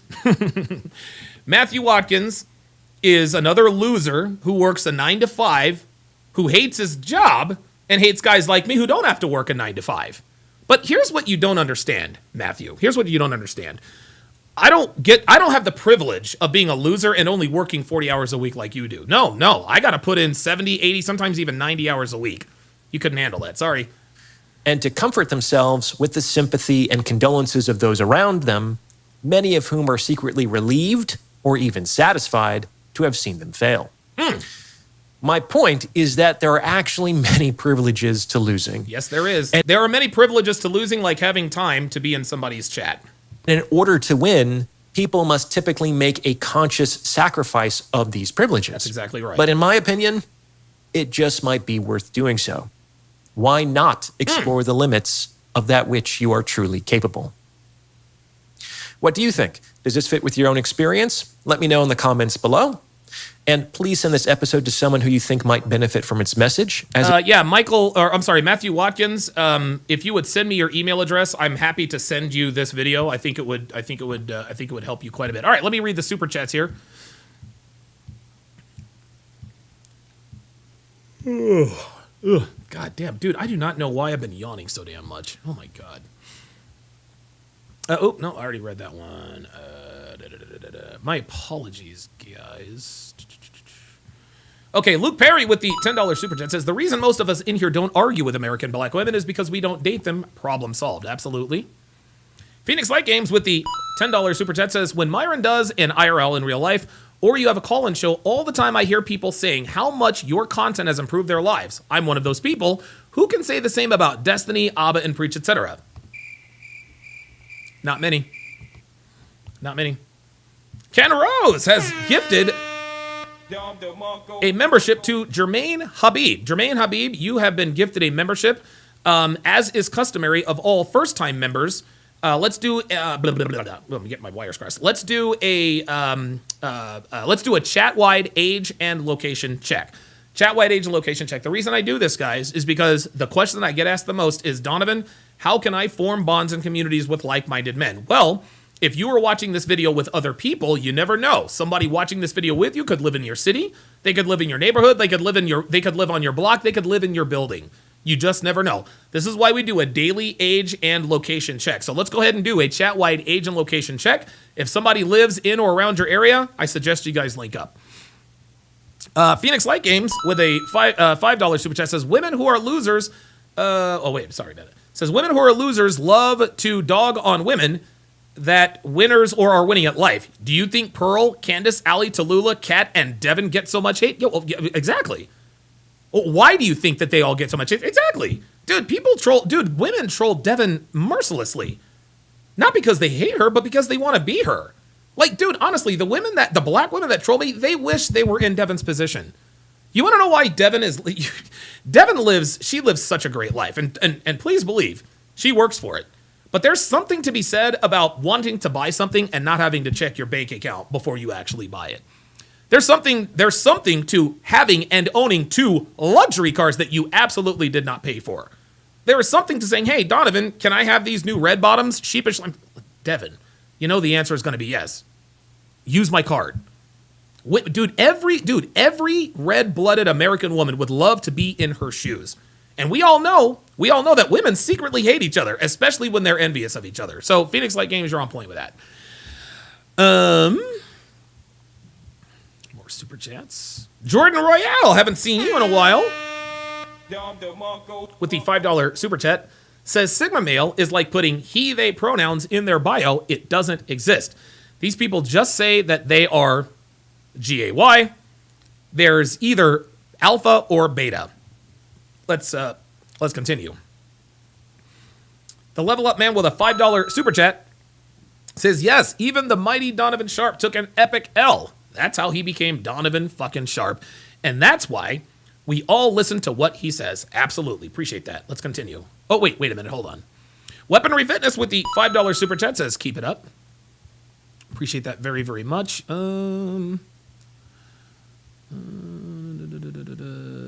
Yes, Phoenix Light Games with the $10 super chat says, this is why so many women want to see Pearl fail, precisely black women, because she is succeeding where they're failing. Respect from men, respect from black men in a relationship, and spoken highly of every day. Absolutely. Oh, by the way, Luke Perry, when is your Pop the Balloon or Find Love video coming out? When is your Pop the Balloon or Find Love video coming out? I'd like to know. It's word of mouth. Oh, wait, sorry. Jesus. Oops. I finished that video. My bad. All right. Very, very good. Okay, what is going to happen now, guys, is I'm going to move the party to Rumble. And so you guys know that I did not find a commercial-free solution for F-Boy Island. Oh, Jesus Christ. I don't know why I'm yawning so much. For F-Boy Island. Oh, the video's in Discord. Okay, perfect. Exactly. Okay, good. And so what I did this morning is while I was out doing yard work, I actually recorded the episode. So when the commercials come, I can just skip over the commercials. It's a little bit of an inconvenience, yes, but at least it gets the job done. Let me go back, and I'm going to thank all of my super chatters.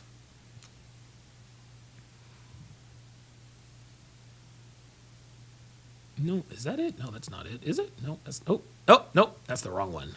My bad. Hold on, y'all. Oh my God, I don't know why.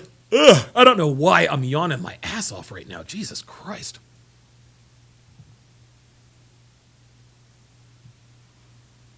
Oh, I know where it's at. I know where it is.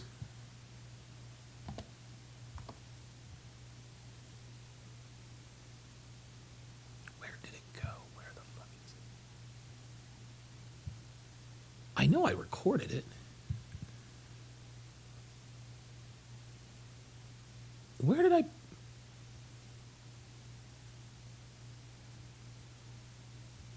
Oh, there it is. All right, I got it. Okay, cool. Okay, all right, I got it. Okay, good. Okay, I was about to be like, oh no. I'm going to move the party over to Rumble, but before I do that, I am going to thank all of my super chatters. Give me 2 seconds here, guys. I promise I'll have this. Much more in line. I'm going to start thanking every single one of my super chatters every episode.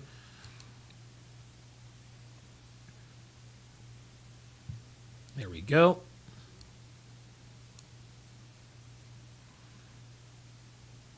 Viewer activity. There we go. Okay, excellent. Excellent. Okay, my thanks. In this order to all of my super chatters: Viking Paradigm, DJ B Fit, Dr. B84, Dr. B84, Dr. B84, Viking Paradigm, Dre Raven, DJ B Fit, Dr. B84, Bobby Trama, DJ B Fit, Viking Paradigm, Dr. B84, Justin Consciousness, Viking Paradigm, Phoenix Light Games, Phoenix Light Games, Edward Cross, Phoenix Light Games, Phoenix Light Games, Phoenix Light Games, Phoenix Light Games, Manup Academy, Reaper CDL, Phoenix Light Games, Viking Paradigm, Sean Morris, Phoenix Light Games, Luke Perry, Phoenix Light Games, Ken Rose, Phoenix Light Games, Jordan Royale, The Level Up Man, Weaponry Fitness, Phoenix Light Games. Thank you all very much for your super chats. Give me a second because we might have hit a new super chat high. Listen, guys, $191 in super chats today. You guys have been I'm going to tell you what, man. You guys this week have been incredibly, incredibly generous.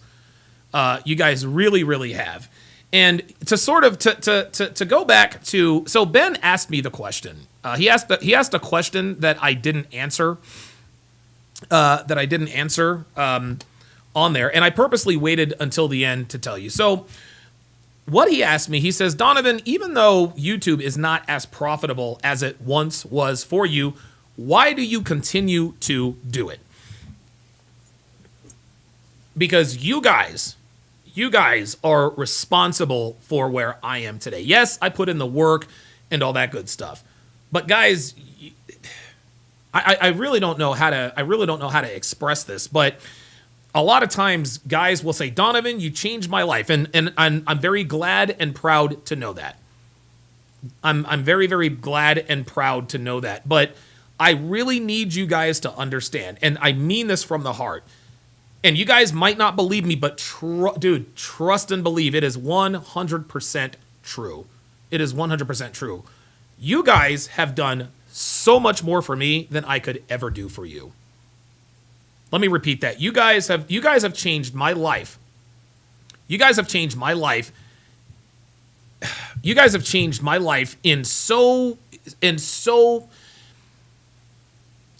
it's hard. It really is hard to express. But I know you guys want to give me props and you're Manosphere and this and that and the third. Like, I get it. I understand. But I want you guys to understand, I don't live in the house that I live in. I don't drive the cars that I drive. I don't have the possessions, toys, the tech. I don't have any of this stuff without you guys. And I want you to know that. That's why I continue to do what I do. That's why, because I'm not telling you guys this to say, well, I'm just this good person. No. I don't care about that. I don't care about that. The reason I'm passionate about what I do is because I used to be in those situations. Just like Michael Watkins said, guys, I was a fucking loser. I proposed to a heroin addict. I proposed to a fucking heroin addict, y'all. Like, I was the lowest of the low. I was the lowest of the low, man. And guys, I want you to understand where I was. I want you want to know something? Actually, you want to know something? I'm going to end it with this. What I'm going to do is I'm going to play you guys. And thank you, Michael Watkins, for reminding me of that. Because every once in a while, I will go back and I will watch these cartoon videos of my origin story just to remind myself just how fortunate I am to be where I am today.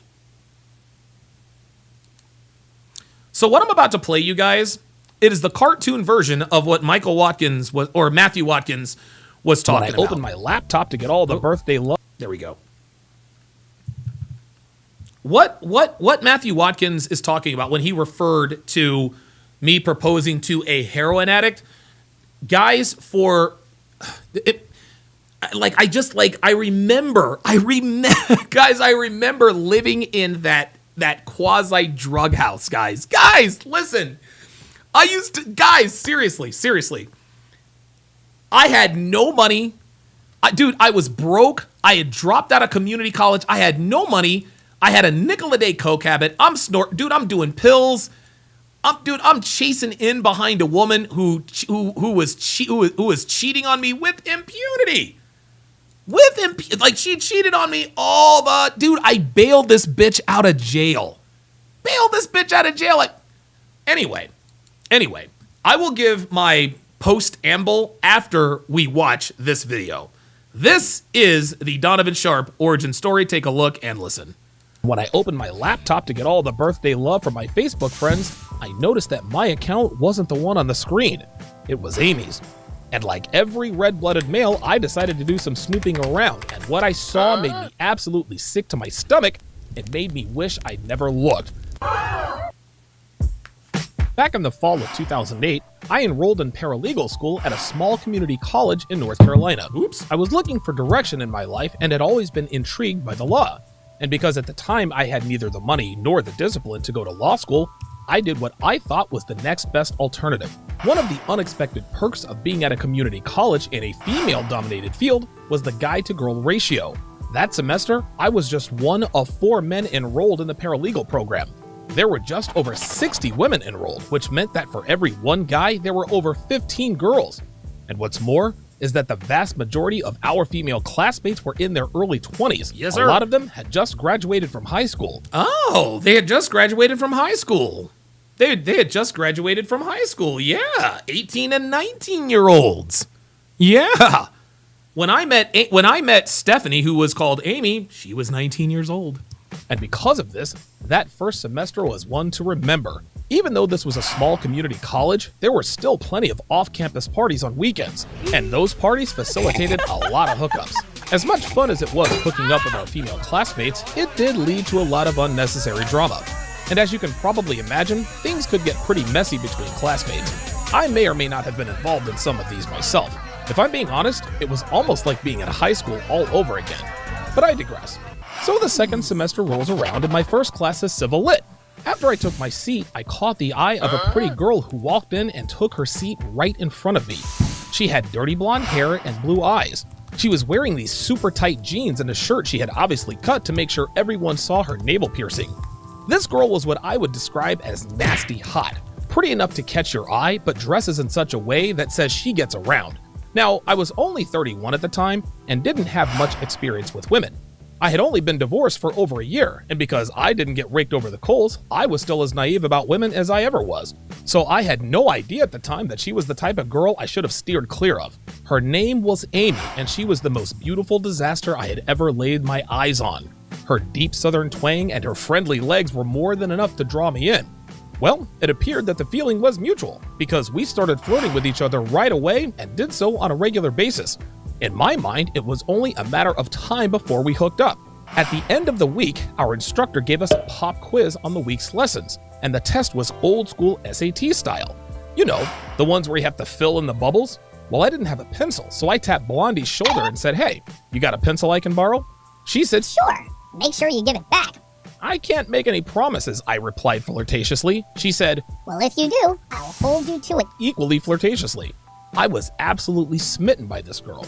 For the first time in my life, it appeared that a girl liked me as much as I liked her. Not only that, she was easily the prettiest girl that had ever taken interest in me. I almost couldn't believe my luck. Looking back, I realized that she was probably around a 7, but my inexperience at the time probably had her rated at about a 9. So I aced the quiz, and when Amy asked for her pencil back, I said, "Nobody uses this but me. Got it?" "Got it," she says. I remember getting an adrenaline rush when she said this to me because she looked me right in the eye when she said it. And this wasn't just the type of look that said she was just acknowledging me. She looked at me like she liked me. A lot. So she says, "From now on, we are going to call this the magic pencil, and I won't let anyone use it except for you." So I said, "Good girl." Then she blushed, smiled, then whipped her head around. I honestly felt like I was back in high school. I hadn't felt this way since I was a teenager. It's hard to describe, but it was intoxicating. Well, as predicted, Amy and I dove headfirst into a serious relationship. Things moved very quickly, but neither one of us seemed to think it was fast enough. Hell, we told each other I love you less than a week later. Oh, God. We spent every waking moment together. Jesus. And I mean that in the most literal sense. We were together all day and every single night. We would study during the evening, cook together, watch movies, we'd fall asleep on the couch together, and when we were in bed, we'd hold hands until we fell asleep. I mean, we did all that sappy stuff people do when they are stupidly in love. We even bought matching charms to wear around our necks. Mine was the letter A for Amy, and hers was the letter D for Donovan. I mean, we were inseparable. Amy also took great care of me. She would have my coffee waiting for me if I was running late to class. She would take notes for me if I had a migraine and wasn't feeling so hot. I mean, she moved heaven and earth to make sure I was okay. I remember this one time. I had mentioned to her offhandedly that I had forgotten to bring my lunch. I didn't really think anything of it because I figured I'd just eat a late lunch after school.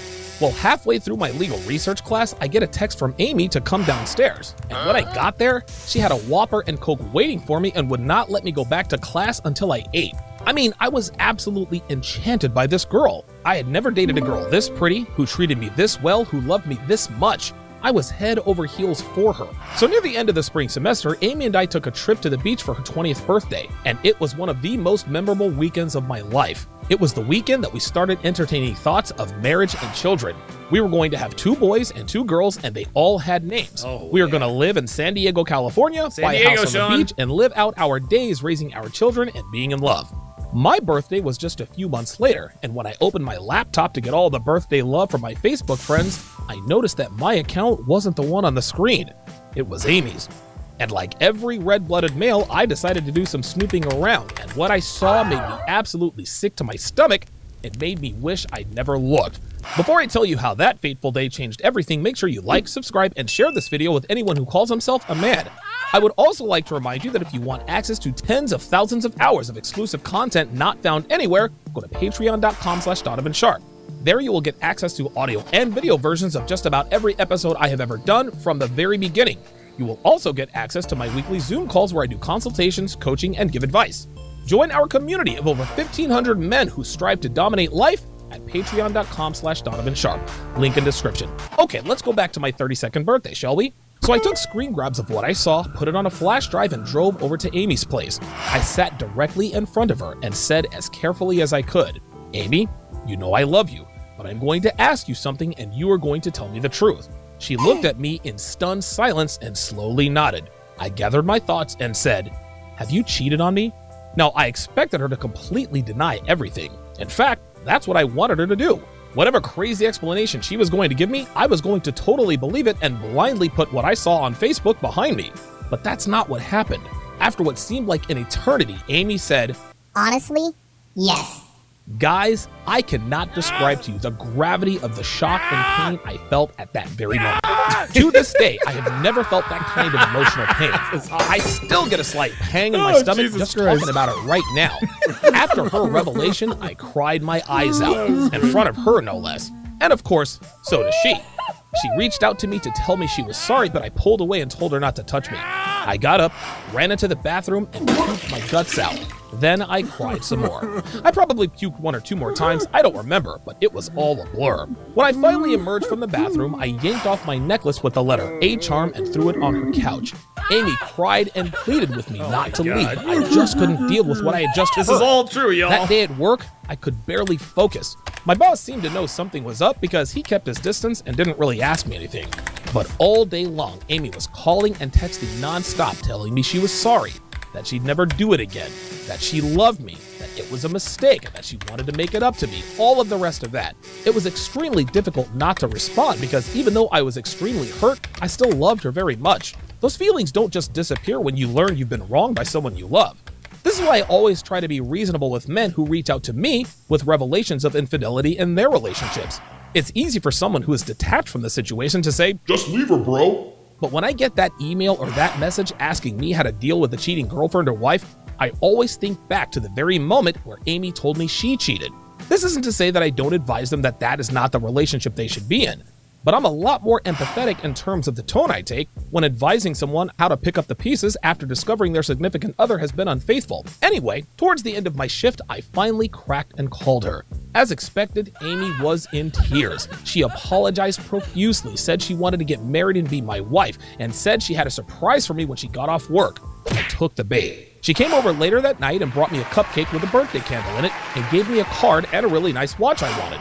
But the birthday surprises weren't over. Amy turns around, lifts up her shirt, and unveils a tattoo of my name emblazoned in fresh red and black ink on the small of her back. I was back in her clutches. Unfortunately, the damage had been done. Our relationship was never the same after that and was a far cry from what it ever was during that magical spring of 2009. I was always checking up on her, asking her who she was calling or texting, basically all the behaviors I now teach men not to engage in. As you can probably imagine, that got old with Amy very quickly. We got into some pretty crazy knockdown, drag-out shouting matches, and they happened on a regular basis. It seemed like every other day we were screaming at each other for some reason or another.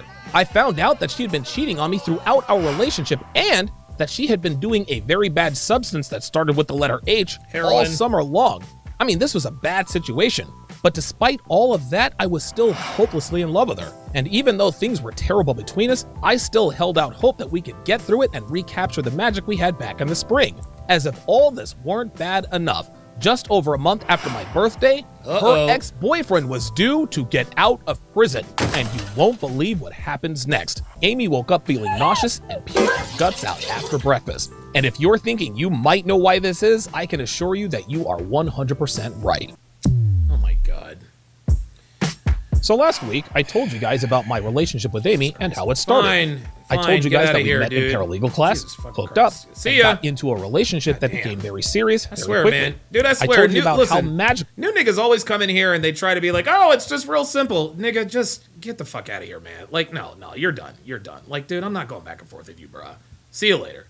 I don't give a fuck. I'm not reading your The question. spring of Get the fuck outta here. 2009 was, You don't and how know we were the anything. happiest couple ever. I also told Always you about the revelation of Amy's infidelity and Red about Bull how it raging now? Yeah, absolutely that's what I'm destroyed doing. me. Fuck outta here, Well, today, I'm going to give you guys the conclusion of this torrid whirlwind romance and how it ended up If the red pill hasn't done anything for you, then what the fuck are you in here for? Just leave, dude. sending me to the unlikeliest of destinations which would change my life forever. Now, I know you guys want to hear about Amy's ex getting out of prison, but I need to first fill you in on why he was there, how he got there, and where he fits into a story that's so crazy one couldn't possibly make this up. So after I found out Amy had been cheating on me our entire relationship, my life began a downward spiral that very nearly could have ended my life. The fall and winter of 2009, I became completely unraveled. I fell into a deep depression, dropped out of paralegal school, developed a Coca-Cola habit, was taking illegal painkillers by the handful. I mean, it was bad. I lost my job and my car because it broke down and I didn't have the money to fix it. To make matters worse, my roommate kicked me out because I couldn't pay the rent. Having no place to go, I ended up living with a couple of Amy's drugged out friends. They were a couple who were both in their 30s and both on probation for felony possession. And as you can imagine, the party favors ran rampant in this household. That's part of the reason I developed the party favor habit. The other reason is because Amy was an experienced user herself, and this was even before I met her. So let's rewind about 6 months before I lost everything and to a particular day when I had a really bad migraine headache in class. So we're sitting in Civil Lit and Amy noticed that there was clearly something wrong with me. She had a look of great concern on her face because she had never seen me like this. I was usually pretty talkative in class, but on this day I was as silent as a church mouse and had my head in my hands to shield my eyes from the light, because when you have a migraine, bright lights will make it much worse. Headache, I said to her very slowly to keep from saying too much as it would make this debilitating migraine even worse. Amy reaches into her purse and pulls out a large white pill. Take this, She said. What's this? I asked. it's a Vicodin. She replied. Take this and your headache will go away. I promise you. Now, the only time I can ever remember taking a painkiller that had to be prescribed by a doctor was after I had one of my wisdom teeth removed. But what I did remember was how effective they were. But let's take a moment and think about this, guys. This 19-year-old girl was young, nubile, and appeared to be in perfect health, which was par for the course for most females her age. But never once did I think to myself, what's a 19-year-old doing with Vicodin in her purse? All I knew is that I wanted my headache to be gone. So I completely dismissed the fact that Amy was carrying around a bag full of Schedule II party favors. Well, when we fast forward to the fall, what happened in class explained why she had been using the H-word party favor all summer long. You see, Amy had scores of red flags that I had been completely blind to simply because she was pretty and was paying attention to me. Amy's upbringing is the quintessential example of a girl with daddy issues. Her mother gave birth to her at 15 years old, and her father left soon after. He'd come back into Amy's mother's life from time to time, but he spent most of his daughter's life in and out of prison. He was physically Ibisuba spelled backwards, had a drinking problem, and couldn't stay out of trouble with the law. Eventually, he disappeared just after Amy's 8th birthday and was never found. Amy's mother was stricken with grief because she feared the worst, and because of this, she started drinking heavily, lost her job, her car, her trailer home, leaving her and her young daughter homeless. Over the next couple of years, they bounced from house to house, living with family members and friends. But Amy's mother's proclivities to commingle with men who had substance abuse problems and criminal records got them evicted on more than one occasion. Eventually, they were taken in by a woman who is a longtime friend of Amy's grandmother, who had a 28-year-old son by the name of Ben. Ben immediately took on the surrogate father role and looked after Amy. He helped her with her homework, made sure she got to school on time, and took good care of her in the absence of her father. So for the next 3 years, this patchwork family appeared to be making it work. Amy's mother checked herself into rehab and finally got clean, Amy's grades started to improve, and Ben just landed a great job at a company that had a government contract. Everything seemed perfect until one morning, Amy woke up feeling nauseous and puked her guts out after breakfast. And if you're thinking you might know why this is, I can assure you that you are 100% right. But before I tell you about that crazy situation, let me remind you to like, comment, and share this video with anyone with a Y chromosome. I would also like to remind you that I will be breaking down the most popular dating show, The Bachelor, every Monday evening at 8 o'clock p.m. Eastern, exclusively on SharpStream. SharpStream is my own private streaming platform where I can speak freely without the concern of getting deplatformed. SharpStream is available to all patrons $5 and up. So if you'd like to watch me break down this historic season of The Bachelor, which features a black man for the very first time, go to patreon.com/DonovanSharp. Link in description. Okay, let's get back to my story. So Amy wakes up one morning and pukes her guts out. Now she has no idea why, but her mother most certainly did. And sure enough, Amy found out that she was 3 months pregnant. Even worse, Ben was the father. As you can imagine, Ben was arrested soon after, but what shocked everyone was that Amy was absolutely devastated. She had fallen in love with Ben. Now, the laws currently on the books dealing with this particular situation, which I'm not saying out loud for obvious reasons, requires a mandatory 25-year sentence. But because Amy's testimony somehow convinced the jury that the situation was not what it appeared to be, he was only sentenced to 6 years. His release date, September 16th. 2009, exactly 45 days after my 32nd birthday, which happened to be the day I found out Amy had been unfaithful, which brings me to the end point I left off last week. The day that Ben was supposed to be released, I broke up with Amy. She was crushed, but at the time I was resolute. I was still reeling from all that I had discovered about her, and I knew that there was no way I could handle Ben being around and what that situation had the potential to do. Amy cried and pleaded and begged me to reconsider. She assured me that she was no longer in love with Ben and that she loved me. I wanted to believe her, but I had seen and heard enough to realize she didn't know who she loved, if anyone at all. So I went home and tried to move on with my life, but I failed miserably. I tried to sleep, but I just couldn't. I tossed and turned all night long because I just couldn't get Amy out of my head. The thought that she might be hooking up with Ben at that very moment was just too much to bear. So the next morning, I called up a friend of mine, somehow talked him into letting me borrow $800, and went to the jewelry store to buy Amy an engagement ring. Here we go. As soon as I bought it, I called Amy and told her to meet me at the gas station we used to go to in an hour. And right on time, she pulls up with a couple of friends of hers. She gets out of the car. I get down on one knee and asked her to marry me. True story, guys. I'm telling you, you cannot make this stuff up. I borrowed money from a friend I knew I would never pay back to buy a ring for a woman I knew I would probably never marry, and asked her to marry me. To my great relief at the time, she accepted. Her friends swooned with delight at their newly engaged friend who is now a bride-to-be. Well, the next couple of months were quite literally the worst 2 months of my life. As you probably have already guessed, Amy eventually started sleeping with Ben, and things couldn't be worse. When she got pissed off at me, she would go and sleep with Ben. When she was mad at him, she would come back to me. This love triangle continued until one night she was arrested for possession. Remember the party favor couple I talked about earlier that I would eventually end up living with? Well, they were the ones that ratted her out. I didn't know she was in jail until I got off work. Her bond, $13,000, which meant it would cost $1,300 to get her out. And between me, her mother, and Ben, we didn't have nearly enough to get her out.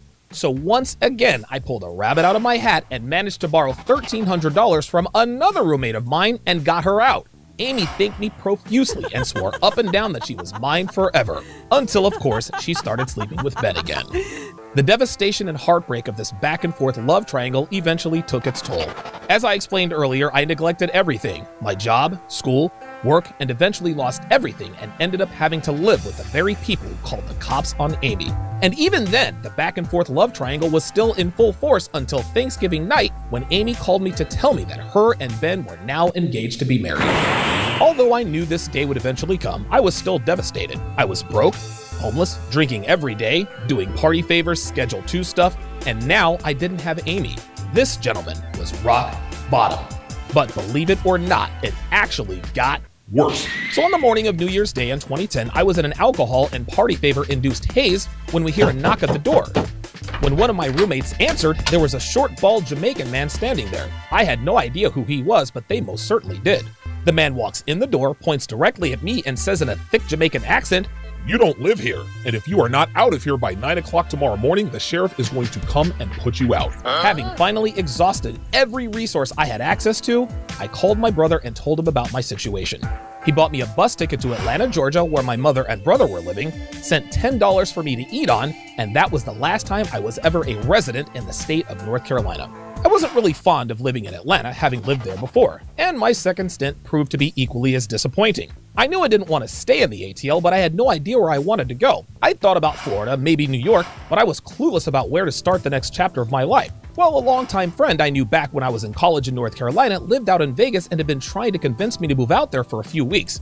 I'd never really considered living there because I didn't really think it was my kind of city. I mean, what could I possibly do in a city like Vegas? So one Saturday night, out of curiosity, I went to southwest.com to see how much a one-way ticket out there would be. I was in complete shock when I saw that the ticket was just $84. I sat there and stared at the screen thinking to myself, am I really about to do this? Am I really about to move all the way out to the West Coast? A few seconds later, I bought the ticket, not having any idea how this would turn out.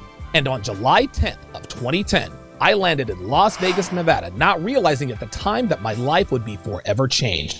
When I think back to the terrible fall and winter that completely destroyed my life, I realize just how fortunate I was not to have been swallowed up by that armpit of a county in rural North Carolina. I could have been arrested because of the activity in the house I was living in. I could have gotten Amy pregnant. I mean, there were so many times where this situation could have gone completely sideways and severely and permanently wrecked my life. But only by the grace of whatever forces out there kept me from falling into this black hole was I able to escape that situation with my freedom and my life. People always wonder why and how I can speak with such conviction when I talk about relationships between men and women. And the reason is, I've had extensive experience. I've slept with more girls than I care to admit. I've been cheated on, cheated with. I've had pregnancy scares, love triangles. I mean, you name it, I've been through it.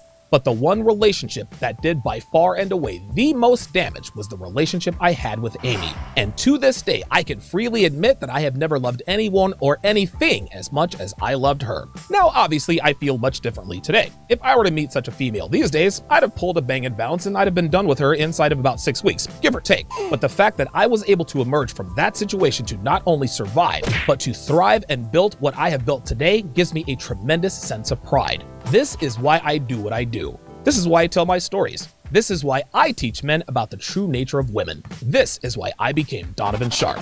Thanks for watching. And that, as they say, is that. So that is one of the, there were 4 relationships that really sort of led me to the red pill. The most insignificant of those relationships was the one that eventually got me to sort of Google, hey, you know, why do girls get over breakups so easily? And eventually I ended up here. But this particular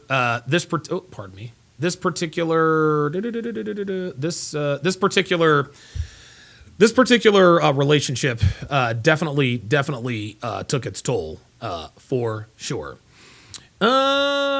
Apollo says, does Carla still live in North Carolina? Yes, she does. Yes, she does. Michael N says lame. Yeah, I was definitely lame. I was definitely a lame, but, I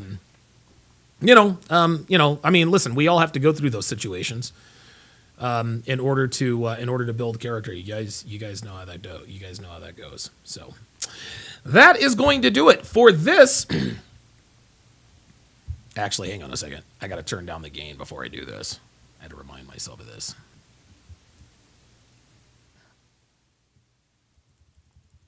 There we go. That's a little bit better. All right. Yeah, Dre Raven says we're due a call from Carla any week now. Yeah, right. That is going to do it for this, the 1104th edition of TSR Live. Thank you guys very, very much for your continued support. Thanks for watching, guys. We'll talk to you next time.